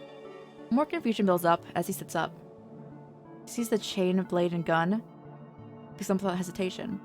The familiar weapons feel the same, calming him down slightly. Whoever it is, they don't seem to be hostile. At least I can talk with them. Reaches out to lift the canvas. Huh? You're awake? Roland sees a female sitting next to the campfire. Realizing Roland is awake, she tilts her head and looks towards his direction. The hood covers most of her face. You can only see a mysterious smile. Are you awake? Are you the merciful one? I've been making a lot of self-introductions recently. With most of her face concealed, the female is slightly annoyed and chuckles. She thinks for a while. Right, that's how they call me. Merciful one gives straight forward answer. Still looking as calm as always. I know you. I heard of an agent who gives an extra chance to whoever she deems suitable, regardless of whether they are good or evil, friend or foe. As far as Roland knows, only one agent does this. Although, the repairs she made were more like restructuring. He slowly turns his wrist, checking every part of his body until he can confirm that they are intact. Why'd you save me? Regardless of whether they're good or bad, people always remember their unfinished business when they're about to die. Some of things they wanted to do but couldn't. Some that were incapable of research that was supposed to uncover the truth. Some wanted to make temporary peace eternal. As for me, sometimes I thought, what a beautiful day. These randomly picked herbs actually made good sweet tea. That rat must have smelled the tea. It was a cute one. So why not give them another chance? Would you like some herbal tea? It's surprisingly sweet. The merciful one poured tea from the container and passed it to Roland. It's not an order or invitation, but something she can get others to do. But somehow she can get others to do what she says. Roland takes the cup and frowns at the strange scent. But of all the kids I saved, you have the most special reaction. Because I know you are around, merciful one. Giving a chance to whoever she seems suitable, regardless of their good or evil, friend or foe. The search wasn't fruitless after all, but Roland saw a figure who walked through the darkness with ease. He had heard the self-introduction she made to Alpha. Normal procedures couldn't heal his wounds. Even if he asked Alpha to stay, he wouldn't have been saved. I asked for help. I wasn't sure if he would really respond. Guess I won the bet. Her eyes suddenly widened with surprise, and then she puts back a gentle smile. You're a smart kid. Telling a lie without blinking takes some serious effort. I was the most famous actor during the Golden Age, after all. Roland smiles and takes an exaggerated bow, as if he was trying to prove his words. Don't get me wrong, I'm grateful that you saved me. If my life ends here, the world would be a lot less interesting. And that really concerns me, especially for what I'm about to do. Is it for that white kid? I remember her name, Luna, was it?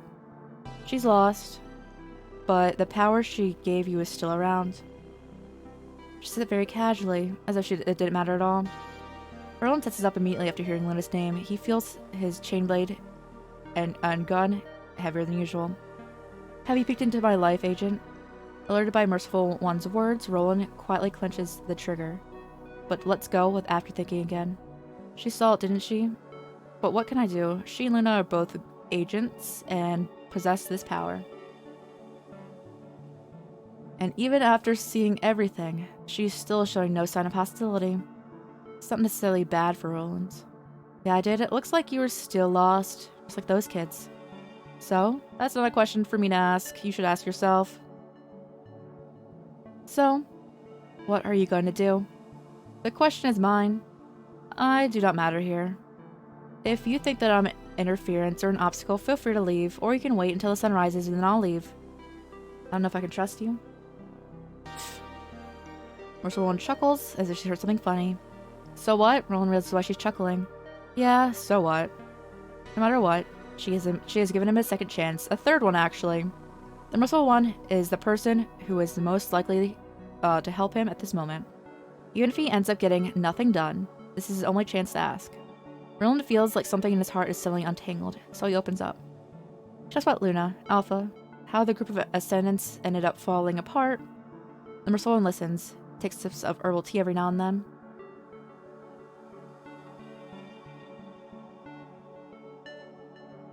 Showing puts down the container after Roland finishes talking. It was empty long ago. I couldn't help, the tea was so nice. Of course. Before Roland can realize, he's already unclenched his fist, the fierce aggressive look disappears from his eyes. You know very well what you need to do next, don't you? Maybe you, purposely ignored your own feelings. I don't understand.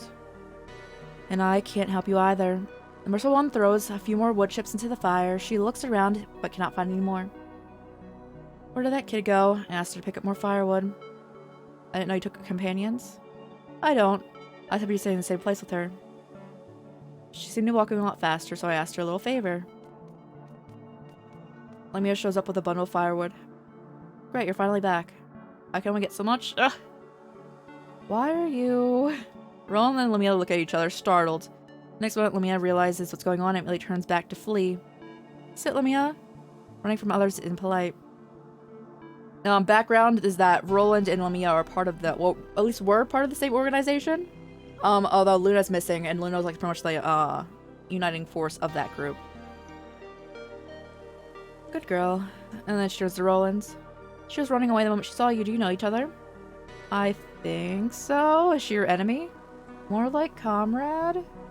Very interesting, since we were comrades. Poor Lamia? Why poor Lamia? She did what? Roland didn't do anything yet. Since you were comrades, it's better than to talk than fight. Merciful picks the firewood from Lamia's bunch and breaks it up and tosses it into the fire. Remember what I said? We're in the same place by coincidence. I'll leave when the sun is up. I have said it many times. Are you still thinking about following me in stealth mode? Your camouflage can fool Babylonian and the other ascendants, but not me. As Lamia falls silent, the rising sun begins to cast a rosy hue across the line of the mountains, making the shadows under the tent slightly darker. Oh, and the sun's up. I've got to go. Since you two know each other, I'll leave you to fix your own problems. Can I ask one question before you leave? Why do they call you the Merciful One? They gave me this name, yet you were asking for a reason. I don't know, actually. I never thought about it. The sun kept rising, shining over the forest and onto the dying embers of the campfire. There's a forest here? Okay. The Merciful One had left. She didn't take her tent or anything with her. Perhaps this tent and campfire is another thing that meets her needs. Roland and Mia stare at each other in in silence. Oh yeah, unison. It's been a while since they last met, but the air is filled with tension. Roland remembers Lamia has been on the radio. Has been on radio silence during the Ascendance operation. Starts to feel suspicious. While Lamia knows very well that Roland would question her for not showing up, she can never tell him what happens. What to do? The Roland looks quite different from his old self. Lamia doesn't want to take the risk. He is still Roland, and she has seen what Roland can do. No matter what, she can't afford to infuriate him. Lamia? Tell me, why'd you run from me? Hey, let's go. Is Lamia ever a playable... Hold up. Am I still open? Yeah. Is she ever a playable character?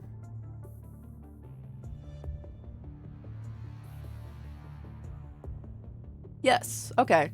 The most recent... Oh, okay. We're not getting her for like 50 years. July 2024? No, that's fine. What happened to Lamia was a long story. But we need to go through to explain why she ended up in the Merciful One's camp. Yeah, it's playable. Yeah, so like in the Chinese version, yeah. This is what you're after, isn't it?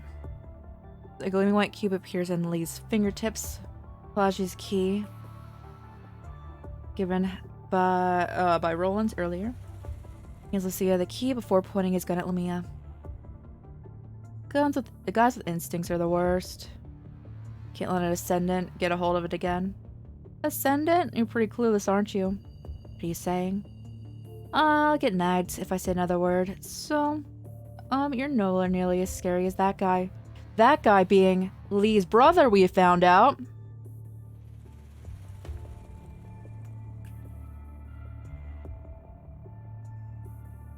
Try as you may, but I'll get what I want eventually. And this time, you're not gonna catch me. Lamia flicks her tongue out to taunt them before disappearing in the thin hair. If this road is destroyed, I'll have to wait at the end. Better not show up in front of them again. There's only one shot. Lamia was gonna seize Haji's key from the exhausted Babylonia members, but the explosion and collapse of the facility had brought unexpected changes to her plan. Lamia managed to get the things that he wanted, but she finds that if she doesn't run, she'll be buried alive with the entire facility. Not again. Well then. Lamia gathers strength from all 4 legs and leaps. Oh, what? The West usually gets late releases unless there's a gacha game that risks characters and so I believe there's 2 versions of this game, in which there's like the Chinese version and then the global version, which is like everywhere else. Which I think also like includes like, does that include Japan too? I think it's like only for this game, like specifically like there. I'm pretty sure. I don't know though. I can't say. I'm curious. I want to see what your legs look like. Let me see your whole body, Lamia.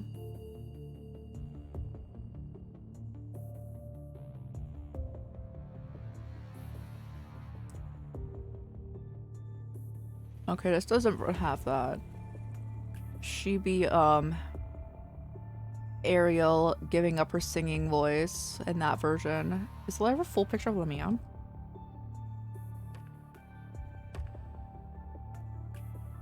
Oh, I stripped again. I'm so sorry.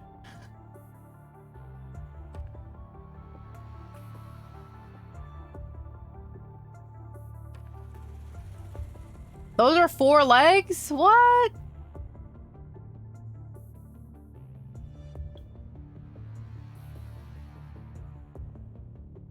So essentially she has like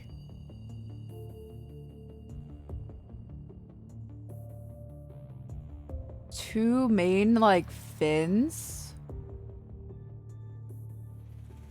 and then like 2 arms branching off of those, but don't really quite meet the ground, but I guess they do.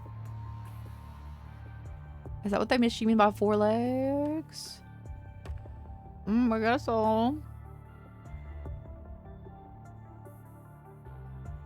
Okay.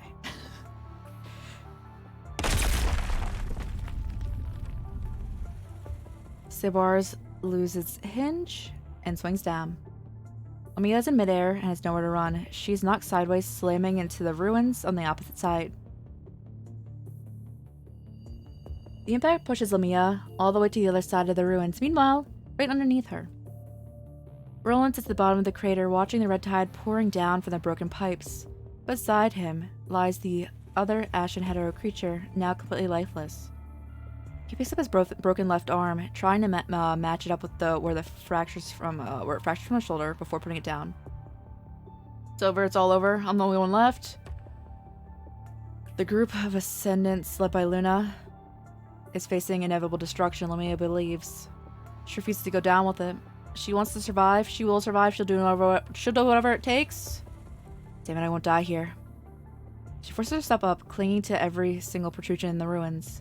One step after another. Every step means she's closer to survival.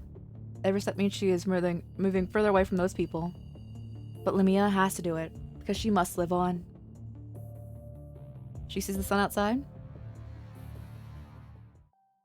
Ever tell Roland that I watched Roslina disappear and then watched him die without doing anything? I watched things collapse down on you. I'm surprised you're alive. No, it's too scary. He's gonna kill me for sure. Remember the polyphage? That was a complete mess. I couldn't find you after that. Really believe me? Whatever. I was lucky to survive it. You really couldn't have done anything even if we were there. Yeah, exactly. Which is also true. Safe. What happened after? Why are you at the camp with the Merciful One? You seemed like you wanted to follow her. That's because... After Lamia left, she had completed the deal. But someone didn't seem to think this way. She has only been walking on the wasteland for a few days before finding out someone was watching her. What's going on? I already changed my route many times. I still feel like I'm being watched and chased.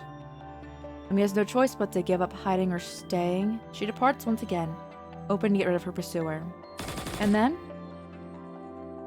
2 shells fly past Lamia's on both sides, kicking up a lot of dust from the ground. She looks back to the source. It's a black figure rapidly approaching from the sky. You got that thing? Hand it over. But I already gave it away. Is that so? Guess I'll take it off your corpse. Before Lamia can explain, numerous missiles are launched from the chaser's giant wings. What's that thing called? Oh, it's called voodoo, right? Yes. I've been chased, ever since. I couldn't find anywhere to take a break. Until I got near the Merciful One's camp, that black guy circled around and left. They might have some sort of agreement. After that, I saw you come out of our tent. Speaking of which, well, you look a lot different now. What happened? If you ask me, she saved me, probably. Saved you? I just bought myself a chance, taking advantage of her uninhibited and unpredictable nature. Even so, I took a great risk of trying to set up an agent. Gotta be more careful in the future. Now there's a second chance. Now that there is a second chance, we must find Luna. But where shall we go? That's a problem indeed. Even Roland doesn't have a clue, such a rare sight. But if that's the case, why don't we split up? We'll have a better chance that way. As long as I can leave Roland for the moment, I can get away. Actually, no. I'm just as clueless as you are. We won't get anywhere if we split up. Both of us are equally worn out. Better not divide our strength any further. Or, Roland says, are you planning to run away? Before he says it, she replies, well, let's move together then. Lemmy doesn't mind Roland's. I don't mind if Roland doubts her, as long as he doesn't become an enemy. If she is lucky, she may find enough chips for her next deal with Murray along the way. Guess we'll have to move together now. Instead of thinking where to go, Lamia would rather let those around her decide her direction. She can focus on how to survive. This is what she's been doing, and it's it's always the hardest decision. Decision isn't hard to make. I'm sad we don't have a backstory for her until a year from now. Because, like, the only time you get, like, the character's full backstory is when they get character releases. Oh, no. Alright, then. I might have lost the others, but I don't see any harm in the two left behinds sticking together. Roland isn't eager to dig into Lamia's hesitation and... response. It's not time to push her away yet. After all, she makes a great scapegoat. And is an asset that he can sacrifice at any time. Speaking of which, how much do you know about the Merciful One? Why were you with her? I don't know either. It's just, I sense the power from her, and it's not quite like Miss Luna's. It's very similar. So, you wanted to find shelter, but she turned you down? Lamia nods. Ever after what happens, ever since what happened to Shulme, Roland has been investigating the Merciful One. But every piece of information about her was ambiguous, just like her mysterious smile and unpredictable actions. She seems to be so alone, with no minions or friends. Roland can't tell if she poses a threat. Not to mention, she did save his life. She gave him so much and asked for nothing. Even when she learns that he was only using her, she wasn't upset at all. Whoever did this must be either a saint or a fool. Roland does not think she's a fool, but he can hardly call her a saint. What is her purpose then? Either way, it's not something I should worry about right now. Perhaps she had a purpose, perhaps she didn't. It's not important in this moment. After all, he would have died long ago without her. Let's take a rest and head out on daybreak. He didn't ask any more questions. Am I safe for now? I can only keep going. There's no safe place. Lamia? I'll leave it to you to set up the guard.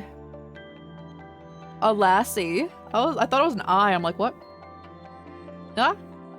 Lamia wants to complain, but Roland has already lain back against the wall and entered hibernation mode.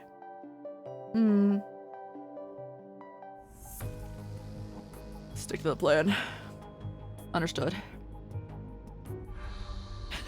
Oh my god. Wait, what was that dude's name? Was that Vonnegut? I think that was. That was last time, and I already forget his name. Many years ago, at the film set of The Manhasty Real Park. The studio director, in the studio, the fictional father was teaching his fictional son how to use a rifle. This is the bolt, this is the safety. Here's the magazine, and the trigger is here. Pushing the bolt into the shiny, slim bullet. Oh, yeah. And then pull the trigger.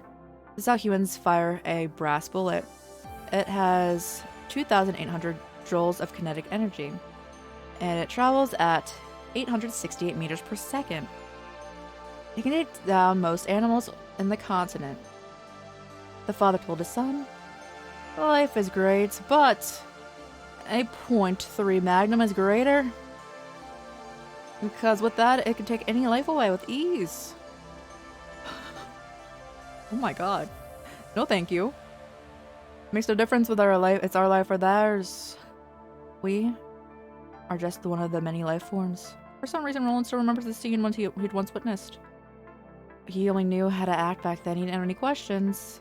The script was there. He only had to follow it to earn money because that increased his chances to live. He'd always been living in lies and believed the rules were born in them. But lies could easily be proven wrong with some proper thinking. Does the power to take lives really make something great? It's nothing but an arrogant boast. To Roland, struggling for survival amidst the world that ignores the importance of life should be called great instead. That is the real world. He enjoys watching infected constructs beg for mercy of the Ascension Network, fragile flowers that shatter after breaking free from the greenhouse, but still struggling to maintain the last bit of consciousness. And the innocent white that was born from the scarlet virus. Those eyes had witnessed infinite despair, yet she continued to venture towards her target. Oh my goodness. The white figure pulled him out of hell. The closer he approached her, the more he believed she was the only truth he would ever seek. But he lost her. What if he never finds Luna again? What if everything gets loose and lost? Where can he go then? His values and purpose will all go down with the lighthouse. How would be different from many years ago, when he stood in Real Park with despair. Shaken inside, Roland hears the well-timed chuckle from the darkness. Hermano, you look confused. The young man in Roland's mind wears a clean and simple outfit. He is smiling, the smile of a normal young person. Is that a smile? Is that a smile? Are we sure about that? Okay. Someone looks taunting in contrast to Roland's gloomy face. You seem upset when I show up, but you still picked me. Not... Oh, is he not here? Which means I see. The illusion disappears. It shows up again in a look that Roland is more familiar with. What did you learn? You have a target, an idea, a target. You have a mission, but you don't know how to complete it. Because nobody here can give a reply without being questioned by yourself. That's why I'm here. Eureka? Guess all you want. But what do you have to say?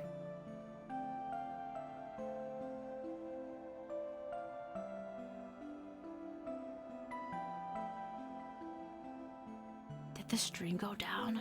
Did the stream go down for a second? Probably. Pausers, are we back? Oh yeah, we're fine.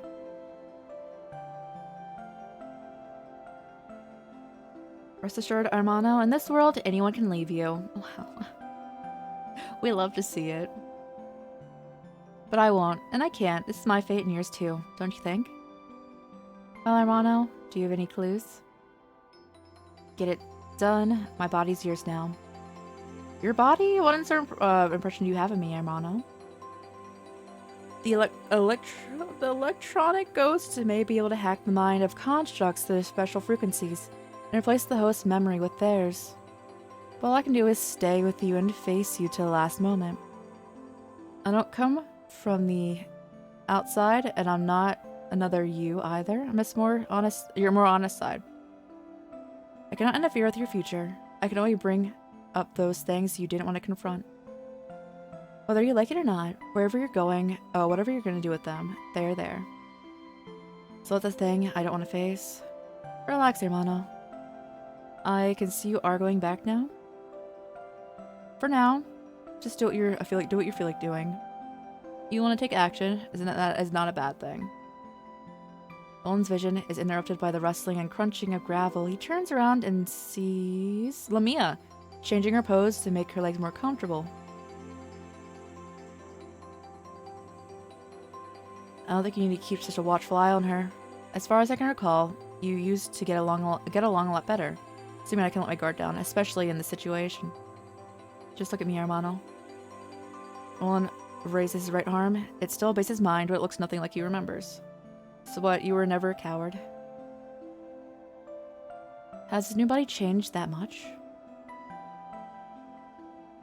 What's wrong with that? I won't have another chance next time. Unlucky I'll still be alive. So I must carefully think about how to properly spend this second life. You would throw away even your own life, yet you are here suddenly getting nervous about something given by others. Maybe you're right. No.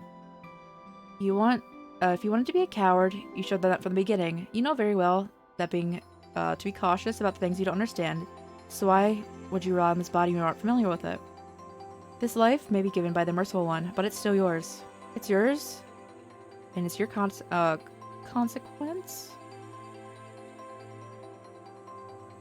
Your soul, everything about it belongs to you. If you want to fight to die or do stupid things, do it by yourself. Look at you, so detached and paranoid. You made yourself this way. Looks like you're right. Owen's expression relaxes slightly and gives a chuckle. With his nerves loosened, he gazes around the place. It is, or used to be, a low-ceiling hut. Bombshells destroyed one of the walls, as well as half of the southeastern pillar, making its roof slightly tilted. Still, the remaining structures are intact, making the room at least more comfortable than some random cave. Lemuel would probably agree. She curls up like a cat, occupying the corner of the room.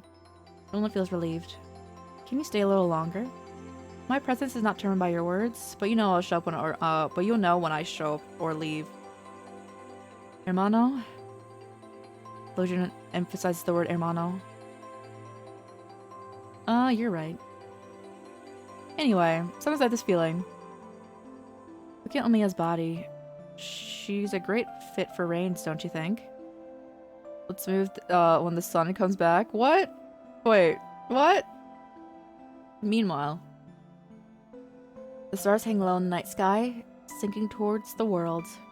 Inside the ruins, one is already hibernating, and the other has just begun to rest. No matter what thoughts they have, at least tonight, nothing else outside the ruins matter to them. On the other end of the ruins, dark shadows appear on the horizon one by one, wandering, crawling, walking. Let it begin. No one knows where they come from, or what purpose they have. Everything is brewing in silence under the stars, waiting to blossom.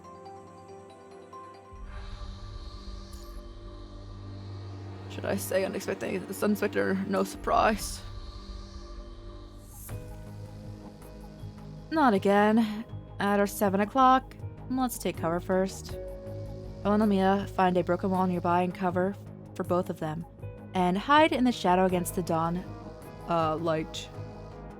Just Roland expected a few corrupted to show up behind their previous position. There aren't many of them, and they look like ordinary wandering corrupted. A few hours ago, just after daybreak to be precise, Roland didn't have any idea yet, but he and Lamia decided to head out first, trying to follow the unknown clues. Soon, strange wandering corrupted began to show up on their route every once in a while.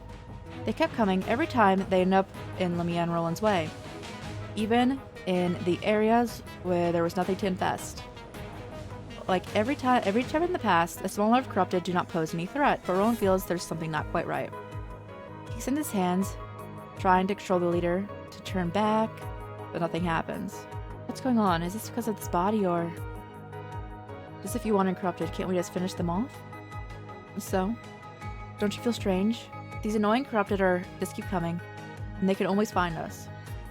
We changed our route many times. They came back every time, even in the areas impossible for corrupted to exist. Thought you were just lost. You know, she was straight up just there like, oh, he keeps walking in like really weird directions.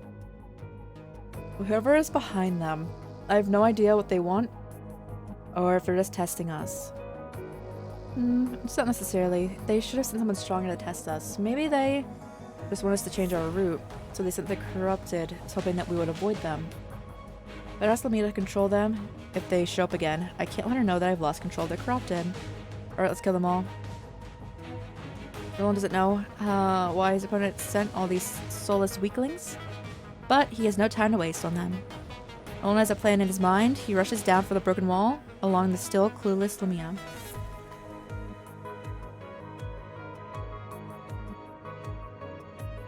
They whip off the wandering corrupted in no time. Looking at the remains, Roland doesn't feel victorious at all. It's happening too often. It's too easy. This isn't right. What is it? What do they want from all these meaningless attacks? Or do they want to get rid of us or make us leave? None of that's going to happen. Unlike humans, attrition warfare isn't going to work on the Ascendants. But if the opponents can control the corrupted, they're probably no different.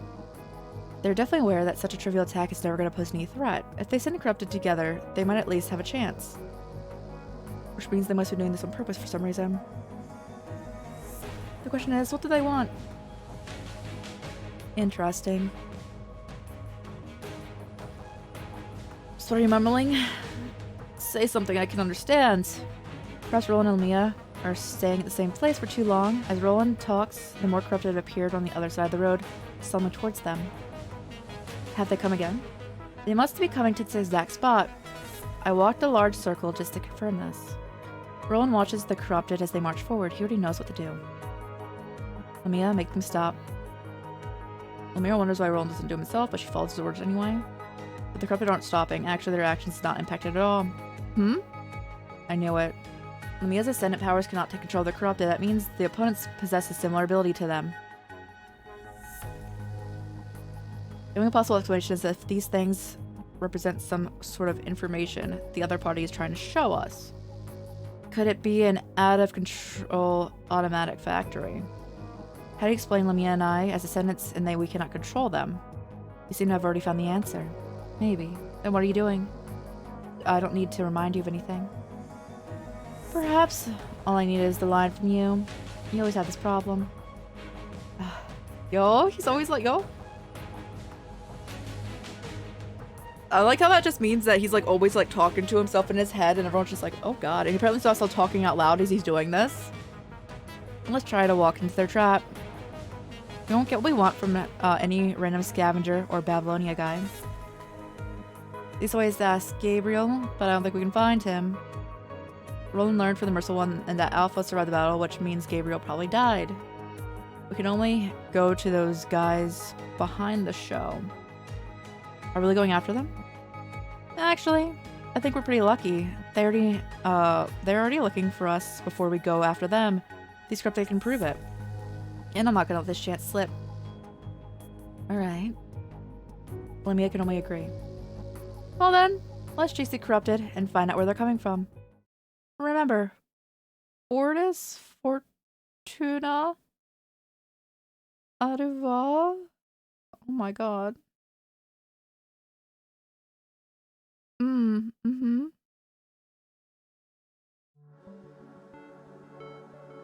Roland and Mia have been walking towards the corrupted origin amidst the ruins and wasteland. Corrupted have been appearing sporadically, and at increased frequency as they move. This makes Roland excited. At least it can prove his theory that the corrupted were dispatched at the same place. What'll happen next? Once again, there's someone walking in front giving orders. Feels like the good old days. Hopefully it's gonna be a higher chance of survival. Roland and Mia keep walking for a while, but the corrupted stop showing up. 500 meters, 1 kilometer, 2 kilometer. The corrupted always appear at fixed interval. They would always appear, are now gone. What does this mean? Roland starts to wonder. Now that the corrupted are no longer showing up, they must have achieved something, which means Roland's thoughts are interrupted by an engine roar in the sky. Is that it? Roland and Mia follow the sounds until it goes low in a particular direction. And it becomes almost inaudible. They continue to head in that direction and arrive at the destination after climbing over a couple buildings. They see a transport craft with Babylonia signs parked between the collapsed buildings. This is Babylonia. Why is it here alone?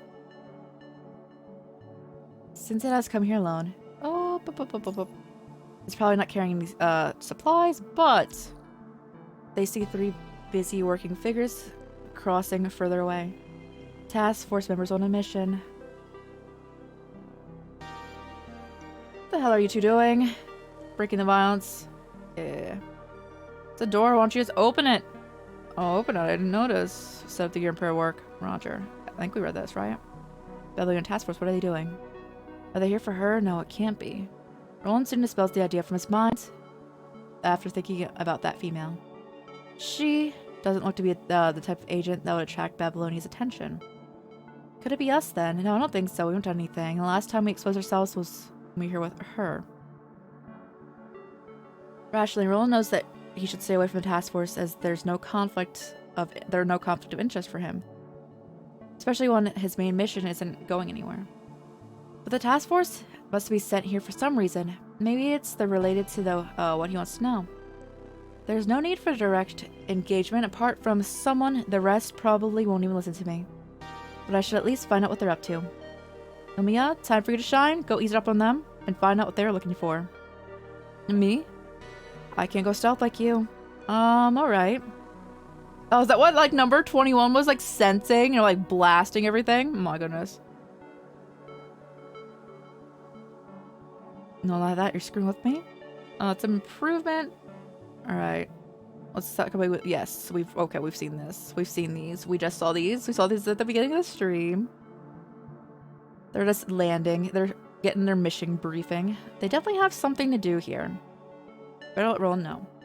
If I can let Roland, get Roland to help me and go to that place. Guess I'll have to move with him now. I see. Cerberus and the Commandant of the Grey Raven. From Roland's past experiences, they have nothing in common, yet now they have come together. Strange combo gives Roland some weird thoughts. Are they here for Luna? What have they discovered? The mission must be related to Luna. He also realizes why the corrupted are no longer showing up. Because they have already been guided to on the right track. Interesting. However's behind all this is worth investigating. This opportunity is presented to him with when he almost loses directions. It's almost too good to be true, like a blatant trap. But Roland never fears traps, he's used to them. He looks forward to them, and where they may take him. Only the only problem is the speed of difference. Both constructs and descendants can walk long distances without ever getting tired, but they're based on human bodies. Olympia can travel a lot faster, but Roland doesn't trust her. In that case, half an hour later. Oh, this was way too heavy. I'm so tired. I need a break. If we keep going at this speed, we can arrive in 2 hours earlier than Babylonia. It's a win-win for both of us. In what way is this a win-win? Oh, rock! Even with the rein on her waist, Lamia manages to jump over the rock. That's what he meant by the reins? The whole cart she is pulling isn't lucky enough. It bounces on the side and lands again, along with Roland, who is sitting inside. Watch out, Lamia. I can't find another one of these things that breaks apart. Then don't make me pull it. Meanwhile, time for your regular report.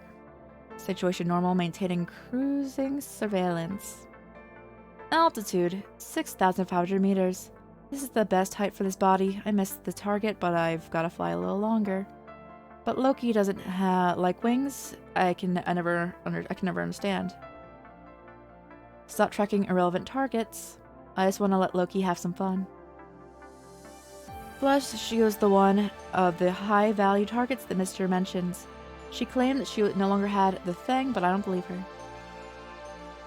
Stick to the plan. Stay focused. Your mind is easily affected by other things. Understood. Oh, it's fight time. It's Fight Club. I need to play as Lucia? Oh no, we're gonna be in something. Are we gonna be in the, voodoo? Roland and Lamia walk past the welcome home, signs. and a few letters being unrecognizable. The town is surrounded by a forest with borders that resemble the texture of black velvet. The morning dew soaks in the air, letting Roland and Leah's artificial skin. Sensors send a chilling signal to Roland's mind. When he comes close to the town, he feels our familiar pulse. The power given to him by the agents is still in his body. He immediately understands something. Luna has indeed been here. Where is this?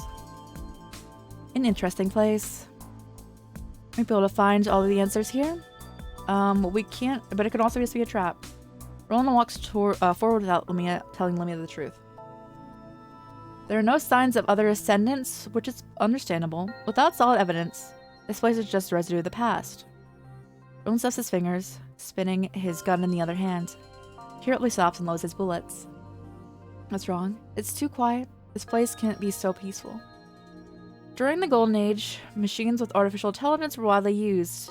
In a place like this, human communities, no matter how much they resist the convenience of machines, there has to be some machines around here for public use. It's too quiet around here right now. It's unlikely the scavengers got rid of the corrupted here. This place is too quiet to be abnormal. Must be abnormal. And now we're a place that we can expect enemies. Just like enemy said. Roland said, oh my goodness. Life figures approach from the ruins. Crawling, walking. They stumble towards the two of them. Seems like we have got some extra work to do before they search the town uninterrupted. How pathetic. You look like abandoned toys. They left you behind in the collapsed buildings and used you whenever they needed to. Where are your parents? Do you remember the looks on their faces when they threw you away? Have you seen those people who control you from behind the scene? Do you recall their faces? The corrupted only repel of silence, but they never stop moving. I thought so. What you got? You run an empty shell. I shouldn't have tried to talk to you in the first place. If whoever thinks you scrubs can stop us, go to the town, Lemia. I'll engage them. This place needs some cleaning. I'll remove these clowns. Understood. Roland holds the shotgun under the chain blade, ready to shoot. Lemia leaps on the walls of the nearby buildings and climb up with inhumane dexterity. A few corrupted want to go after her, but Roland fires the moment.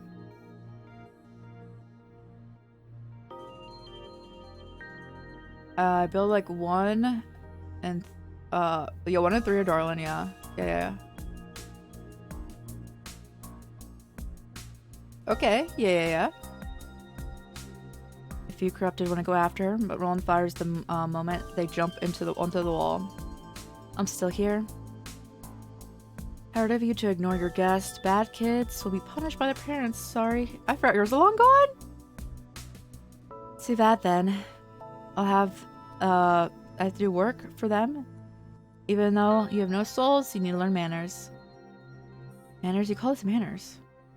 How is it not? These soulless things walk the earth. My courtesy is to return them to their dust.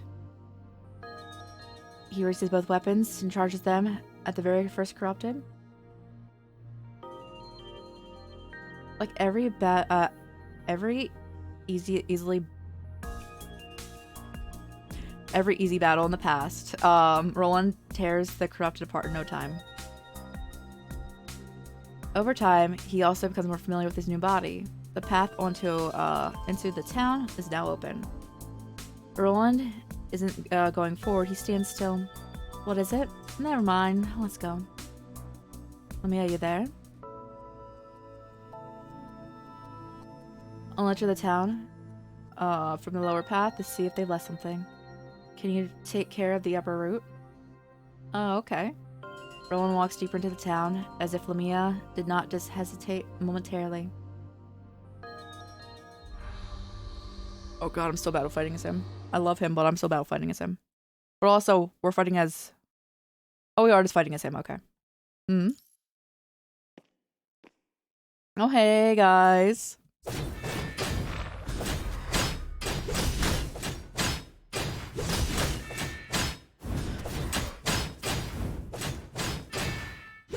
I love the angle. Oh, dear God.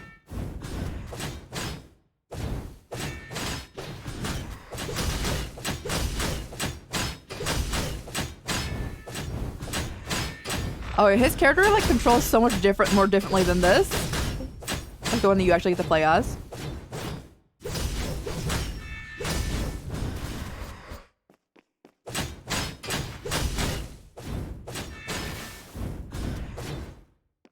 Please, sir.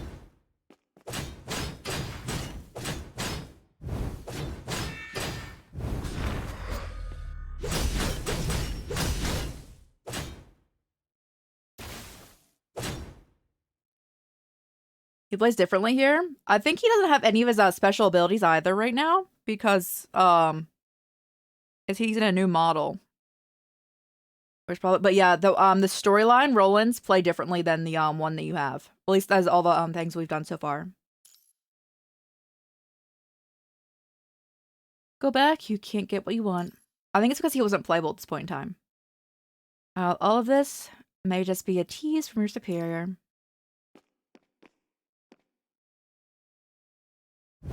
Oh. Over here, yeah. Do you have infinite sprint? Oh, you do? Okay.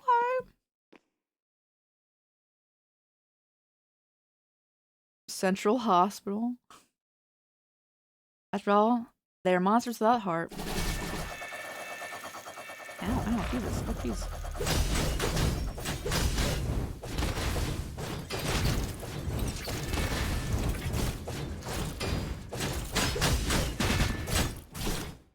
Damn, bro. Don't want to keep doing that, bro. This is definitely different than his other frame, though. No more. No.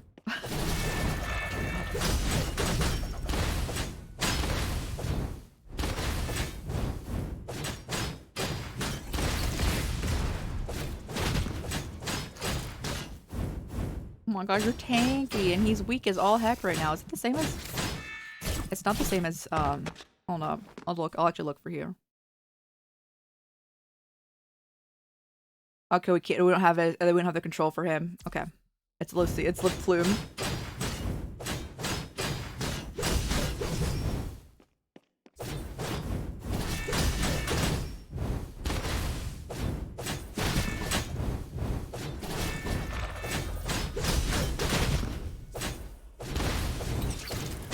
But yeah, he also can't use his 4 ability that you guys can see. That's his like main attack thing. But it's because I think he can't use it because of plot reasons right now.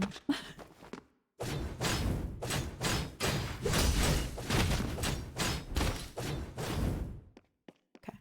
Makes sense too from versions of the same characters. Like, yeah. I still think this is different because it's like, when did he come out? He's a more recent character that came out. And they gave him like a completely different like moveset. Yeah. He's one of the more recent characters that came out. Than what you play as him in the story missions. Ugh. They buffed him a lot. He's not the best in the ones they give you in here. Oh, he's dead? Abilities in later story progression. If they just use whatever his actual, because you can have him. Isolf, hello, how's it going? Frost Howlers have come to freeze your domain? Yo, let's go, welcome on in, Raiders. How's it going? Let me give you a shout out. Hello, everyone. I am Rai. We generally play RPGs and horror games here. We're currently playing Punishing a Raven for our mobile game Monday. This game's story is a lot like Nier, if you're familiar with that. Plays a lot like Honkai Impact, if you're familiar with that. That's what I would say, like, the best, blend up in here this is. Just going right over here. What are you guys playing? Thank you so much for the raid. Much appreciated. I hope I'm spelling this right. Let's go. Everyone check them out. They are amazing. But yo, I'm glad it's going at least all right. It's going good. This game has no voice acting, so my voice dies by the end of it. But it's fine. We're thriving in our daily lives. But yeah, I hope you're doing well. If that's the case. Yeah, we're fighting. That's annoying. Let me get behind the obstacles. Got you. Plans had changed tonight. We did some League. Oh, I've never played League. How was League? Who do you play in League? Place the powder keg? I'm making explosives? Okay. The body bag move? I mean, you know, that could be the case. So essentially what happens in this storyline is there's the punishing virus, which infects all robots, to kill all humans. And there are some characters, like this character we're currently playing as, that are constructs that cannot be infected because they're part, like, human, part robot, so they can fight the, punishing virus robots. Part human, so they can keep their consciousness with them, so they do not get infected. You're just making full bombs, dude. But everyone in this town is dead. Ash normally. Currently for bench for now. Tend to play a lot of Morgana and Kale. Is that how you pronounce that? So back my team. And trying out of Mordekaiser too. Yo, let's go. Pacific Rim. Like little guys inside of them. No. No. There is a character that has a mech, but basically the construct's entire bodies are fully modified. So basically they only have like a human brain left in them, and the rest of them, even though it looks like them before they were turned into a construct, most of them, they're just a robot entirely. They got like purple blood and everything. I'm gonna go look at those characters. Hold on. I don't know. I don't know League. Hold on. Pause.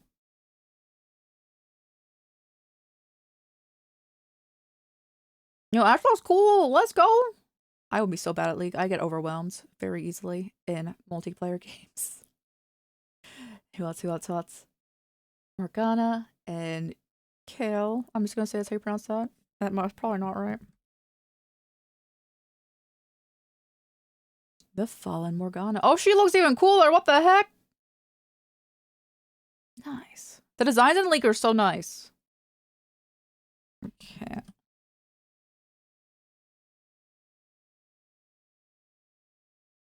Oh, the others. Oh, okay. Got you. The other side of the Morgana. Got you. Nice. You know, they look so cool. I'm glad you were enjoying your time. It's very pog. Hold on, I'm gonna look that up. I agree. Yo, let's go.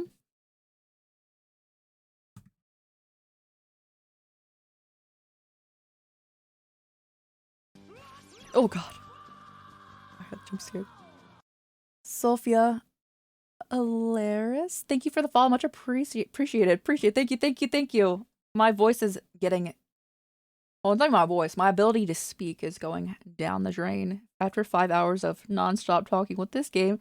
It, other than the fighting segments of this game, it's pretty much full visual novel, and that's not voiced at all, so I'm like, please. Gonna be lurking here. Thanks so much for lurking. Much appreciated. Gonna grab food. Let's go. I hope you enjoy your food. Thank you so much again for the raid. Have a great stream. Thank you. Much appreciated. Yeah, much love to you. And have a great night to yourself, too. Also, if anyone needs to peace out at any point in time, please do not feel obligated to stay. If it's getting late, take care of yourselves. Go rest. Also, go grab food. Go hydrate. Do whatever you need to do. Much appreciated for hanging out in Isolf's stream. Or if you've been hanging out in here, much appreciated as well. That PGR is always here, though. The VODs are always up. But yeah. We're going for that lurk. Thank you for the stretch and the hydrate. Oh, thank you. But yeah, take care of yourself, guys. We should be here for like another hour. At the rate that I think we're going at. Like that's...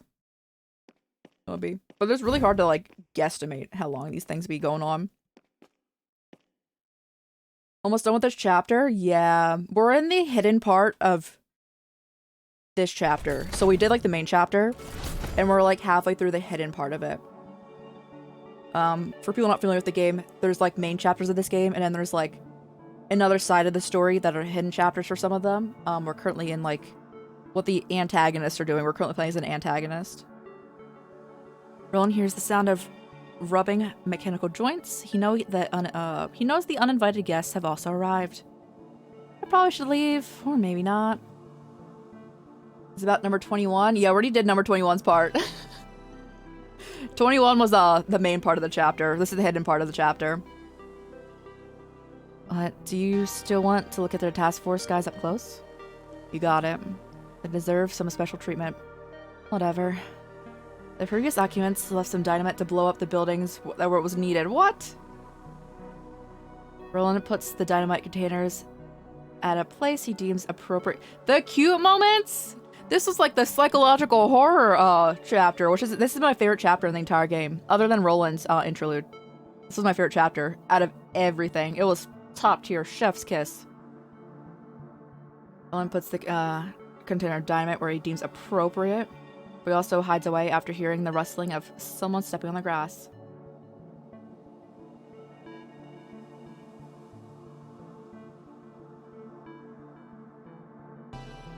Soon, 3 constructs appear in his vision. Cerberus, they came later than expected. Didn't expect you to find me, honestly. I thought I might avoid Strikehawk. That crazy battle style of yours, perhaps you're a better fit for here than Babylonia. Ever thought of contracting the punishing virus? Contracting the punishing virus? You seem to have a good impression on them. Why don't you invite them now? I'm very keen on that, but I don't need them right now. Way more important things to do. After confirming the identity of his guests, Roland leaves the place. Speaking of which, why do you trust Lamia so much? Didn't my inner demons, which is the Roland with the question mark, tell me to trust her? What? What can I do if I don't? Leave her alone, and the worst she can do is run. But if I force her to move with me, she has different thoughts of mine. The illusion makes it, I knew it, smile. Fine, you win this time. Roland stays a little longer to watch and turns away. My goodness, what is that, y'all? I can't tell what that is. Pausers. You see me like zooming in. What is the first thing? All I see is the pen. Contract. Oh, getting a contract. I was so confused. I can see, but I can't tell what they are because they're so small, but I understood in the end. I see the handshake and the pen and the paper. We got the contract going on. Lamia climbs onto a roof. She hears the never-ending gunshots and begins to question herself. What do I do now? The idea of running away has somehow made its way back. Perhaps she is still fearing Roland. But Lamia has a vague feeling that if she walks away from Roland one more time, they'll never meet each other again. Why isn't that what I want? Why would I feel pity for leaving him? Lamia starts to hesitate. She remembers the thing that kept he's bothering her. Leaving is, of course, such an easy option. But if she can guide Roland to that place during the search for Luna. Cause he is Roland, so he always gets things done, whether it is for Miss Luna or Lamia. Lamia purses her own lips without realizing, and soon she makes her decision. I have to do this. She can run away at any time. But this is our only chance to get a powerful helper. Typing Twitch emotes is tedious, so I'm blasting emojis all the time. Yo, let's go. I mean, it is kind of tedious. I agree. And also, I feel like you're like using like anyone's channel specific emotes. That's even worse. That's even worse to find. Roland may be her last chance of getting that thing done. Lamia pulls her mind back from the surrounding forest and leaps briskly into the town. Roland walks into the deserted town. The scenes make him somewhat uncomfortable. Retro-styled houses made from stones, pave the road's surface with trails of anti-slip plates on the carriage plates. Roland feels uncomfortable. What if all these traces are only added half an hour ago by the props team? What if the corrupted were infected by the punishing virus, but an AI mechanoid specifically designed this scene? Roland cannot stop thinking about these possibilities. Luna once made him believe in reality, but she's not here. Oh my god, that's so sad! Roland's like, oh my god, that is so, oh my.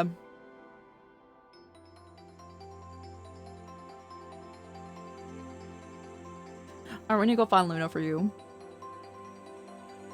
Is that where he is? I don't, it's not, yeah, it's more like worshipping a god more than anything. You don't look very good. Look at me, Hermano. What do you see? A monster, a corpse, a weakling, a lost lamb. Probably not gonna like what I'm about to say. I didn't get you here to say things that I can accept with pleasure. It's on another little. It's yo. It's not even like down bad though, because it's like, yeah, it's not like romantic in any way. I didn't get here. Get you here to say things that I can accept with pleasure. Have I become so twisted that I must pretend in front of myself? What about you? Are you still gonna act fragile and weak? Say it. Say it out loud. You're the vampire to Twilight, yo. Can't you live without finding yourself a master? Or do you let others hand you a hand the answer to you? Even when you can find the answer yourself? They're street coding? I don't know what any of her outfits look like. I don't have Luna. And Luna's also hasn't been in the story much, where I'm at. Do you have to let others hand the answer to you? Even when you can't find the answer, can find the answers. Oh, yeah. You really aren't that kind of person. At least you shouldn't be after leaving the Manhasterial Park. You never change. Always looking for the lighthouse. A thing that can support you. You're always seeking a purpose, but you never really think about it. After all these years, you and I both know who you are, and you're not that kind of person. That's what players vote for. I think it's Luna who's winning. Is it it's Luna versus who? Because last time I looked, it was the other person who was winning, but it might have changed since the last time I looked. For all these years, you and I both. Oh yeah. I suggest you find a mirror and take a good look at yourself. If we really can find one in this dull place, what will I see in the mirror? You guess. Take your time. I'm not in the mood for that. Roland impales the remains of the corrupted on the wall. Some electronic structures within the remains are pressed and squeezed together by Roland's thrust, causing the body to tremble again due to the short circuits. Roland had seen it too many times, his brief previous life or the Manhasterial Park. Exaggerated hits, carefully designed and trained poses, the twisted fake deaths. They're all purposely acted for in front of the protagonist. In Asia, do they have not, is it like, I guess the votes are for different servers? I didn't even think about that. They are still alive, physically and mentally. They will show up in the next scene and may portray a different way of death. The deaths of characters are they're playing have been decided. She'll be like that? Got you. That's a lot of votes in every region then. Oh my dear god. They are destined to die, so they cannot choose to live. The only option is to embrace the death that looks like the real, as if it's a real performance. Mechard remains stuck to the wall, are truthful in their performances. Roland's eyelid keeps twitching. This whole deja vu experience feels like a cycle of destiny. It's too, oh my god, yo, everyone be I'm pretty sure that's the F-bomb when they're doing that, but also they bleep out other words too. Every swing of Roland's chain blade seems pointless. They aren't going to stop for fear. The death of their kin isn't going to make them any crazier. But it's all being a part of a meaningless cycle. This entire mess only leaves behind chaos. Even the victor will not feel like he has accomplished anything. How absurd. Had my opponents ever felt this way? Why bother? Through the remains and ruins, he walks into a group of buildings. You look a lot better now. We still have things to do. So we're done here. What's next? Roland doesn't even answer his question, but looks to the streets ahead. I don't need to worry about that. Our opponent has already prepared the red carpet. Roland looks into the distance. On a filthy wall, someone wrote, "Come this way" in red paint. Whoever wrote this, I have no idea what they're thinking, but at least I get the message. Everything looks like a trap. Indeed. Roland knows an unknown trap awaits him, but he doesn't have a chance. He can only put himself at stake, betting for a 1 in a million chance. For anyone who plays this game, are you looking forward to any characters coming out in like this year? Because I know like Lamia, we can play you know, next July. I'm looking forward to Lee this year. That's probably my main thing I'm looking forward to this year. And I'm gonna save for Noctis.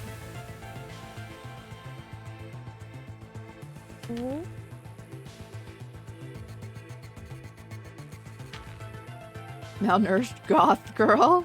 I don't want Lamia. I just know she comes out. My memory control threshold, but she's a mermaid. She's just a mermaid. Is what the expected value. Doesn't sound like that to me. No, yeah, very interesting. Like all the same mind function, similar stability impairment. Interesting, very interesting. Loki. Oh, Cinderelic Master sent you here. What a rare sight. Kind of vibe with that though. The goth mermaid. Yo, let's go. I'm fighting for control. Don't you ever dream of controlling me. Of course, mission and mission. But can we invite more guests just to play together? Okay, okay. Don't let it interfere with their top priority. Snorlax turns to the comms and lets out a little sigh. Miss Voodoo and Miss Loki. If they stay forever together like this, I'll be... The Snorlax is done. Snorlax was like, no. Breakin'.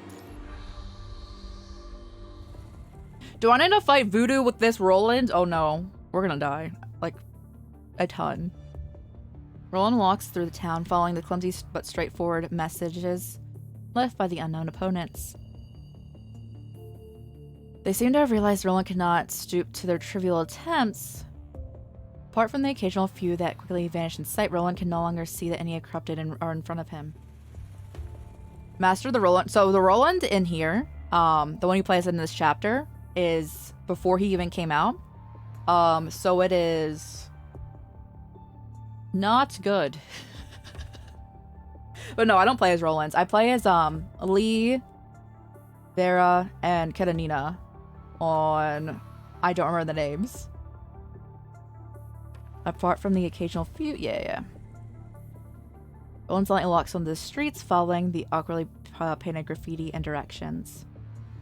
Stone-paved road is still wet from the previous spring showers. His metal heels knock on the stone and leave echoes in the ruins. Until he sees a white figure walking out to a deserted but mostly undamaged mansion.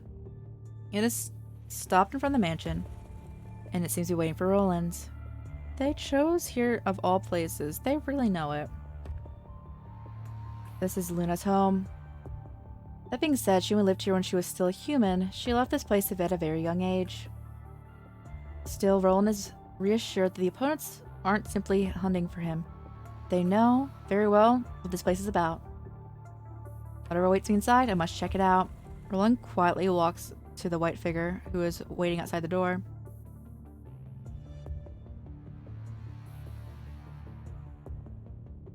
Roland walks up to the white figure and realizes it's corrupted. Just stands still without giving any further information.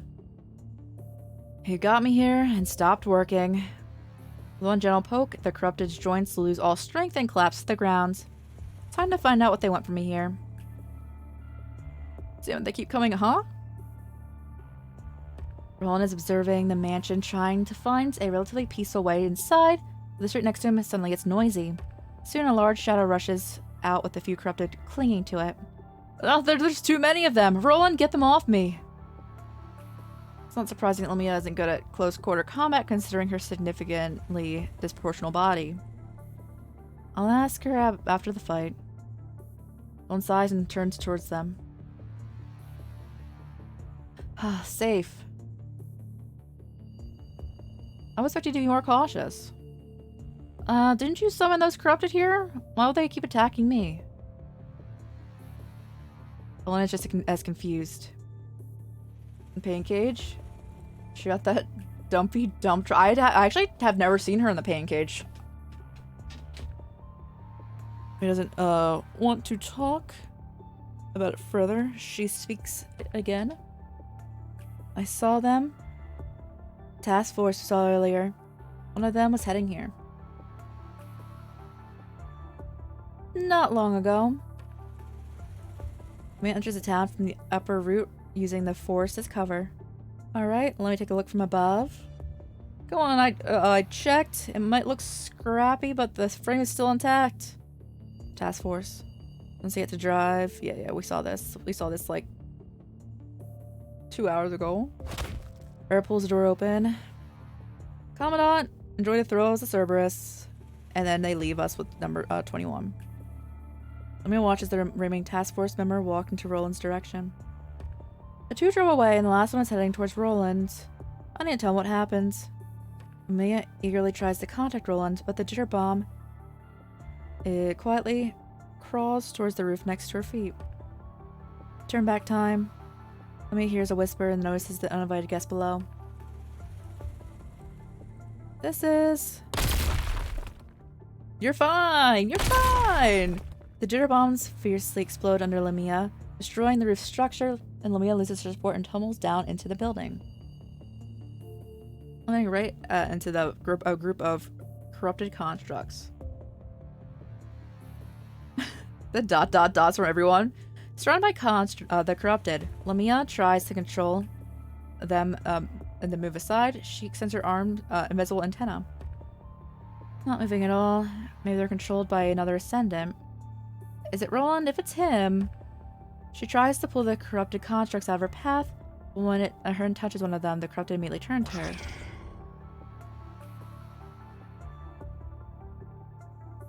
It's getting more interesting. Roland is slightly anxious but excited after learning news from Lemia. I don't know why, but everyone here wants to lay their hands on this place. I need to endure it. Once all the parties have arrived, and it'll be my turn to shine. Before that, I'll leave the stage to you. Go, Lemia. Find yourself a VIP seat so you can watch the entire show. What about you? I need to familiarize myself with the setting before they arrive. How do you know when they'll come? Or that they will come? By instinct, or... They must have a reason to let us see a task force and make me come here. But only you and I get to decide on the next move of this episode. That is the only way I confirm that what I seek is real, not just an illusion. Oh, that was a short and meal. No, we're playing Roland again. We're gonna get wrecked. Lemia nods and leaps to the roof nearby. Roland reaches out to the rusty gate. I'm just confused how people catch Lemia, because she can, again, go straight into, invisible. Like, she can go invisible whenever she wants. Discovered bolts are moved, leaving the circle of yellow light ashes between the inner and outer rings. You know, it's battle, but, like, it's very nerfed Roland. He can't use his, like, ultimate thing either. Dilapidated frames give a horrible squeak, as if they're fighting the power that is about to change them. Eventually, they succumb to the power and give in to the new visitor.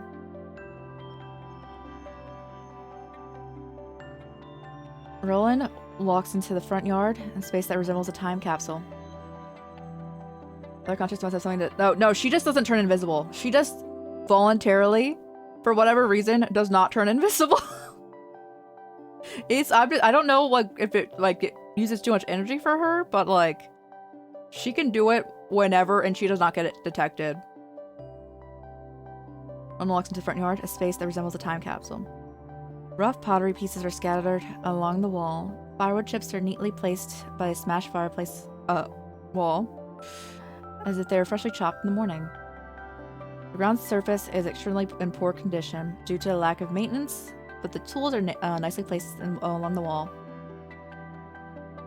Isn't that too overpowered among... the Ascendants are super overpowered, though. They're, like, supposed to be, like, the most overpowered characters. I don't know why she didn't, anybody would end up detecting her. Yeah, that's what, you know, that's... I don't know why she don't go into it. Yeah, it's really weird. Or at least like when we're like in here, you know. Why wouldn't she do like she's probably in like invisible mode right now. She goes invisible. The thing about this place shows that someone used to live here, albeit a long time ago. Roland calmly walks through it until he sees the crude clay plates and an inconspicuous place on the outside wall. This is the home of Luna and Lucia, built by Daddy and Mommy together. Complex emotion grasps Roland. Many secrets have come to his scenes have come to his mind. Perhaps she used to toddle from the living room to the kitchen, carrying a basket full of freshly picked potatoes. Perhaps she used to rush to the first floor from the first floor to the second, holding a paper plane the dad had made, making a whoosh sound. Perhaps. Who knows what's here, and she left, if she really had come back for some reason.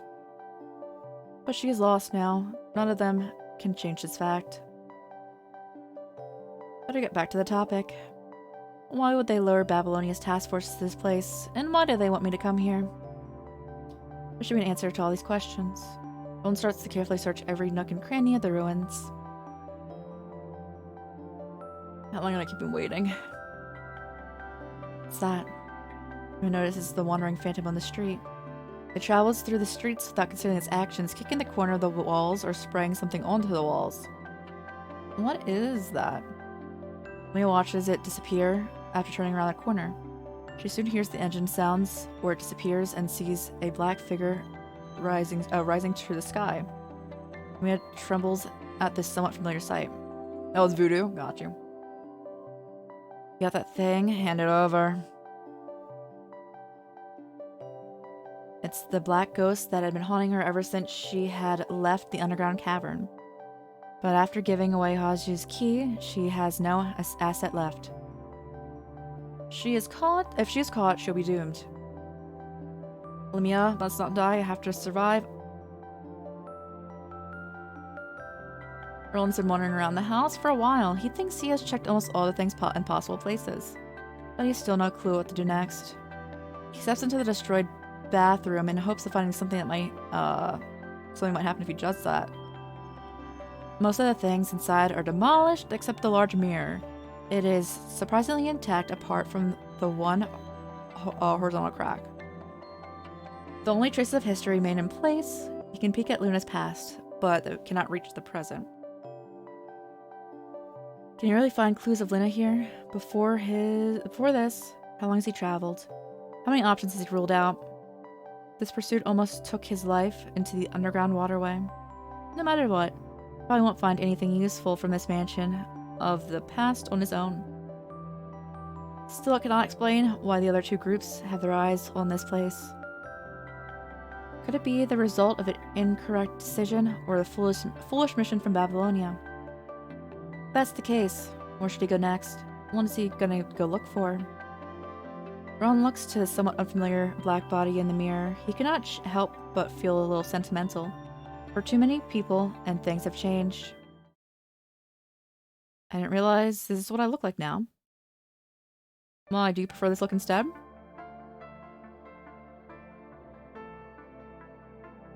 The Roland in the mirror becomes smudged with gray, while his red color is replaced with yellow. Roland sees what he used to look like. Hermano? Didn't everyone tell you look extremely annoying?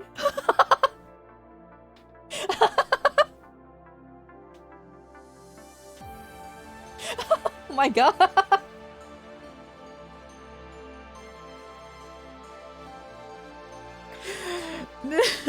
I just don't look at myself in the mirror. I don't have to see myself anyway, anytime. I run by myself. Coming out of such an awkward timing. What do you want? You're too painful to watch. I need to teach you a lesson. Roland, use your brain and think. Who on earth are you?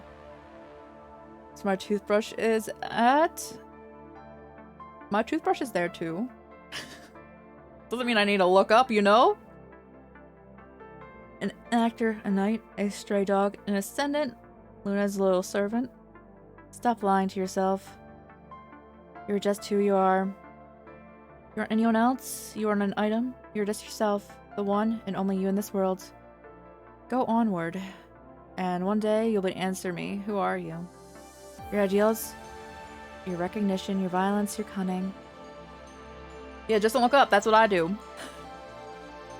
Maybe you need someone to rely on. Some belief to follow. Or a mission to give you a reason to live. And what does that have to do with my current status? It's reminding you that in this show, you can do a lot more than you think. You may have been a little lost after losing your direction, but you are unique. There's no one else like you in this world. Yo, we have a good hype man here after we called ourselves looking like we're extremely annoying. Go, my puppy. Use them, get what you want, and tear them apart. Do you seriously think you can get what you want by giving trust to others? This cruel world doesn't run away. The world doesn't appear even when the symbol is gone. The world's still there, and there are so many things represented by that symbol. Whether you understand or not, just remember what I said. The world is still there, so there are things represented by a symbol. Roland stands in front of the mirror and clenches his fist. Lemia pokes her head through the door. The task force girl is almost at the gate. She came faster than I thought. I can only do so much as I can before our guest arrives. If they want to bring the task force and us together and watch us kill each other, I need to set up some distractions. I may not have the time to turn the tide, but I can at least muddy the waters. All right, what are we doing?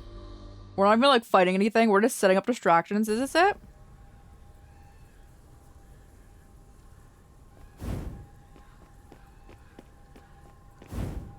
Wait, weren't we? Oh wait, we're already up here.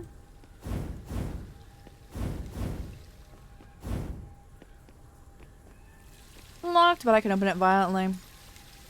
No, we are gonna fight. Okay. But like, he can't use his 4 ability in this.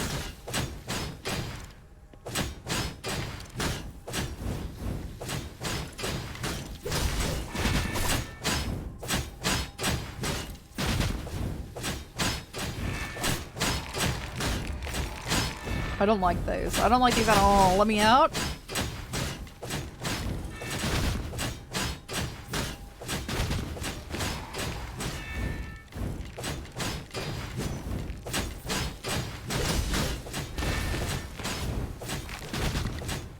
Oh my god, they're so strong. Why? Why are they? Why do they have like 50 health bars?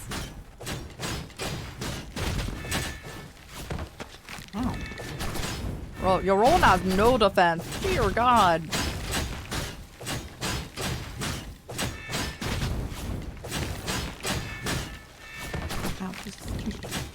We can't die, so we're fine. Because this is a plot battle, but dear God.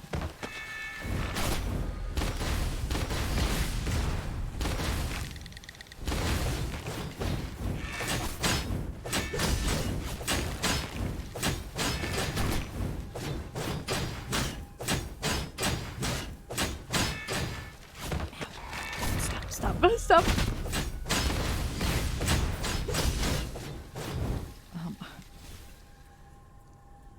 The damage looks almost pitiful, the amount he does in this form. Oh yeah, he's a super nerfed boy.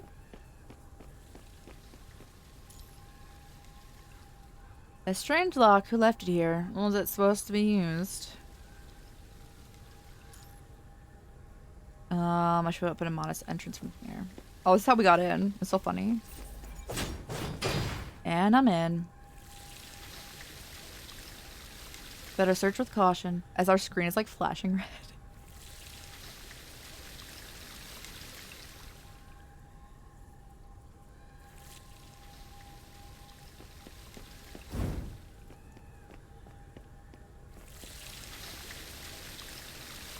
Symbols, a guide for me. Oh, is it the same? I remember it.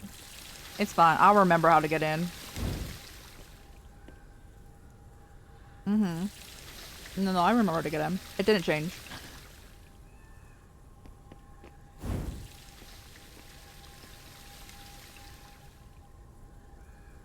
Two parts as they seem. And last one over here. F.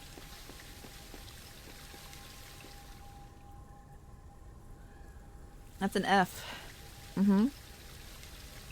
Someone's gonna lock. Let me use this lock to buy more time. Are we just... But when you say that... When you say that, are we going inside? Okay. So I'm here, I'll hide and see how you solve the puzzle. Was he in the shed? Hanky panky tactics. Nice.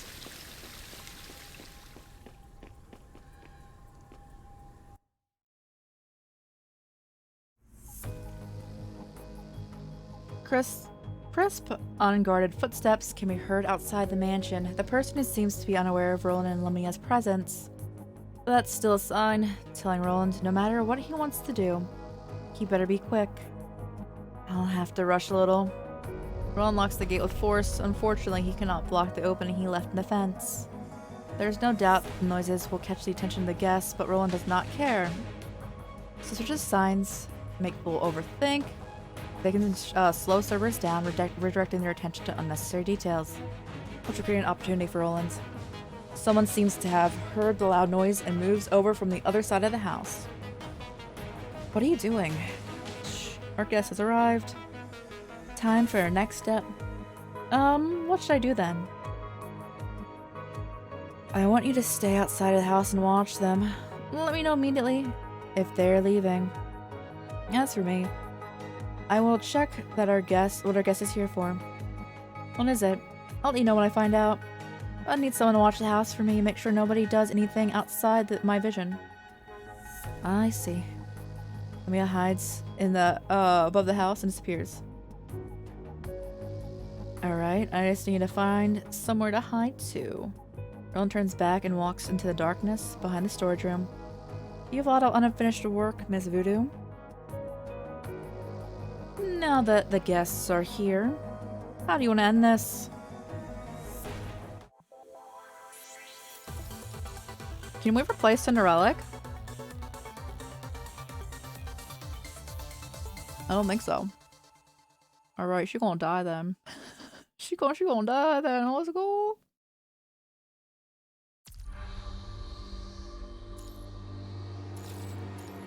We're fighting her? Well, we're not fighting Cinderella. We're gonna go fight Voodoo. And then Roland, like, plotline loses.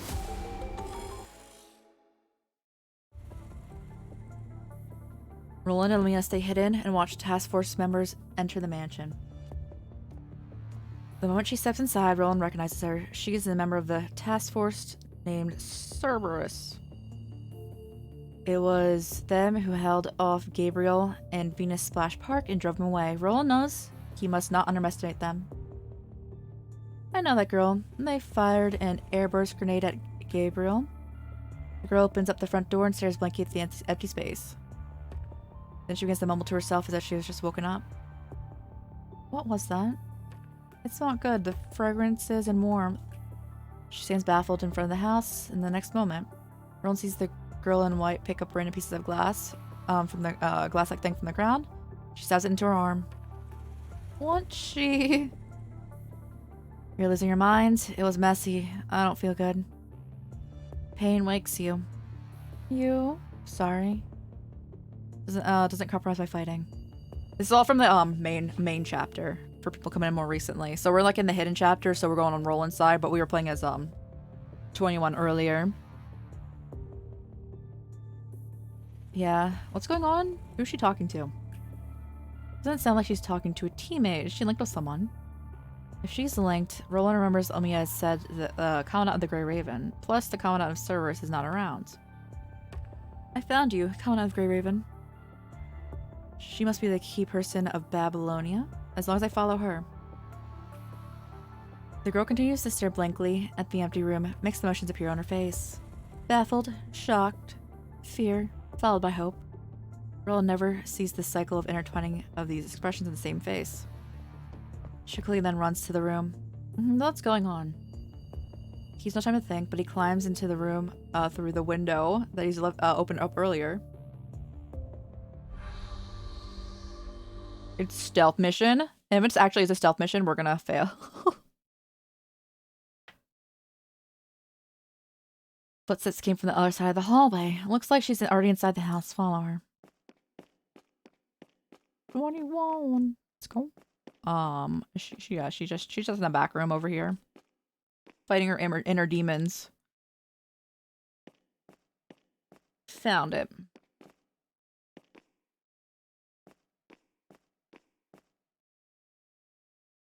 We're spooking. Well, currently what number 21's going through is we're currently in her head, and since we mind melded with Luna at one point in time, since we're in this location, number 21 is seeing the memories of Luna here that we have, you know, gotten from that linking. And this is when the punishing virus started for Luna and Lucia. So this is when everyone around them dies, and they also are getting attacked. So it's we don't really gotta spook anyone. She's already having the visions. This one? Oh, this one. Here's the children's room. Room for Luna and Alpha.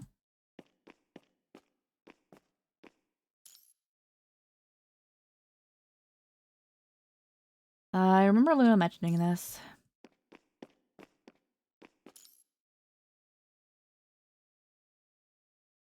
Group photo. Oh yeah, there's a group photo right there. Luna and Alpha, is it?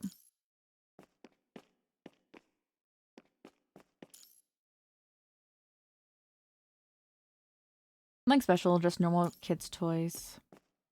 Nothing special, huh? What's happening there?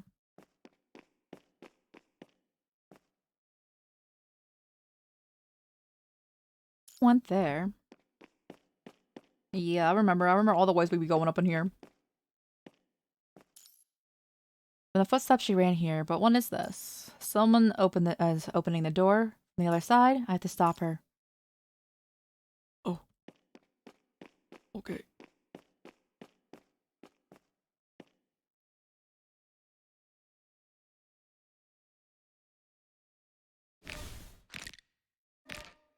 No, I don't like it. I don't like it at all.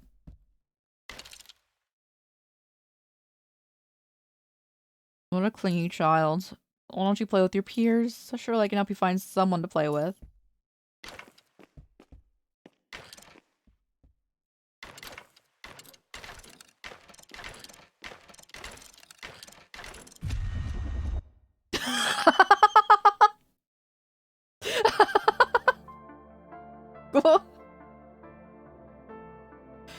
He follows the clueless girl while she searches around.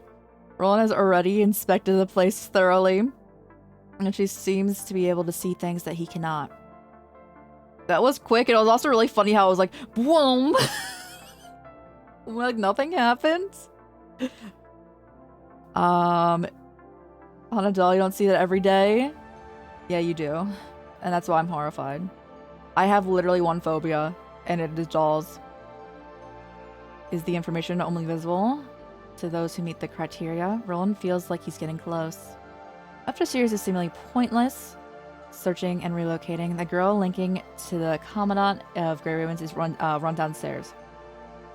There was this one like illustration earlier in the this chapter that was just like a really like it was just dolls, but they had their eyes hollowed out, and then like they did like the jump scare thing where like the eyes moved to look up at you, and I'm like, I don't like it. I'm like, I don't like this. Let me out of here. Especially when the stage is not going to award him. There was, yep, yeah. Putting up a good performance. There's a complicated plan behind all of this. There was a, yep. Well, we've been having to fight dolls this entire time. Or interactive dolls. There's a complicated plan behind all of this. Both he and the task force linked to the Grey Raven Commandant are just part of the plan. Strange behaviors of the construct named 21 can probably be attributed to this plan. Meanwhile, 21 and Roland are just being set up by the third party. No matter how they manage to gather so much complicated information, Roland has to give them credit. Roland has no choice but to follow their script step by step. Roland's already seen what 21 has seen, but those things aren't going to tell him where Luna is right now. They are nothing but some miscellaneous items that could potentially come from Luna's childhood. Roland doesn't know if the third party wants to form the connection between her and the Commandant, but this has nothing to do with the house. Maybe number 21 and the Grey Ribbon Commandant will eventually find out what they and Roland both want to know, but this will never be revealed to Roland and the person who set him up. But whoever sets Roland up knows that Babylonia and Roland what they wanted to know from the beginning, and tries to communicate this through their plan. It's making me mad. I bought myself enough time, but the result was whatever, and still with an expectation. Disappointed? No way. At the least, it tells me one thing. Whoever set this up knows who I am and exactly what I want. What they expect of me is to follow the script till the end. So if the answer I want isn't here, it must be with them. What's next then? Final step is I'm gonna smash the stage and force whoever is behind this out of the scene. Or they plan to act till the end or expect me to wreck the entire stage. They will have to reveal themselves. Fantastic. You finally have understood. It's time for my curtain call. Really? Cheer up, this means we're no longer no need to stay isolated from each other. You are me and I am you. What should I say, hermano? Nothing. You should call him ugly again. You should no, you don't call him ugly. You should call him annoying looking again. Lamia? Pay attention to the surroundings for me. It's about time to they reveal themselves. What's next? Should I follow number 21 or...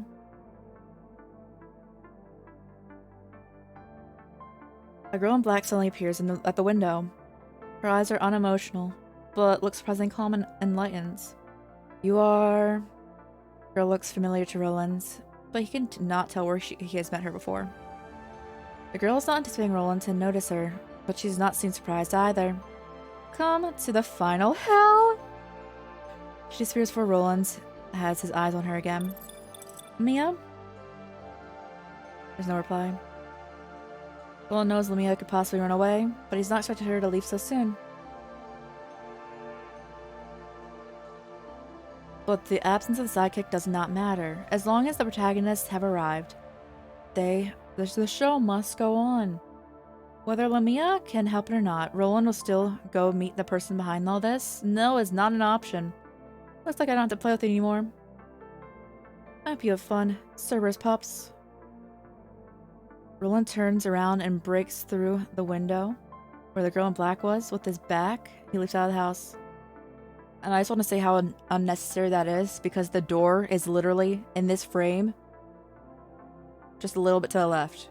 He in no way needed to break that window. The door is indeed a little to the left of that window.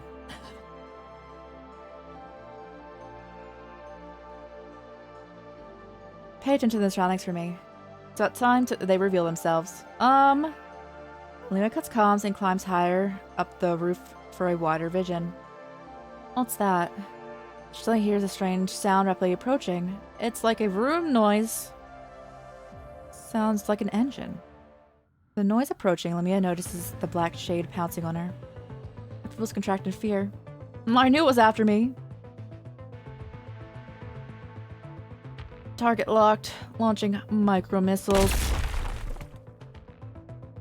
Lamia twists her body and jumps out of the missile's radius from an unexpected angle. The missiles explode in air, leaving a dull noise that doesn't travel far from the missile's limited load. Target alive, waiting for opportunities to attack. Oh no. No. That's the maniac who bombed at me from above. How did she get here? Lamia is consumed by the fear and survival instincts. Her mind is filled with the threat from above. and her own impotence. Ugh. Nothing matters more than Lumia's own life. She has no time for Roland. Oh, it's actually really interesting because these two characters are exactly opposite. Because Roland has like no, he's fine with dying at any point in time. That's interesting that they have these two hanging out. She hastily jumps off the roof, making herself invisible and flees. Did something just go past? I never knew you had a fear of ghosts.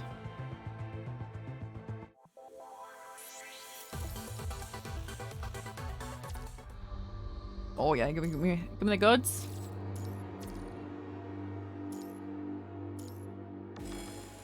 This is the last time we're fighting, actually. The rest is just story after this. The girl in black never shows up again, but Roland sees the marks of punishing on the ground, pointing to another place. His marks aren't visible to those without the punishing affinity. Roland knows the message is specifically left for him. Very pog? Throat destroyed. Don't worry, we've done this. Well, what was the longest thing? Oh no, the 72-hour stream. Nothing can compare to that now. Extending into the other side of the forest. Roland turns back to look at the roof. Bulimia is long gone. Did she go to stealth? No, it can't be. So she ended up running? I didn't think about that possibility and had a plan. Oh, I did. But whatever. I said they're just alone now. Roland set a sigh and follows the invisible punishing trail out of the house.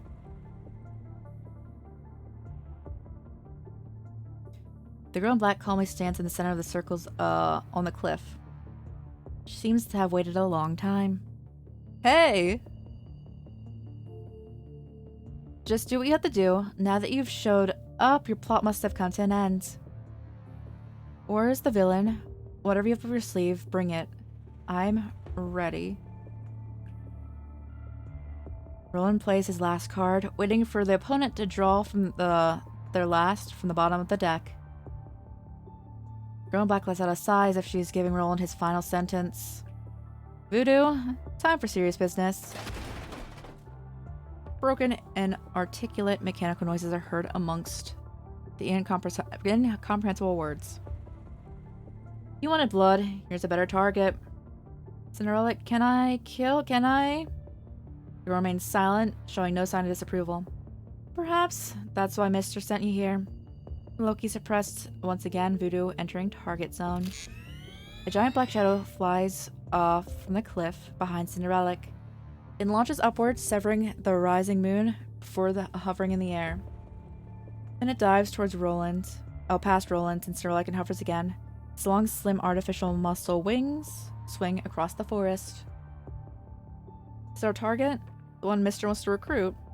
Yeah, that's still what you need to do. This time, stay away from him. Find any targets unrelated to the mission. Unremarkable. I be gentle, save energy, give his complete body to Mister. Do you look down on me that much? We have a spoiler that he did indeed lose.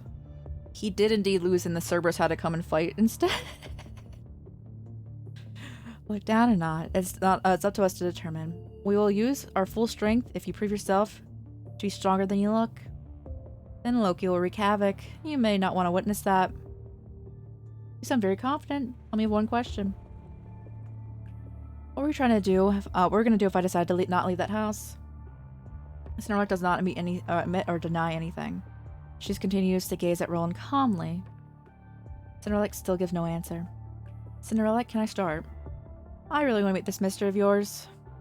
I'd like to see him. I'd like to make a complaint about this invitation.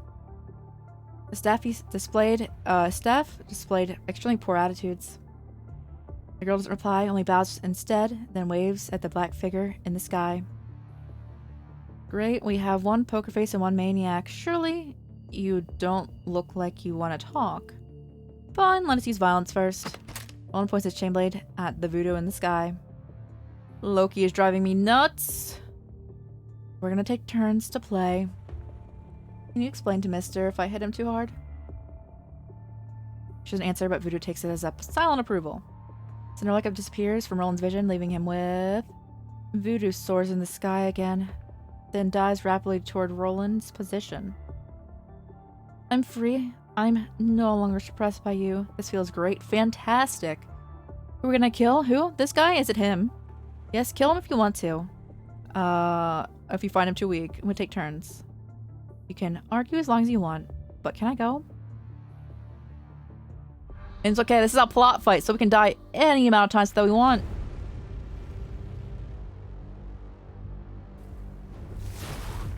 Again, basically, you can die over and over again, as long as you're not playing with your own characters, and since this is not my own character.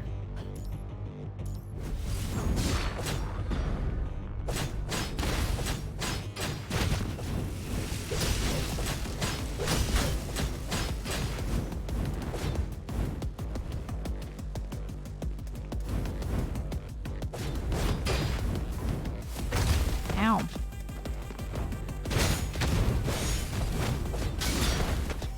Dear God. Voodoo, stop. This version is stronger than the current one?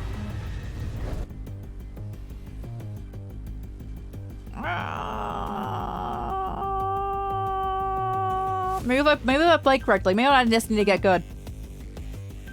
As I play them, I play the other one far better. Show me your tricks. Don't go back on it.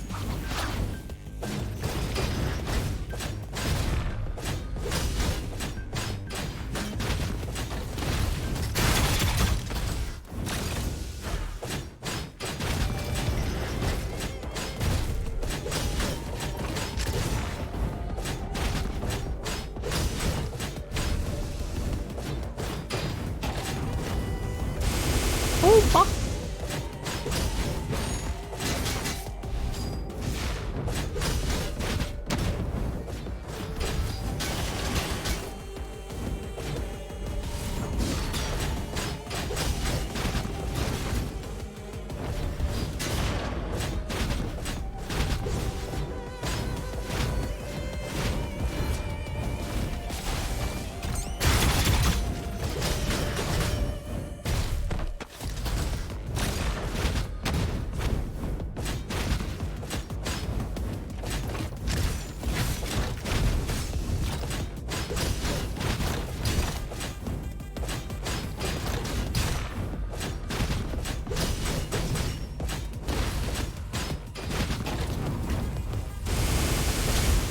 Ow.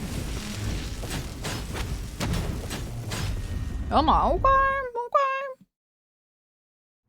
So he goes to the Mr. Cerberus, we're going to a location. Oh no, they run into him. I don't know where he go after that. Pretty Pog. And...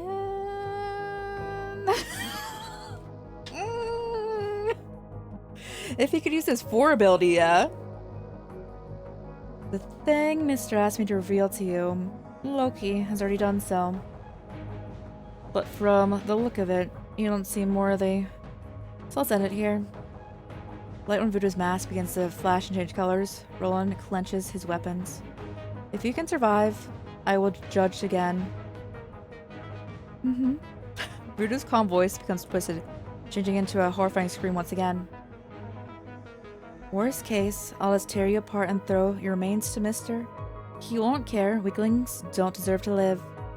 After a round of battle, Roland is already getting used to her bipolar characteristics. Worst case? Are you suggesting that I can still live to see your Mister? I was gonna find the Mister. I don't know if he's gonna go find the Mister. Does he? I forget if that's what happens in that chapter. Yes, he does go in there. But he'll never, like, work with Mister, because Mister wants them to follow him, and Roland only wants to follow Luna. Damn it, what did those words trigger? Did those words trigger the defense mechanism? Ugh. Loki has gone haywire, exceeding prediction. The components of simulation constraint in the vital fluid needs to be readjusted. But the mission must go on. Individual Roland, my mission is to test you. I'm not seeing any worth noting your performance. Your battle stats are lower than the benchmarks set by Mister. Neither of you have displayed neither of you displayed intelligence. Like Mister said. that could neglect the difference in strength. You've done a lot of homework. Mister knows everything, so I'm not going.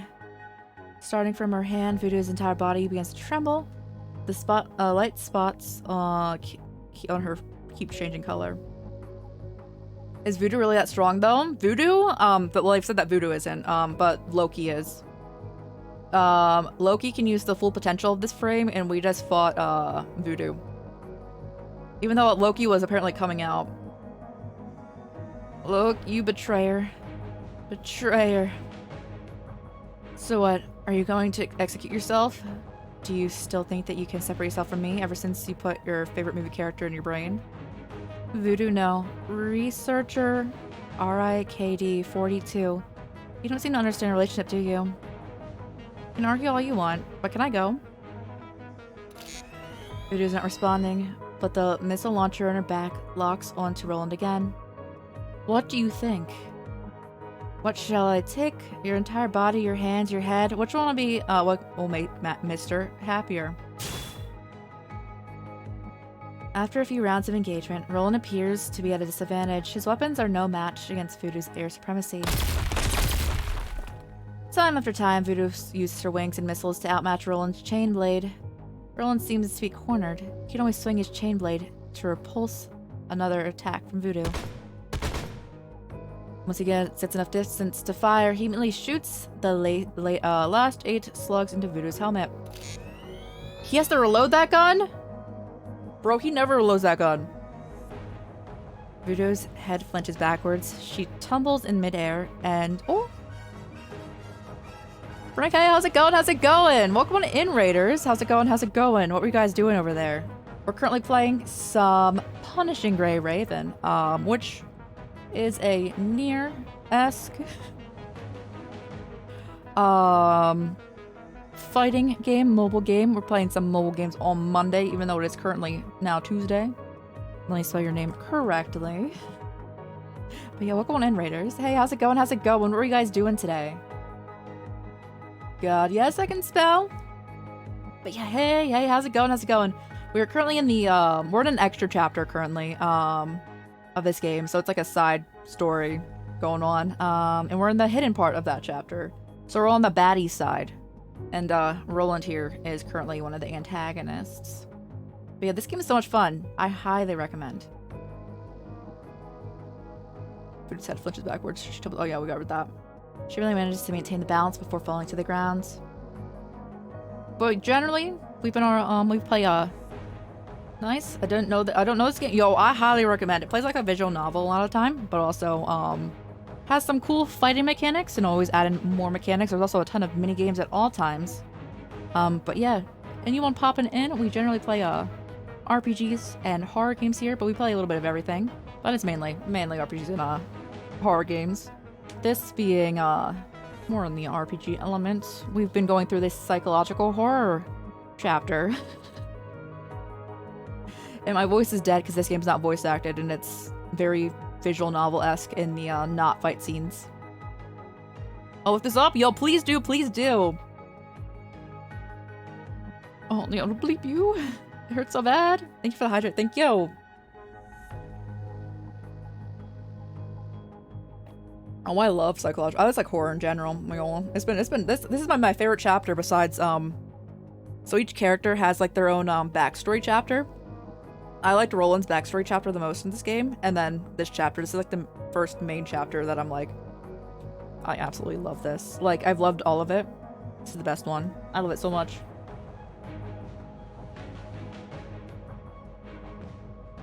Oh my god, wait, the name of that. I like how it was just...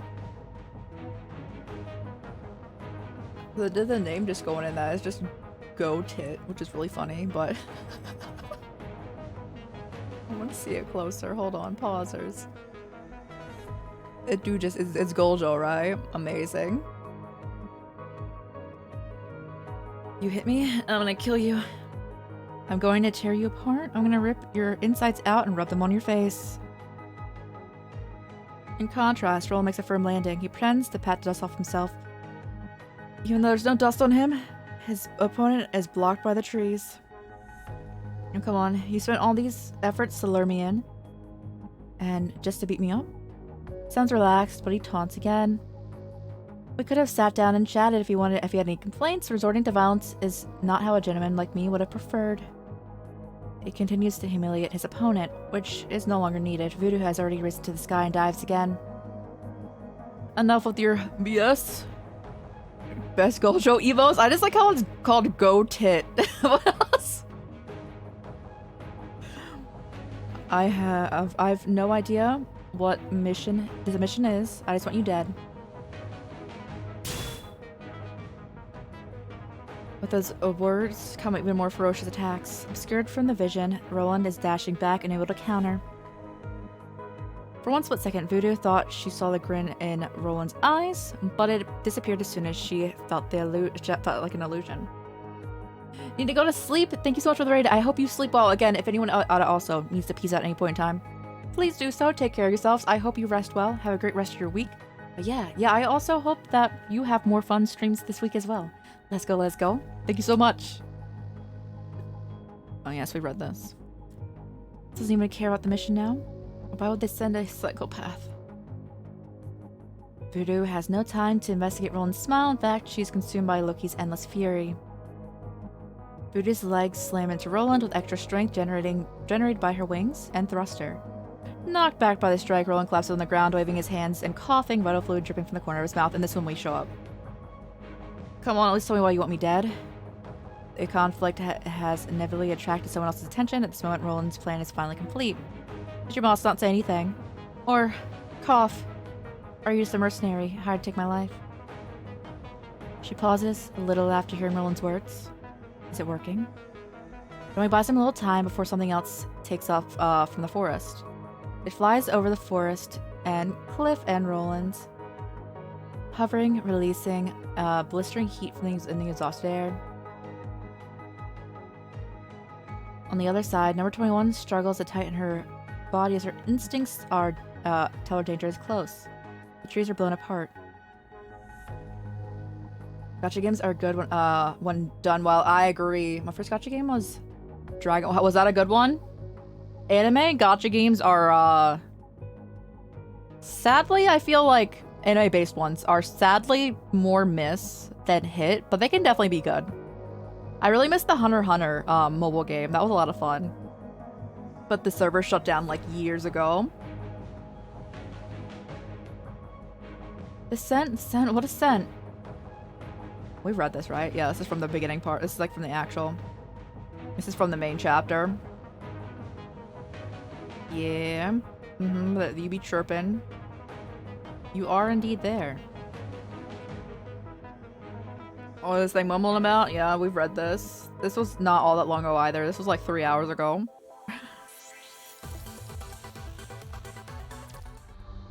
Give me the goods!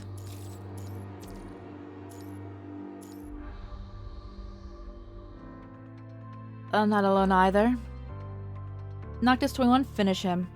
Voodoo's no match for Cerberus. Her defeat is inevitable. Life is full of surprises. Lago.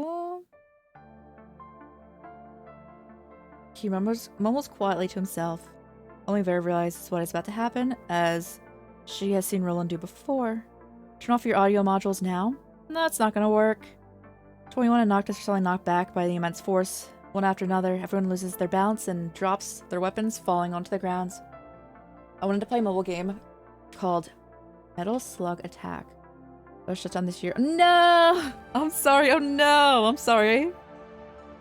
I hope you can find something similar to it, but that's always sad when that happens. Everyone loses their balance? Yeah. When Vera is trapped by the whip, the crouching man, who is pretending to be defeated, gives a smile. Marvelous. How wonderful. Elegantly, Roland steps up and takes off an invisible hat and bows under the moon like a magician giving a curtain call. Ta-da! The show is over. What an opening act. You've saved me a lot of work. Let me tell you that.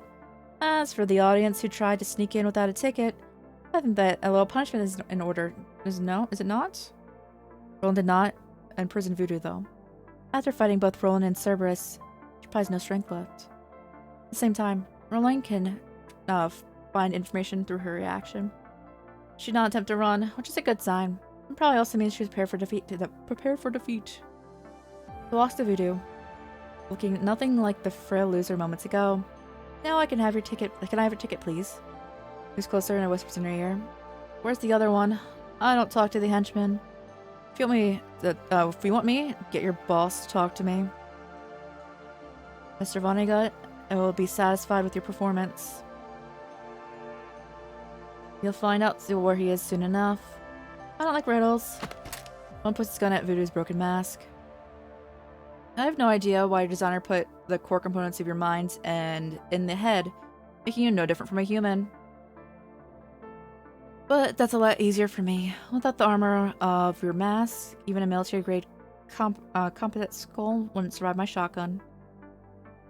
So bring me the other one if you don't want to die. 3. A familiar girl dressed in black appears in the corner of Roland's vision. How boring. Alright, we don't have much time, do we? The mystery you keep talking about, taking me to him. I'm afraid I can't do that. Because I have to leave. Starting backup engine. Some of the Korean players are going to make private servers for anyone keeping it playing. That was 10 minutes ago. So I don't know what the end result. They were gonna make a private server from when the game was shutting down, because we still got time for that. Or I don't know if they announced that before the game got shut down. Flames and air currents push Voodoo into the air at an awkward angle. Before she leaves Roland's firing range, her last words are, "It'll change your mind once you meet him. To people like you and me, that's the only place where we'll get to enjoy ourselves." Interesting, very interesting. What a fascinating plot, Roland thinks. Roland cannot but burst into laughter. As he turns back, he looks at 21, who is pinned to the ground. It was announced that it was shut down the day before the game. The game with the announced before. Okay, then there's still time. There's still time for that 10 months. Yo, that was 10. Yo, there's still time. They could give me a year. We'll see. We'll see. But that's definitely a sad thing, especially when you like put a lot of time into a game. I feel like it's even like worse when that happens. She seems to have felt Roland's mockery and disdain and makes a threatening growl, but only makes Roland feel more sorry for her in the grave of a Commandant. Interesting, Commandant. I wonder what your face will look like when you find the one truth. The One Piece. The world is a dark place as always to me and you. If only I had a chance, I wish to chain you in front of me so both of us poor souls can have a good talk. I accept. No. It's another story. Roland looks back at Voodoo. She has already escaped into the sky. Roland searches for the girl saw earlier, but she's already disappeared without a sign. Enough of this pretentious mystery. Well, I've got to go too. See you around, good puppies. Roland turns around and leaves the valley. The helicopter noises are getting closer. It's probably babbling us for reinforcements. Maybe not, but Roland no longer cares. Soon Cerberus will find out that, unlike the encounter at Venus/Park, this time they are only trapped by the electromagnetic constraints that he's planted earlier during the battle. That's not for Roland to worry about. Ready for the next step? I see you were defeated. Don't worry, I was also part of the plan. Yeah, just come back after that. I'll take it from here. Mr. wanted it this way. Okay. It's not something you should worry about. Well, we got 2 more parts left. Roland leaves Cerberus and walks out of the town. He then arrives at the ruins underneath the mountain. God damn, Lamia. Roland expected her to run. There might be still hope. If I have to look at it, it's Fusion Fall, which is the game of Cartoon Network characters.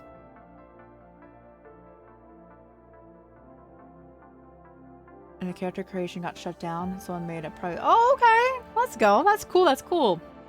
Roland expected her to run. but she didn't she did at a very awkward time. Fortunately, he was able to use Cerberus to contain voodoo. Taking only an acceptable amount of damage, he got what he wanted. I hope our Cerberus friends aren't too shocked when they find out the truth. He smiles. Smile. Well, it'll be too late for them anyway. He's returned to the wastelands, but this time he has a purpose. Once again, the girl in black shows up in front of him. You there? Come with me. Come with me, please. Who are you? The girl did not reply. She only looks at him calmly. Roland sees no emotion or demand in her eyes. They're like a deep lake engulfed in fog. He does not like those eyes. Why? She does not answer. Roland slips forward as he's about to leave the girl behind. This is what you wanted. Roland pauses in his steps. How did you know? No, wait. Not just in the house. You've been tracking me since long ago, right? Cinderella did not deny it. State your offer. After all this drama, I don't think we need to test each other any further. That's not my mission. The girl turns away in silence and heads out. Whatever. Roland is not gonna simply follow her. He has his own plans. Roland follows Cinderella over the long way in silence until nearby scenery has completely changed. He walks over many deserted towns, buildings, and bastions destroyed by the corrupted and human weapons. No matter how he tries to talk to Cinderella, she never answers. Roland even brought up corrupted from afar to attack her, set up traps along the way. Don't do unnecessary things. The girl says calmly. Courts contain no request or restriction, but Roland feels they are more dangerous than a straightforward, threatening, like Constance or Dire. Her real strength is still a mystery, but from what she has displayed, she still has lots of cards to play. In that case, he can only continue to follow. With this in mind, Roland keeps walking after her. Please. We're on his last track of time. He's already used to this strange pattern of changing sceneries along the way. Cinderella stops the high-rise building ruin. She orders the few corrupted to push away the heavy piece of building wreckage. This has to be it, he thinks. After countless detours along the way, Roland will be able to figure out the exact location. He's finally here, it's all over. Maybe snipers already taken aim on him. But this is the end. At least they wanted him to come here, he thinks. So he follows Cinderella into the large ruins. The road inside is wide, but almost all the light is absorbed by the ruins. You can always see Cinderella walking past dappled light spots.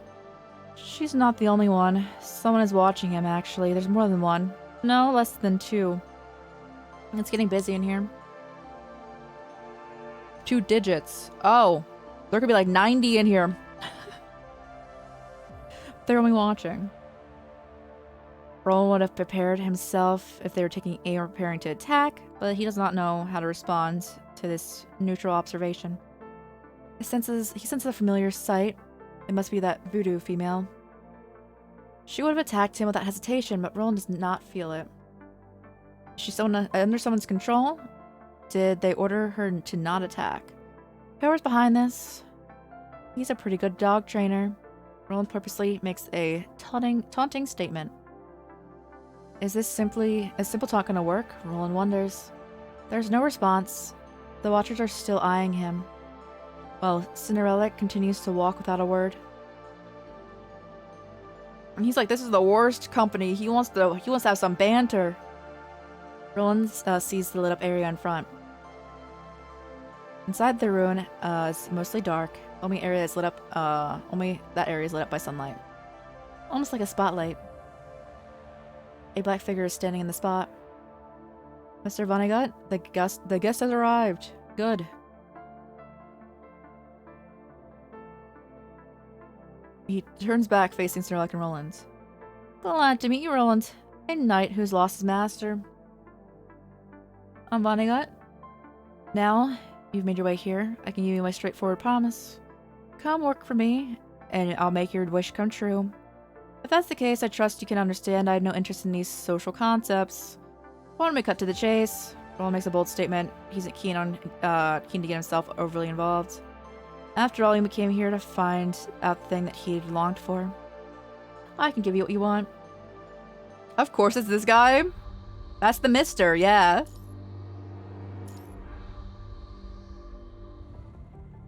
I can give you what you want. Another agent, how interesting.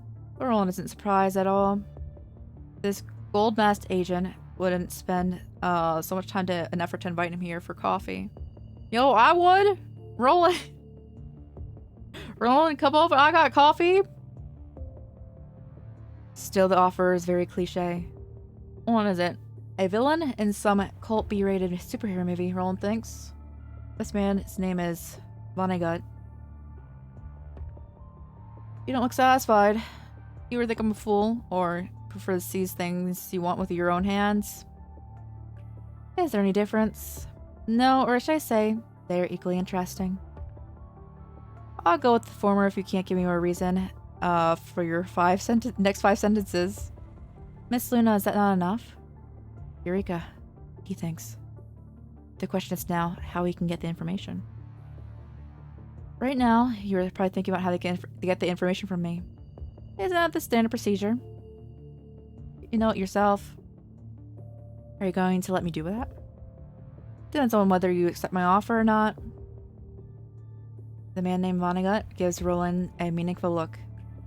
He does not seem to be in a rush for answers, but Roland cannot rule out the possibility he won't be able to leave alive without a concrete answer.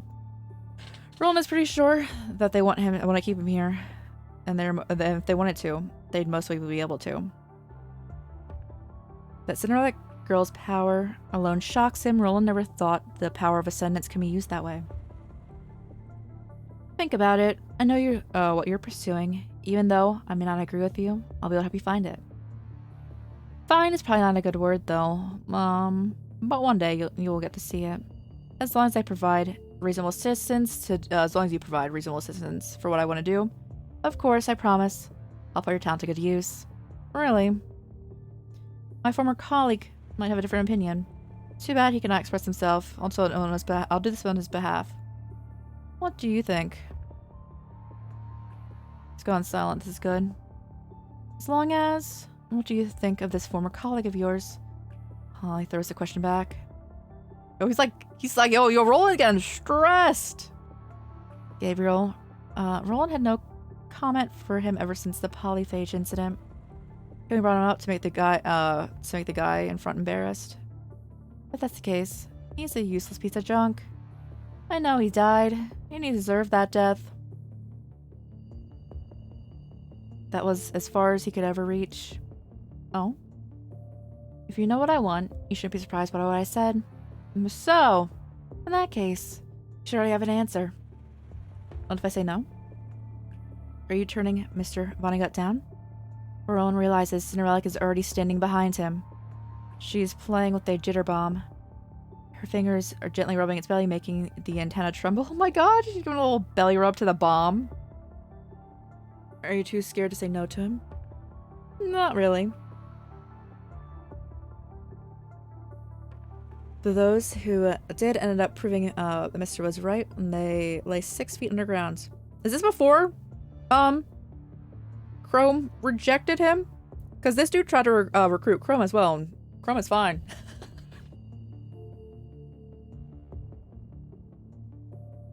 They only choose the future they deserved. I had no right to stop them from doing that. Same applies to you. Roland did not reply. He just stares at Vonnegut, waiting for him to continue. Just like that. Just like he's been doing with us this entire time. Roland has no need to disclose his real purpose, or worry about Vonnegut's true intentions. Different circumstances. I think they're just like omitting that, yo. Have like anyone who's rejected him has ended up dead. They're like, except for this one guy. Or it just didn't happen yet. I'm not sure. Because this is an extra chapter, I don't know where it's at exactly in the main story.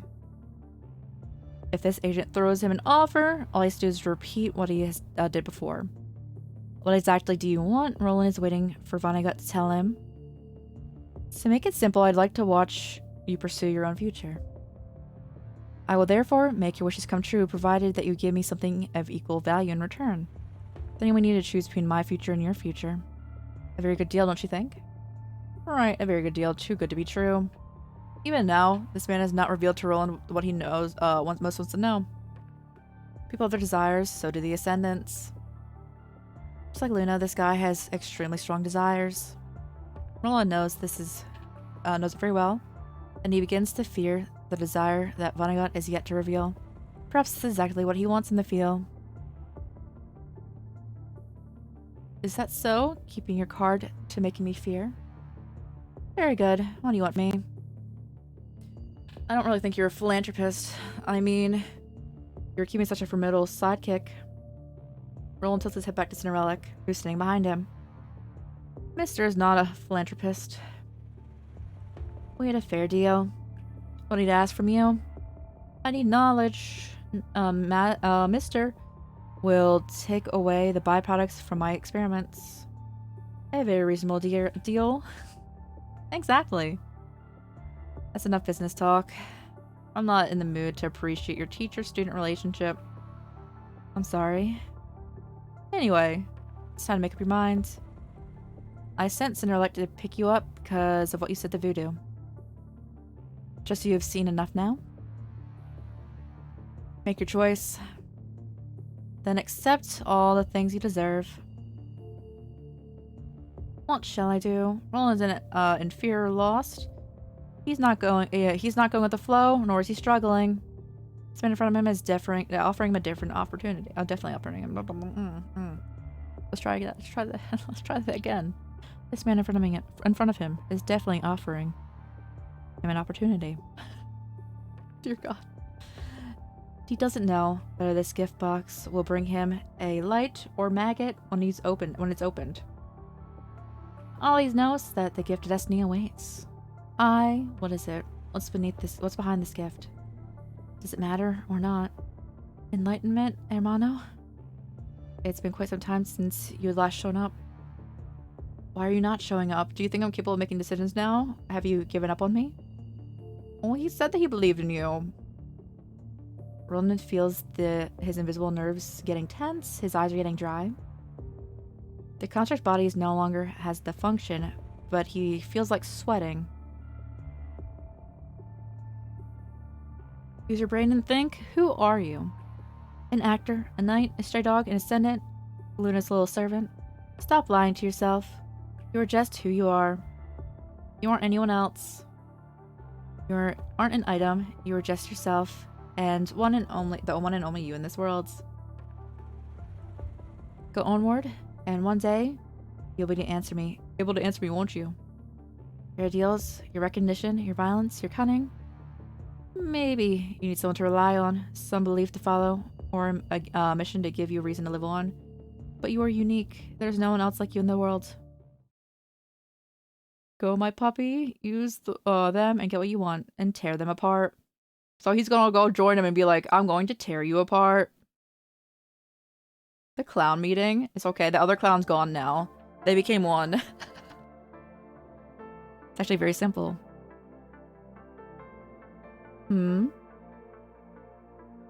Alright, I'm gonna be frank and listen to my price. Listen to my price. You can't say no, can you? Roland feels he can finally smile. Of course. There's no such thing as destiny in this world. Heaven and hell do not exist either. The so-called destiny is one's own choice. It is a path of their own taking, the blood spilled by their own hands, and the words they acknowledge.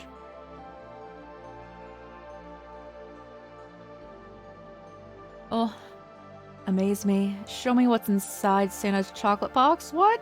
What is that? What? Roland looks at the gold-masked man. He no longer hates the pressure from him. From now on, everything will be his token. He'll play them and use them and sacrifice them. Well then, tell me what you want. Of course, stronger tokens are more desirable. These people in front of him make the perfect tokens. Roland can send them to hell without hesitation. How will the world become when Luna returns? I want power, yours and mine. Of course I will give you your power. What about mine? There's no need to think. Roland feels a familiar yet strange world disappear around him. He sees a tightrope connecting him and fate. Too easy, the choice is too easy. I hope you can lend a hand when I'm in need, sir. You won't lose anything. Roland sees a trace of surprise in Vonnegut's eyes. He didn't expect such a request. Out of the corner of his eyes, Roland sees Cinderella open her mouth, but Vonnegut dismisses her attempt.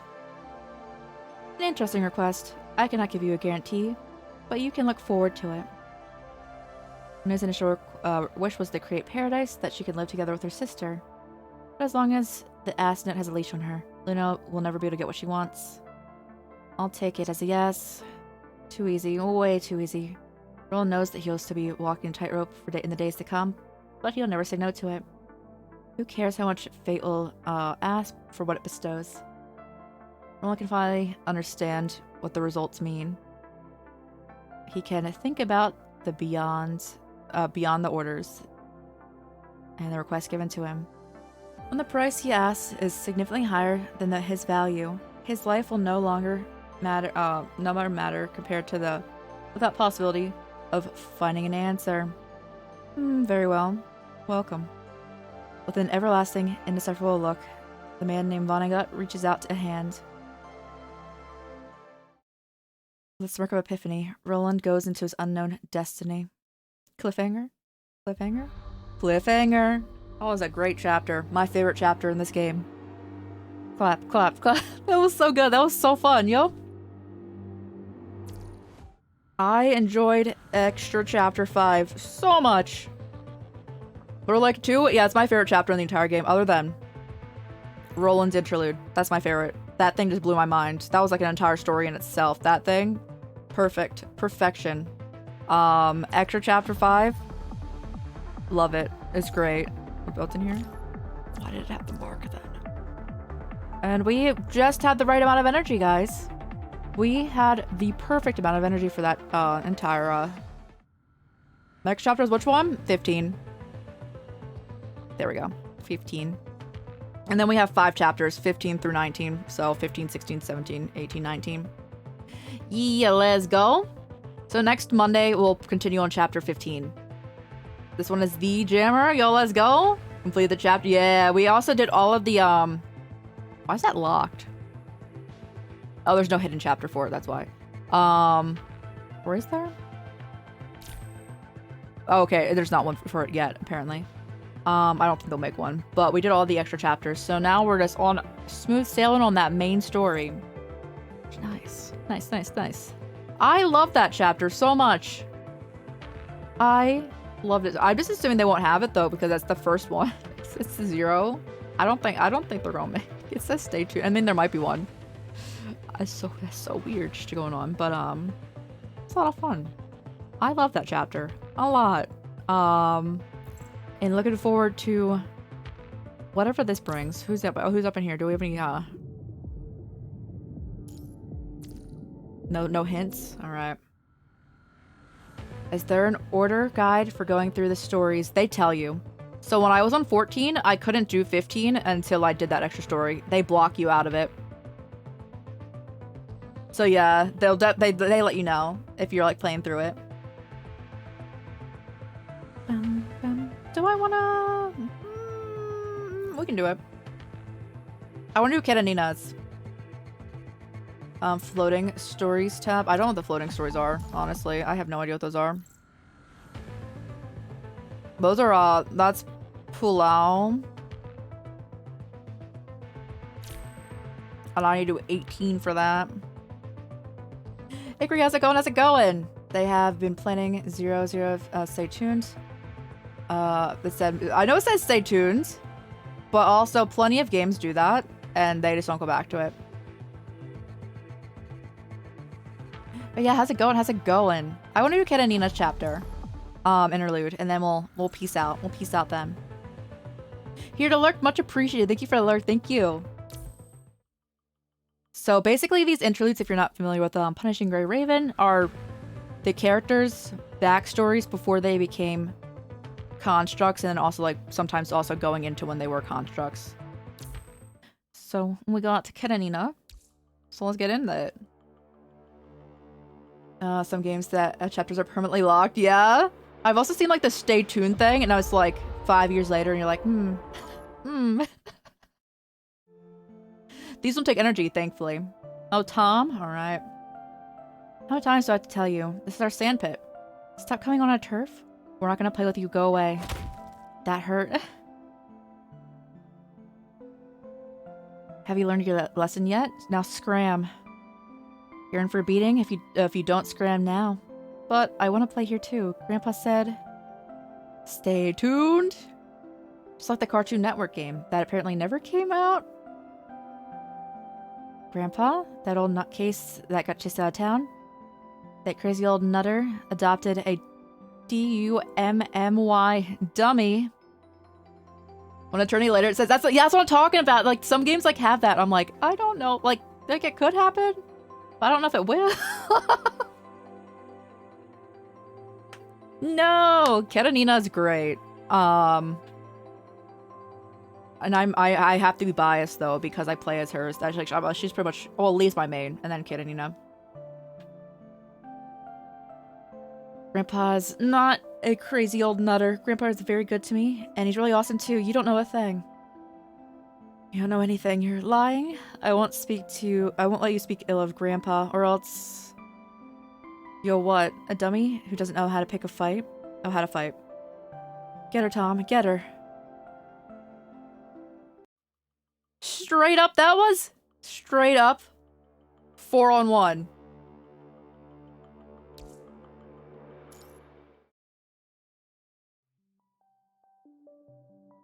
Grandpa, I'm back. The city has been secretly throwing out lots of weird trash in the past few days. I collected them all here and traded them for some rye bread. Hey! No! No one deserves to get beaten up. Oh, I don't know about, I can't say that, but in this circumstance, she does not deserve to get beaten up. The One Piece? Real? The One Piece is real, though. The One Piece is real.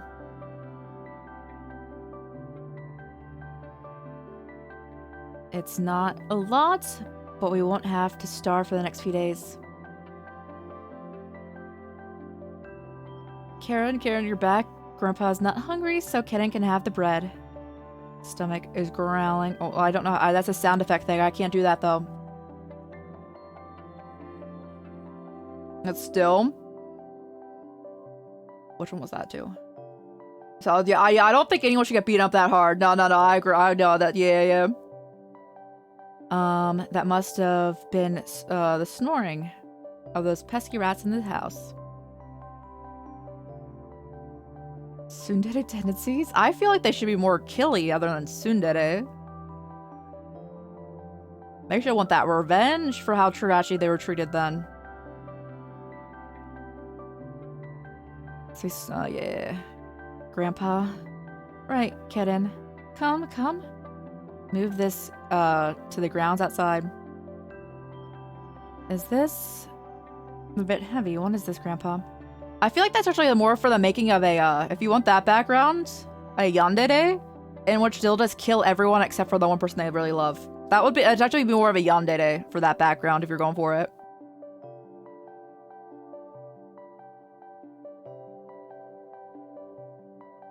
I modified it myself. I'm going to give it to you as a secret birthday present on your birthday. Come help Grandpa move it out and test it. I feel like they're, if you're gonna insult people, including characters, you can insult the personality as opposed to what, you know, people be looking like. That is a, that's a far better direction to be going in here, too.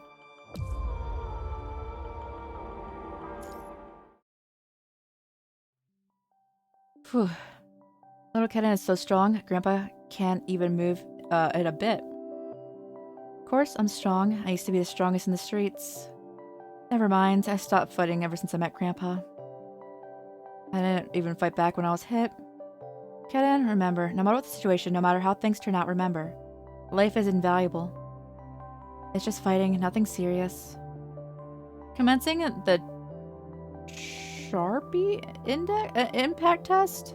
The macro structure and fracture are standard. Artillery, outdated technology, not my area of study. Okay, okay.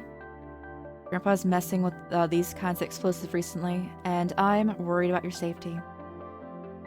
Huh? You understand what I'm saying? Of course, you've taught me these millions of times, and you forgot again. Because Kedin likes explosions, so I wanted to give you something that won't stop going boom.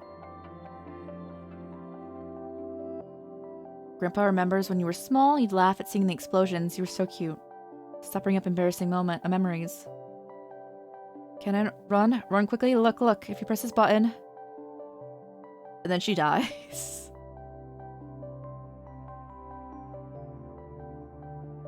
You know, all those technical terms, I'm just like, head empty. But yeah, so Ken and Nina's, like, job is, like, to work on, like, repairs on the ship and everything, right?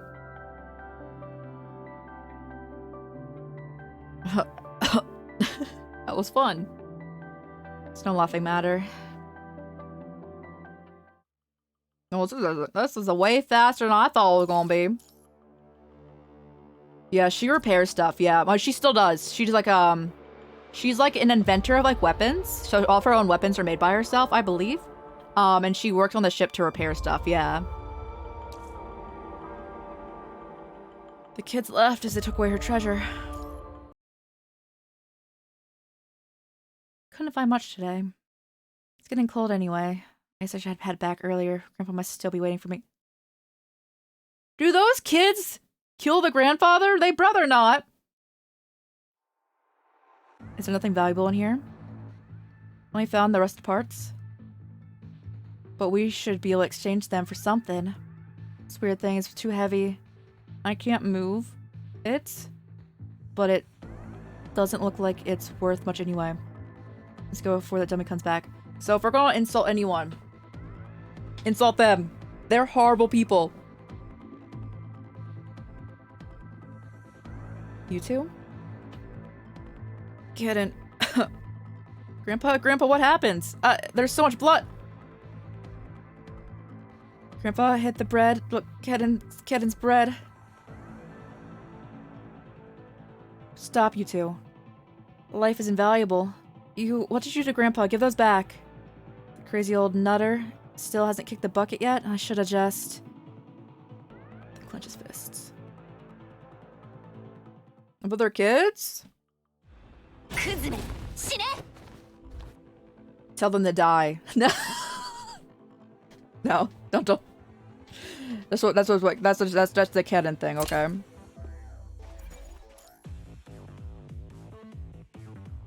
Hope today's harvest is good. Yes. They killed the old man. Yeah, they killed the old man for finding whatever like they be having on them. They wanted to loot, so they just killed the dude. I was like, what's Kedin's most precious thing? And it seemed like her grandfather. This is not the one I play as. I'm not used to this. Also, why is she's like hecka fast? What the heck?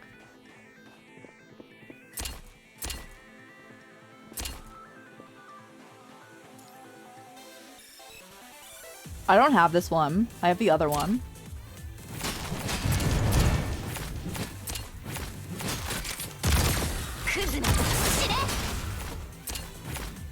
Oh god. Yeah, one day the camera will change angle for us. Don't worry.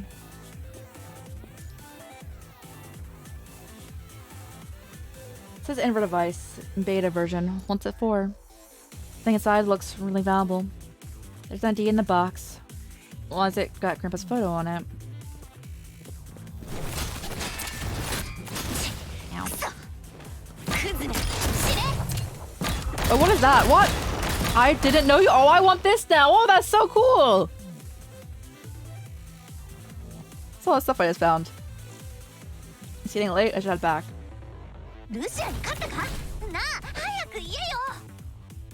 I want this one now. I want to change my Karenina.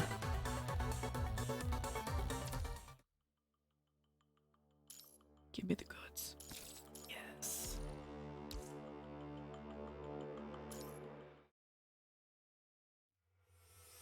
Tom, what was that? They killed her grandfather when the punishing virus started. That's how this started. Right before everything went to the full-on apocalypse started. She had to see her grandfather bleeding out. Dear God. The corrupted, they're in the city. It's over. It's all over. Grandpa.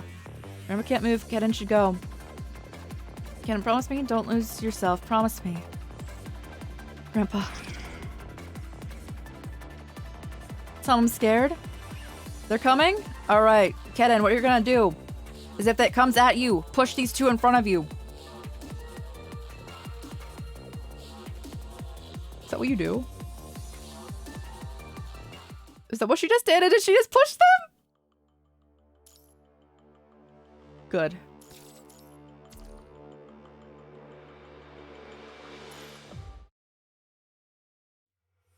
You two. Scram. You plan to distract the monsters by yourself. Oh, I wish they pushed them. Kenan, Grandpa, I promise you. But I also won't leave you here. I don't care what those damn corrupted, who they think they are. I'll show them what the queen of the streets can do. Isn't really beaten to death by a bunch of kids before the apocalypse. I think she would have taken that, getting beaten up a lot more than, you know, her grandfather getting murdered.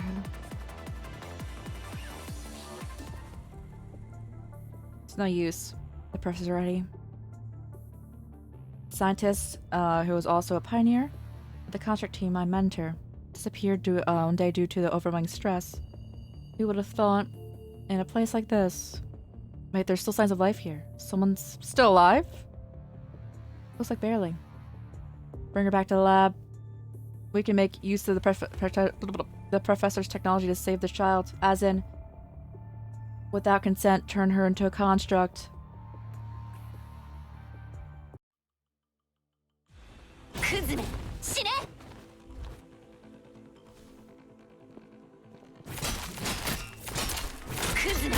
Oh, I'm assuming her condition is probably beating this in like 90 seconds.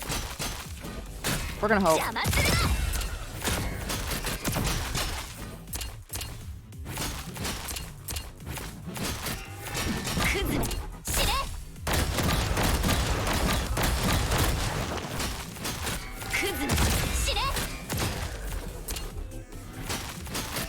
And if we can't find it, we'll just do it, we'll find it, like we'll look it up if we need, because every character has an extra part of their interlude.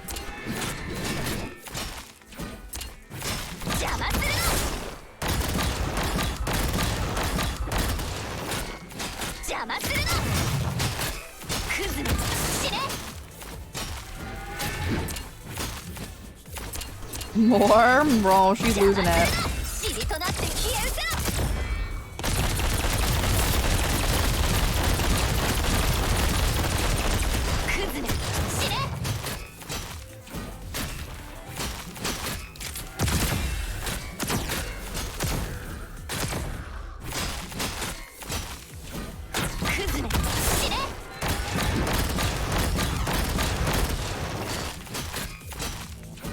Kenan is now calm. Am I supposed to stop fighting when I see that?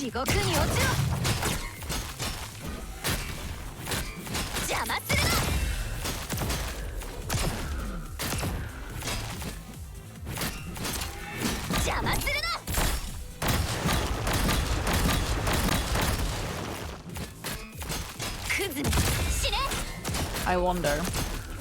Mega wrench.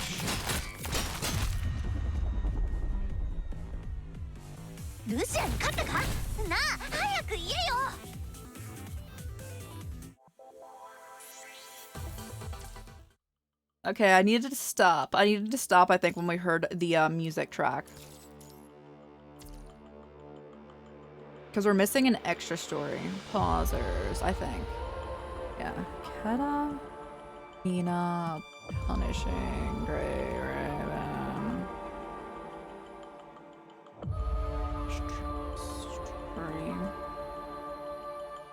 In the stage. Inspect the rubble on the left side of the map. After you start, then control a bomb.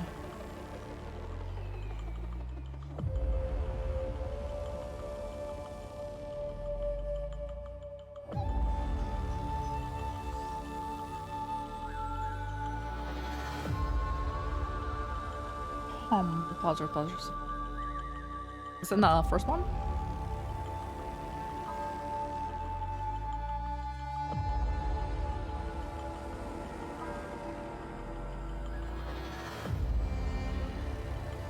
Expect rubble to the left side of the map after you start. Okay, I think it's the first one. But yeah, easy. Oh, I hit P in that time. I stripped. It's okay. I hit it again. Oh, it didn't work. That's okay. Off to the left, we're inspecting after we start. Here. Is this a remote control? A robot bug. It looks unstable, as if it'll explode any moment. It actually moved.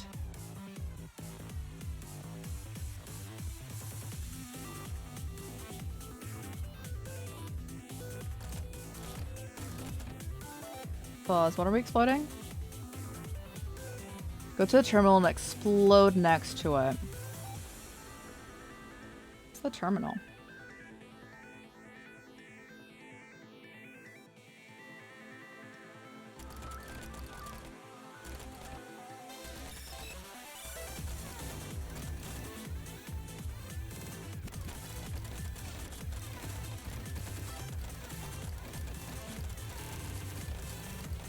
I don't know what the terminal is.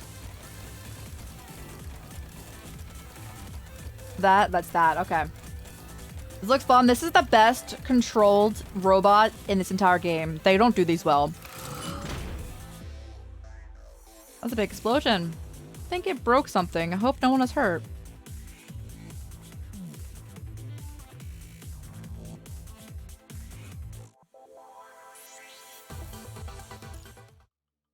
And then you do the last stage. Getting jitter bombs and getting the pet. Yo, no, I just want to. Yo, you be Cinderelic and you have all of the jitter bombs that can be your little pets. Alright, let's do this again. This might potentially change something in here.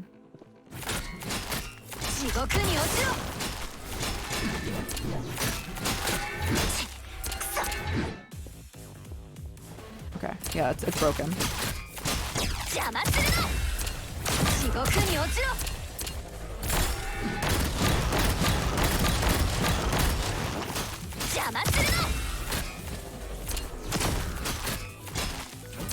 I'm gonna smash you to pieces.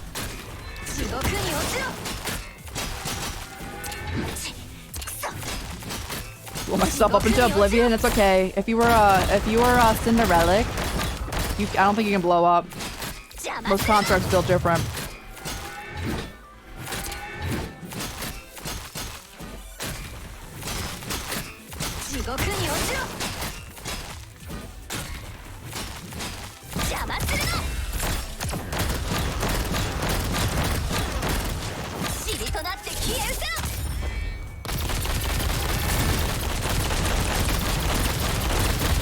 This is so overpowered, I want it.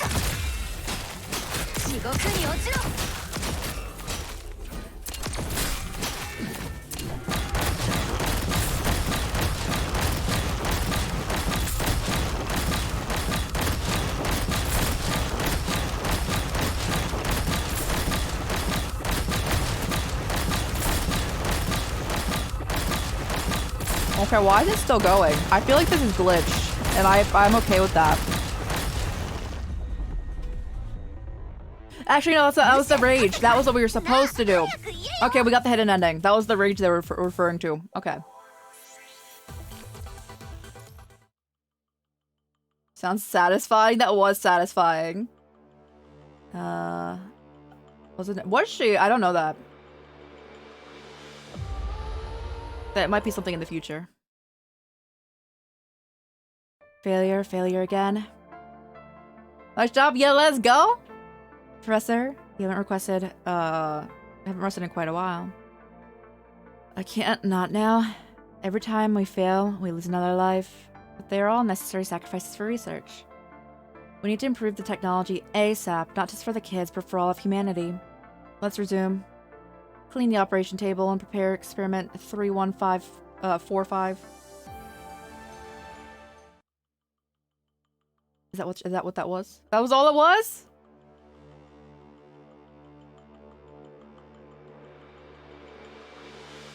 Well, she has experiment number 3145. And I guess she was a success because we do indeed have her. I use this one. Is this one, is the other one an A? Or is that other one also an S?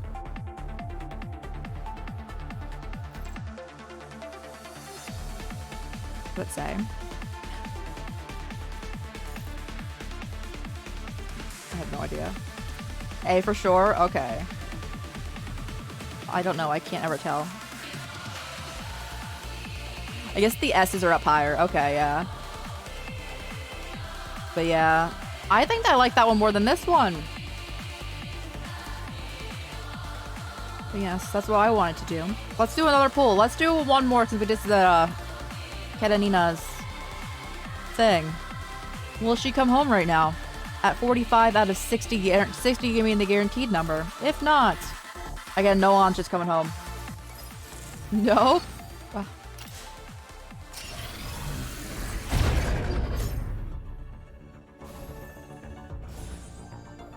It's okay. This is not a gacha game. I mean, it certainly is a gacha game. Is this Genshin Impact? This is far better than Genshin Impact. And I enjoy Genshin Impact, but also, I'm glad that they're rebuffing Genshin Impact. Hola, amigo. Because after seeing everything they put into their other games, you buy new characters. I have gotten, for the most part, all of our characters within the first, like, 10 pools. So, I don't know about that. Amigo, yeah. He says random Spanish.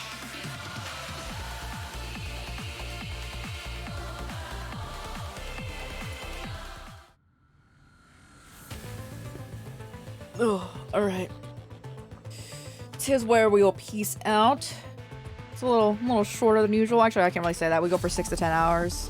We've hit that mark. I'm pretty sure we're done the last of like the short interludes. I'm pretty sure.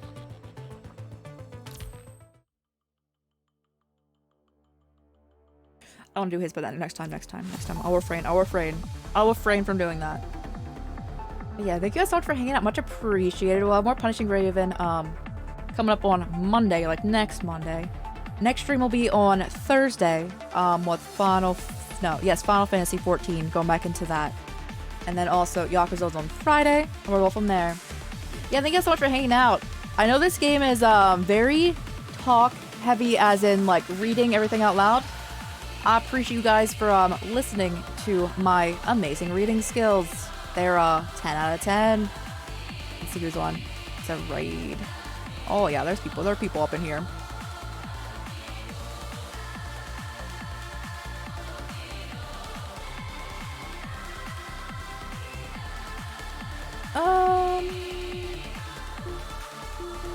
Oh, Indra, they're playing Alien Isolation.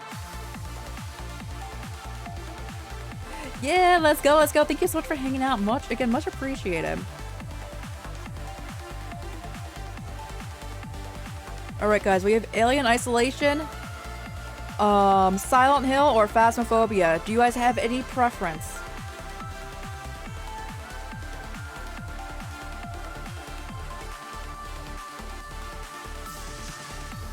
They're all horror games. Hi, I'm Bayonda. Hello, Drifter. Hi, I hope your day has been well.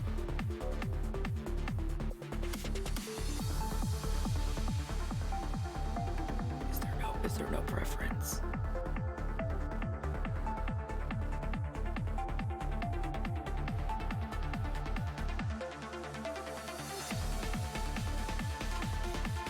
My day. But yeah, we finished out the extra chapter today. Extra chapter 5. And then we did just now Karenina's interlude.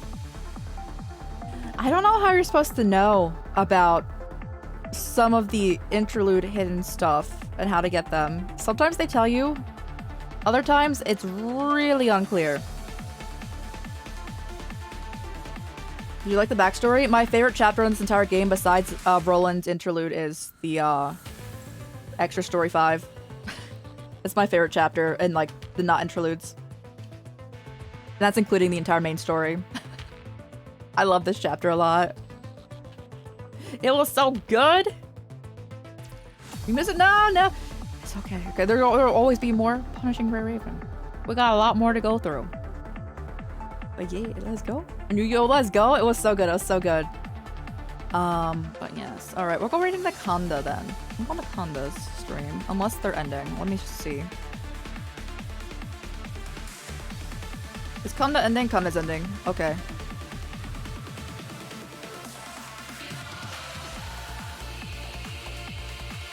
They're probably also ending. Oh my goodness, everyone's like 6 hours into their streams and they're ending.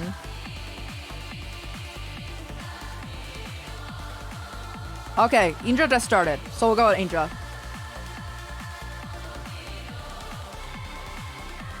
Roland's transformation. I just like how Roland was like looking at him. He looked at himself directly and was like, "You look like you're really annoying," and I'm just like, bro.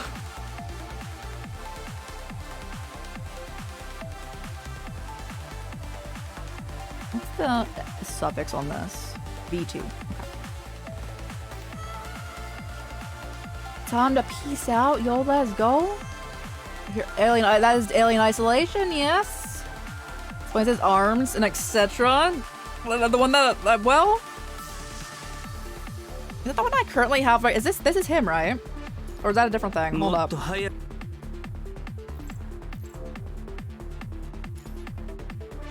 Yeah, it's that.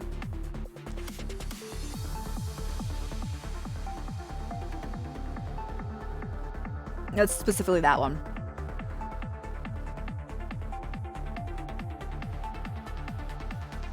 I like how you can never see his butt. Remember when we were playing this for the first time, we were doing some of those butt evaluations? We can never get his. Yeah. I don't think, there's no other Roland, right? I don't think so. But yes, thank you guys so much for hanging out. Much appreciated. Again, we'll be back on Thursday. We might stream on either Tuesday or Wednesday, but most likely not. Watch the VOD? Thank you, much appreciated. Yo, you don't have to, but I understand if you want to watch the chapter. Again, much appreciated.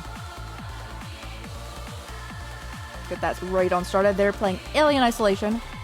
I forget how we met. They raided into us first. I forgot what we were playing. We had like a mutual game in common. But they were super chill. They're super chill.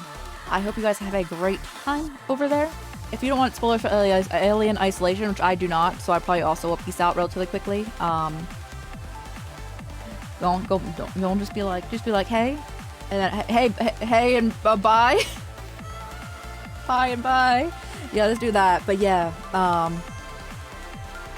take care of yourselves everyone this week. I hope you have a great rest of your week. But yeah, if you're here for that PGR, we will be back with it on Monday.